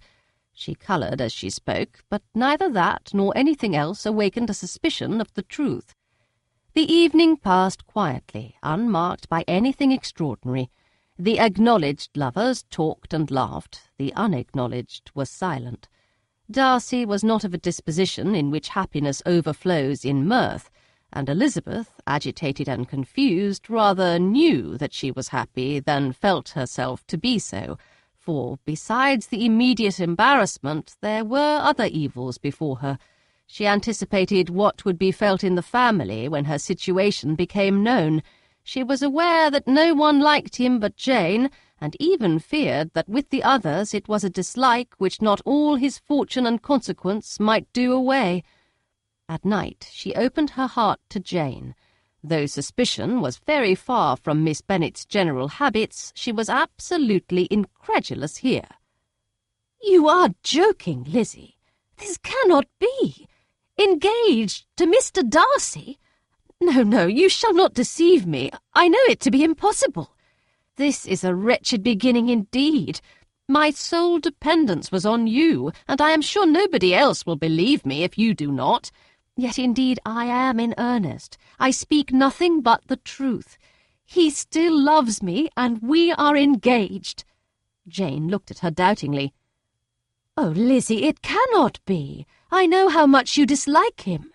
"You know nothing of the matter. That is all to be forgot. Perhaps I did not always love him so well as I do now, but in such cases as these a good memory is unpardonable. This is the last time I shall ever remember it myself." Miss Bennet still looked all amazement. Elizabeth again and more seriously assured her of its truth. "Good heaven! Can it be really so? Yet now I must believe you," cried Jane. "My dear Lizzie, I do congratulate you, but are you certain, forgive the question, are you quite certain that you can be happy with him?" "There can be no doubt of that. It is settled between us already that we are to be the happiest couple in the world. But are you pleased, Jane? Shall you like to have such a brother?" "Very, very much. Nothing could give either Bingley or myself more delight. But we considered it, we talked of it as impossible. And do you really love him quite well enough? Oh, Lizzie, do anything rather than marry without affection. Are you quite sure that you feel what you ought to do?" "Oh, yes. You will only think I feel more than I ought to do when I tell you all." "What do you mean?" "Why, I must confess that I love him better than I do Bingley. I am afraid you will be angry." "My dearest sister, now be serious. I want to talk very seriously. Let me know everything that I am to know without delay. Will you tell me how long you have loved him? It has been coming on so gradually that I hardly know when it began, but I believe I must date it from my first seeing his beautiful grounds at Pemberley." Another entreaty that she would be serious, however, produced the desired effect, and she soon satisfied Jane by her solemn assurances of attachment. When convinced on that article, Miss Bennet had nothing further to wish. "Now I am quite happy," said she, "for you will be as happy as myself. I always had a value for him. Were it for nothing but his love of you, I must always have esteemed him. But now, as Bingley's friend and your husband, there can be only Bingley and yourself more dear to me. But, Lizzie, you have been very sly, very reserved with me. How little did you tell me of what passed at Pemberley and Lambton? I owe all that I know of it to another, not to you." Elizabeth told her the motives of her secrecy. She had been unwilling to mention Bingley, and the unsettled state of her own feelings had made her equally avoid the name of his friend. But now she would no longer conceal from her his share in Lydia's marriage. All was acknowledged, and half the night spent in conversation. "Good gracious!" cried Mrs. Bennet as she stood at a window the next morning. "If that disagreeable Mr. Darcy is not coming here again with our dear Bingley, what can he mean by being so tiresome as to be always coming here? I had no notion but he would go a-shooting or something or other, and not disturb us with his company. What shall we do with him? Lizzie, you must walk out with him again, that he may not be in Bingley's way." Elizabeth could hardly help laughing at so convenient a proposal, yet was really vexed that her mother should be always giving him such an epithet. As soon as they entered, Bingley looked at her so expressively and shook hands with such warmth as left no doubt of his good information, and he soon afterwards said aloud, "Mrs. Bennet, have you no more lanes hereabouts in which Lizzie may lose her way again to-day?" "I advise Mr. Darcy and Lizzie and Kitty," said Mrs. Bennet, "to walk to Oakham Mount this morning. It is a nice long walk, and Mr. Darcy has never seen the view." "It may do very well for the others," replied Mr. Bingley, "but I am sure it will be too much for Kitty. Won't it, Kitty?" Kitty owned that she had rather stay at home. Darcy professed a great curiosity to see the view from the Mount, and Elizabeth silently consented. As she went upstairs to get ready, Mrs. Bennet followed her, saying, "I am quite sorry, Lizzie, that you should be forced to have that disagreeable man all to yourself, but I hope you will not mind it. It is all for Jane's sake, you know, and there is no occasion for talking to him except just now and then, so do not put yourself to inconvenience." During their walk it was resolved that Mr. Bennet's consent should be asked in the course of the evening. Elizabeth reserved to herself the application for her mother's.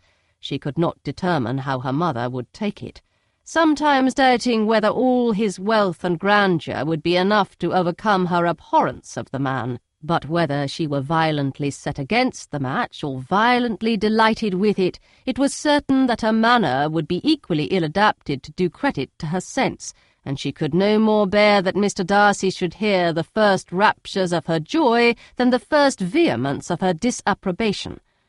In the evening, soon after Mr. Bennet withdrew to the library, she saw Mr. Darcy rise also and follow him, and her agitation on seeing it was extreme. She did not fear her father's opposition, but he was going to be made unhappy, and that it should be through her means, that she, his favourite child, should be distressing him by her choice, should be filling him with fears and regrets in disposing of her, was a wretched reflection, and she sat in misery till Mr. Darcy appeared again, when, looking at him, she was a little relieved by his smile. In a few minutes he approached the table where she was sitting with Kitty, and, while pretending to admire her work, said in a whisper, "Go to your father. He wants you in the library." She was gone directly. Her father was walking about the room, looking grave and anxious. "Lizzie," said he, "what are you doing? Are you out of your senses to be accepting this man? Have not you always hated him?"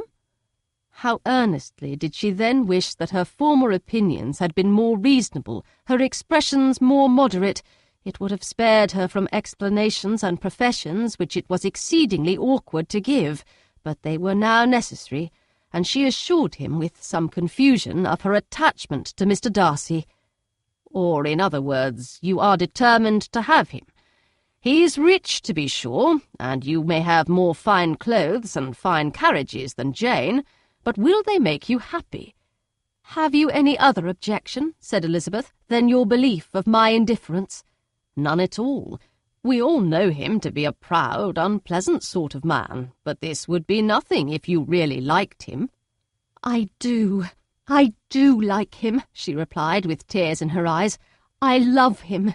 Indeed, he has no improper pride. He is perfectly amiable. You do not know what he really is. Then pray do not pain me by speaking of him in such terms. Lizzie, said her father, I have given him my consent.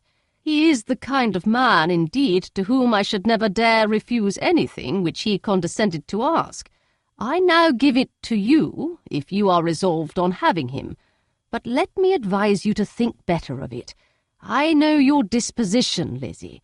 I know that you could be neither happy nor respectable unless you truly esteemed your husband, unless you looked up to him as a superior. Your lively talents would place you in the greatest danger in an unequal marriage. You could scarcely escape discredit and misery. My child, let me not have the grief of seeing you unable to respect your partner in life. You know not what you are about. Elizabeth, still more affected, was earnest and solemn in her reply, and at length, by repeated assurances that Mr. Darcy was really the object of her choice, by explaining the gradual change which her estimation of him had undergone, relating her absolute certainty that his affection was not the work of a day, but had stood the test of many months' suspense, and enumerating with energy all his good qualities, she did conquer her father's incredulity and reconcile him to the match. "Well, my dear," said he, when she ceased speaking, "I have no more to say. If this be the case, he deserves you. I could not have parted with you, my Lizzie, to anyone less worthy." To complete the favourable impression, she then told him what Mr. Darcy had voluntarily done for Lydia. He heard her with astonishment. This is an evening of wonders indeed. And so Darcy did everything, made up the match, gave the money, paid the fellow's debts, and got him his commission. So much the better. It will save me a world of trouble and economy. Had it been your uncle's doing, I must and would have paid him, but these violent young lovers carry everything their own way. I shall offer to pay him tomorrow. He will rant and storm about his love for you, and there will be an end of the matter. He then recollected her embarrassment a few days before on his reading Mr. Collins's letter, and after laughing at her some time, allowed her at last to go, saying, as she quitted the room, "If any young men come for Mary or Kitty, send them in, for I am quite at leisure." Elizabeth's mind was now relieved from a very heavy weight, and after half an hour's quiet reflection in her own room, she was able to join the others with tolerable composure. Everything was too recent for gaiety, but the evening passed tranquilly away. There was no longer anything material to be dreaded, and the comfort of ease and familiarity would come in time. When her mother went up to her dressing-room at night, she followed her and made the important communication. Its effect was most extraordinary, for on first hearing it, Mrs. Bennet sat quite still and unable to utter a syllable. Nor was it under many, many minutes that she could comprehend what she heard, though not in general backward to credit what was for the advantage of her family, or that came in the shape of a lover to any of them. She began at length to recover, to fidget about in her chair, get up, sit down again, wonder, and bless herself. "Good gracious, Lord bless me!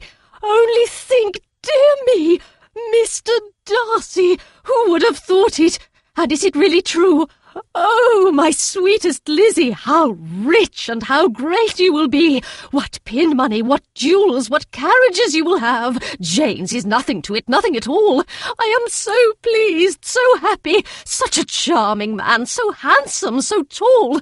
Oh, my dear Lizzie, pray apologise for my having disliked him so much before. I hope he will overlook it. Dear, dear Lizzie, a house in town, everything that is charming, 3 daughters married, 10,000 a year! Oh, Lord, what will become of me? I shall go distracted!"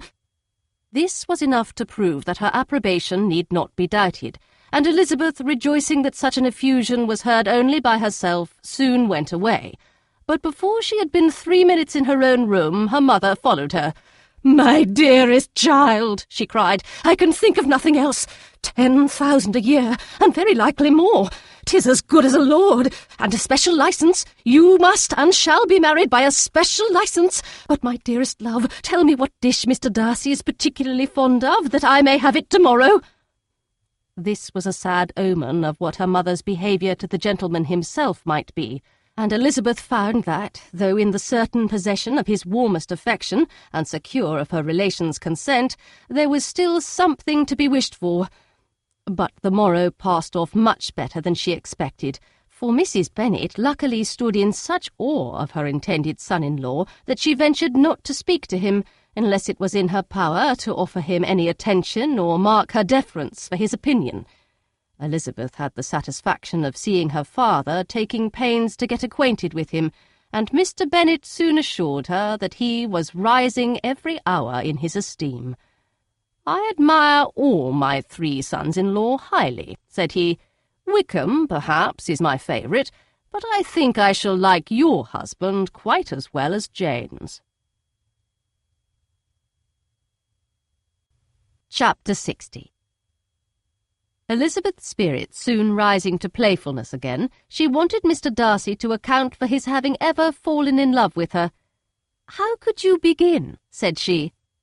"I can comprehend your going on charmingly when you had once made a beginning, but what could set you off in the first place?" "I cannot fix on the hour, or the spot, or the look, or the words which laid the foundation. It is too long ago.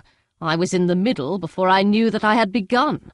My beauty you had early withstood, and as for my manners, my behaviour to you was at least always bordering on the uncivil, and I never spoke to you without rather wishing to give you pain than not. Now be sincere. Did you admire me for my impertinence?" "For the liveliness of your mind, I did." "You may as well call it impertinence at once. It was very little less. The fact is that you were sick of civility, of deference, of officious attention. You were disgusted with the women who were always speaking and looking and thinking for your approbation alone. I roused and interested you because I was so unlike them. Had you not been really amiable, you would have hated me for it. But in spite of the pains you took to disguise yourself, your feelings were always noble and just, and in your heart you thoroughly despised the persons who so assiduously courted you. There, I have saved you the trouble of accounting for it, and really, all things considered, I begin to think it perfectly reasonable. To be sure, you knew no actual good of me, but nobody thinks of that when they fall in love. Was there no good in your affectionate behaviour to Jane when she was ill at Netherfield? Dearest Jane, who could have done less for her? But make a virtue of it by all means. My good qualities are under your protection, and you are to exaggerate them as much as possible.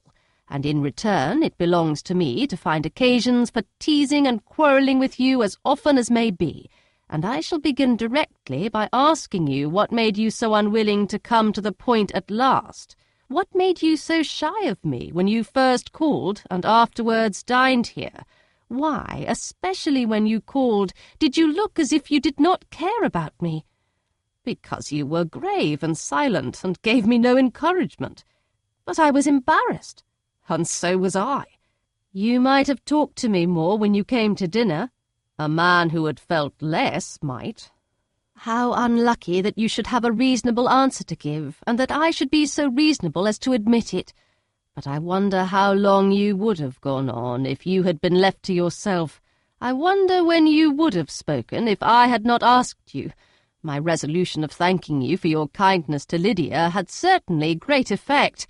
Too much, I am afraid, for what becomes of the moral if our comfort springs from a breach of promise?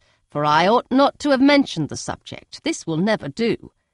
You need not distress yourself. The moral will be perfectly fair. Lady Catherine's unjustifiable endeavours to separate us were the means of removing all my doubts.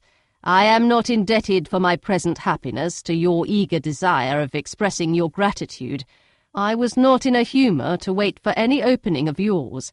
My aunt's intelligence had given me hope, and I was determined at once to know everything. Lady Catherine has been of infinite use, which ought to make her happy, for she loves to be of use. But tell me, what did you come down to Netherfield for? Was it merely to ride to Longbourn and be embarrassed, or had you intended any more serious consequence? My real purpose was to see you, and to judge, if I could, whether I might ever hope to make you love me. My avowed one, or what I avowed to myself, was to see whether your sister was still partial to Bingley, and if she were, to make the confession to him which I have since made. Shall you ever have courage to announce to Lady Catherine what is to befall her? I am more likely to want more time than courage, Elizabeth, but it ought to be done, and if you will give me a sheet of paper, it shall be done directly. And if I had not a letter to write myself, I might sit by you and admire the evenness of your writing, as another young lady once did. But I have an aunt, too, who must not be longer neglected. From an unwillingness to confess how much her intimacy with Mr. Darcy had been overrated, Elizabeth had never yet answered Mrs. Gardiner's long letter. But now, having that to communicate which she knew would be most welcome, she was almost ashamed to find that her uncle and aunt had already lost 3 days of happiness, and immediately wrote as follows. I would have thanked you before, my dear aunt, as I ought to have done, for your long, kind, satisfactory detail of particulars. But to say the truth, I was too cross to write. You supposed more than really existed. But now suppose as much as you choose. Give a loose rein to your fancy. Indulge your imagination in every possible flight which the subject will afford. And unless you believe me actually married, you cannot greatly err. You must write again very soon, and praise him a great deal more than you did in your last. I thank you again and again for not going to the lakes. How could I be so silly as to wish it? Your idea of the ponies is delightful. We will go round the park every day. I am the happiest creature in the world. Perhaps other people have said so before, but not one with such justice. I am happier even than Jane. She only smiles. I laugh. Mr. Darcy sends you all the love in the world that he can spare from me. You are all to come to Pemberley at Christmas. Yours, etc. Mr. Darcy's letter to Lady Catherine was in a different style, and still different from either was what Mr. Bennet sent to Mr. Collins in reply to his last. Dear Sir, I must trouble you once more for congratulations. Elizabeth will soon be the wife of Mr. Darcy. Console Lady Catherine as well as you can, but if I were you, I would stand by the nephew. He has more to give. Yours sincerely, etc. Miss Bingley's congratulations to her brother on his approaching marriage were all that was affectionate and insincere. She wrote even to Jane on the occasion to express her delight and repeat all her former professions of regard. Jane was not deceived, but she was affected, and though feeling no reliance on her, could not help writing her a much kinder answer than she knew was deserved. The joy which Miss Darcy expressed on receiving similar information was as sincere as her brother's in sending it. 4 sides of paper were insufficient to contain all her delight and all her earnest desire of being loved by her sister. Before any answer could arrive from Mr. Collins, or any congratulations to Elizabeth from his wife, the Longbourn family heard that the Collinses were come themselves to Lucas Lodge. The reason of this sudden removal was soon evident. Lady Catherine had been rendered so exceedingly angry by the contents of her nephew's letter that Charlotte, really rejoicing in the match, was anxious to get away till the storm was blown over. At such a moment the arrival of her friend was a sincere pleasure to Elizabeth, though in the course of their meetings she must sometimes think the pleasure dearly bought when she saw Mr. Darcy exposed to all the parading and obsequious civility of her husband. He bore it, however, with admirable calmness. He could even listen to Sir William Lucas when he complimented him on carrying away the brightest jewel of the country, and expressed his hopes of their all meeting frequently at St. James's, with very decent composure. If he did shrug his shoulders, it was not till Sir William was out of sight. Mrs. Phillips's vulgarity was another, and perhaps a greater, tax on his forbearance, and though Mrs. Phillips, as well as her sister, stood in too much awe of him to speak with the familiarity which Bingley's good humour encouraged, yet, whenever she did speak, she must be vulgar. Nor was her respect for him, though it made her more quiet, at all likely to make her more elegant. Elizabeth did all she could to shield him from the frequent notice of either, and was ever anxious to keep him to herself, and to those of her family with whom he might converse without mortification, and though the uncomfortable feelings arising from all this took from the season of courtship much of its pleasure, it added to the hope of the future, and she looked forward with delight to the time when they should be removed from society so little pleasing to either, to all the comfort and elegance of their family party at Pemberley. Chapter 61. Happy for all her maternal feelings was the day on which Mrs. Bennet got rid of her two most deserving daughters. With what delighted pride she afterwards visited Mrs. Bingley and talked of Mrs. Darcy may be guessed. I wish I could say, for the sake of her family, that the accomplishment of her earnest desire and the establishment of so many of her children produced so happy an effect as to make her a sensible, amiable, well-informed woman for the rest of her life, though perhaps it was lucky for her husband, who might not have relished domestic felicity in so unusual a form, that she still was occasionally nervous and invariably silly. Mr. Bennet missed his second daughter exceedingly. His affection for her drew him oftener from home than anything else could do. He delighted in going to Pemberley, especially when he was least expected. Mr. Bingley and Jane remained at Netherfield only a 12-month. So near a vicinity to her mother and Meryton relations was not desirable even to his easy temper or her affectionate heart. The darling wish of his sisters was then gratified. He bought an estate in a neighbouring county to Derbyshire, and Jane and Elizabeth, in addition to every other source of happiness, were within 30 miles of each other. Kitty, to her very material advantage, spent the chief of her time with her two elder sisters. In society so superior to what she had generally known, her improvement was great. She was not of so ungovernable a temper as Lydia, and removed from the influence of Lydia's example, she became, by proper attention and management, less irritable, less ignorant, and less insipid. From the further disadvantage of Lydia's society she was of course carefully kept, and though Mrs. Wickham frequently invited her to come and stay with her, with the promise of balls and young men, her father would never consent to her going. Mary was the only daughter who remained at home, and she was necessarily drawn from the pursuit of accomplishments by Mrs. Bennet's being quite unable to sit alone.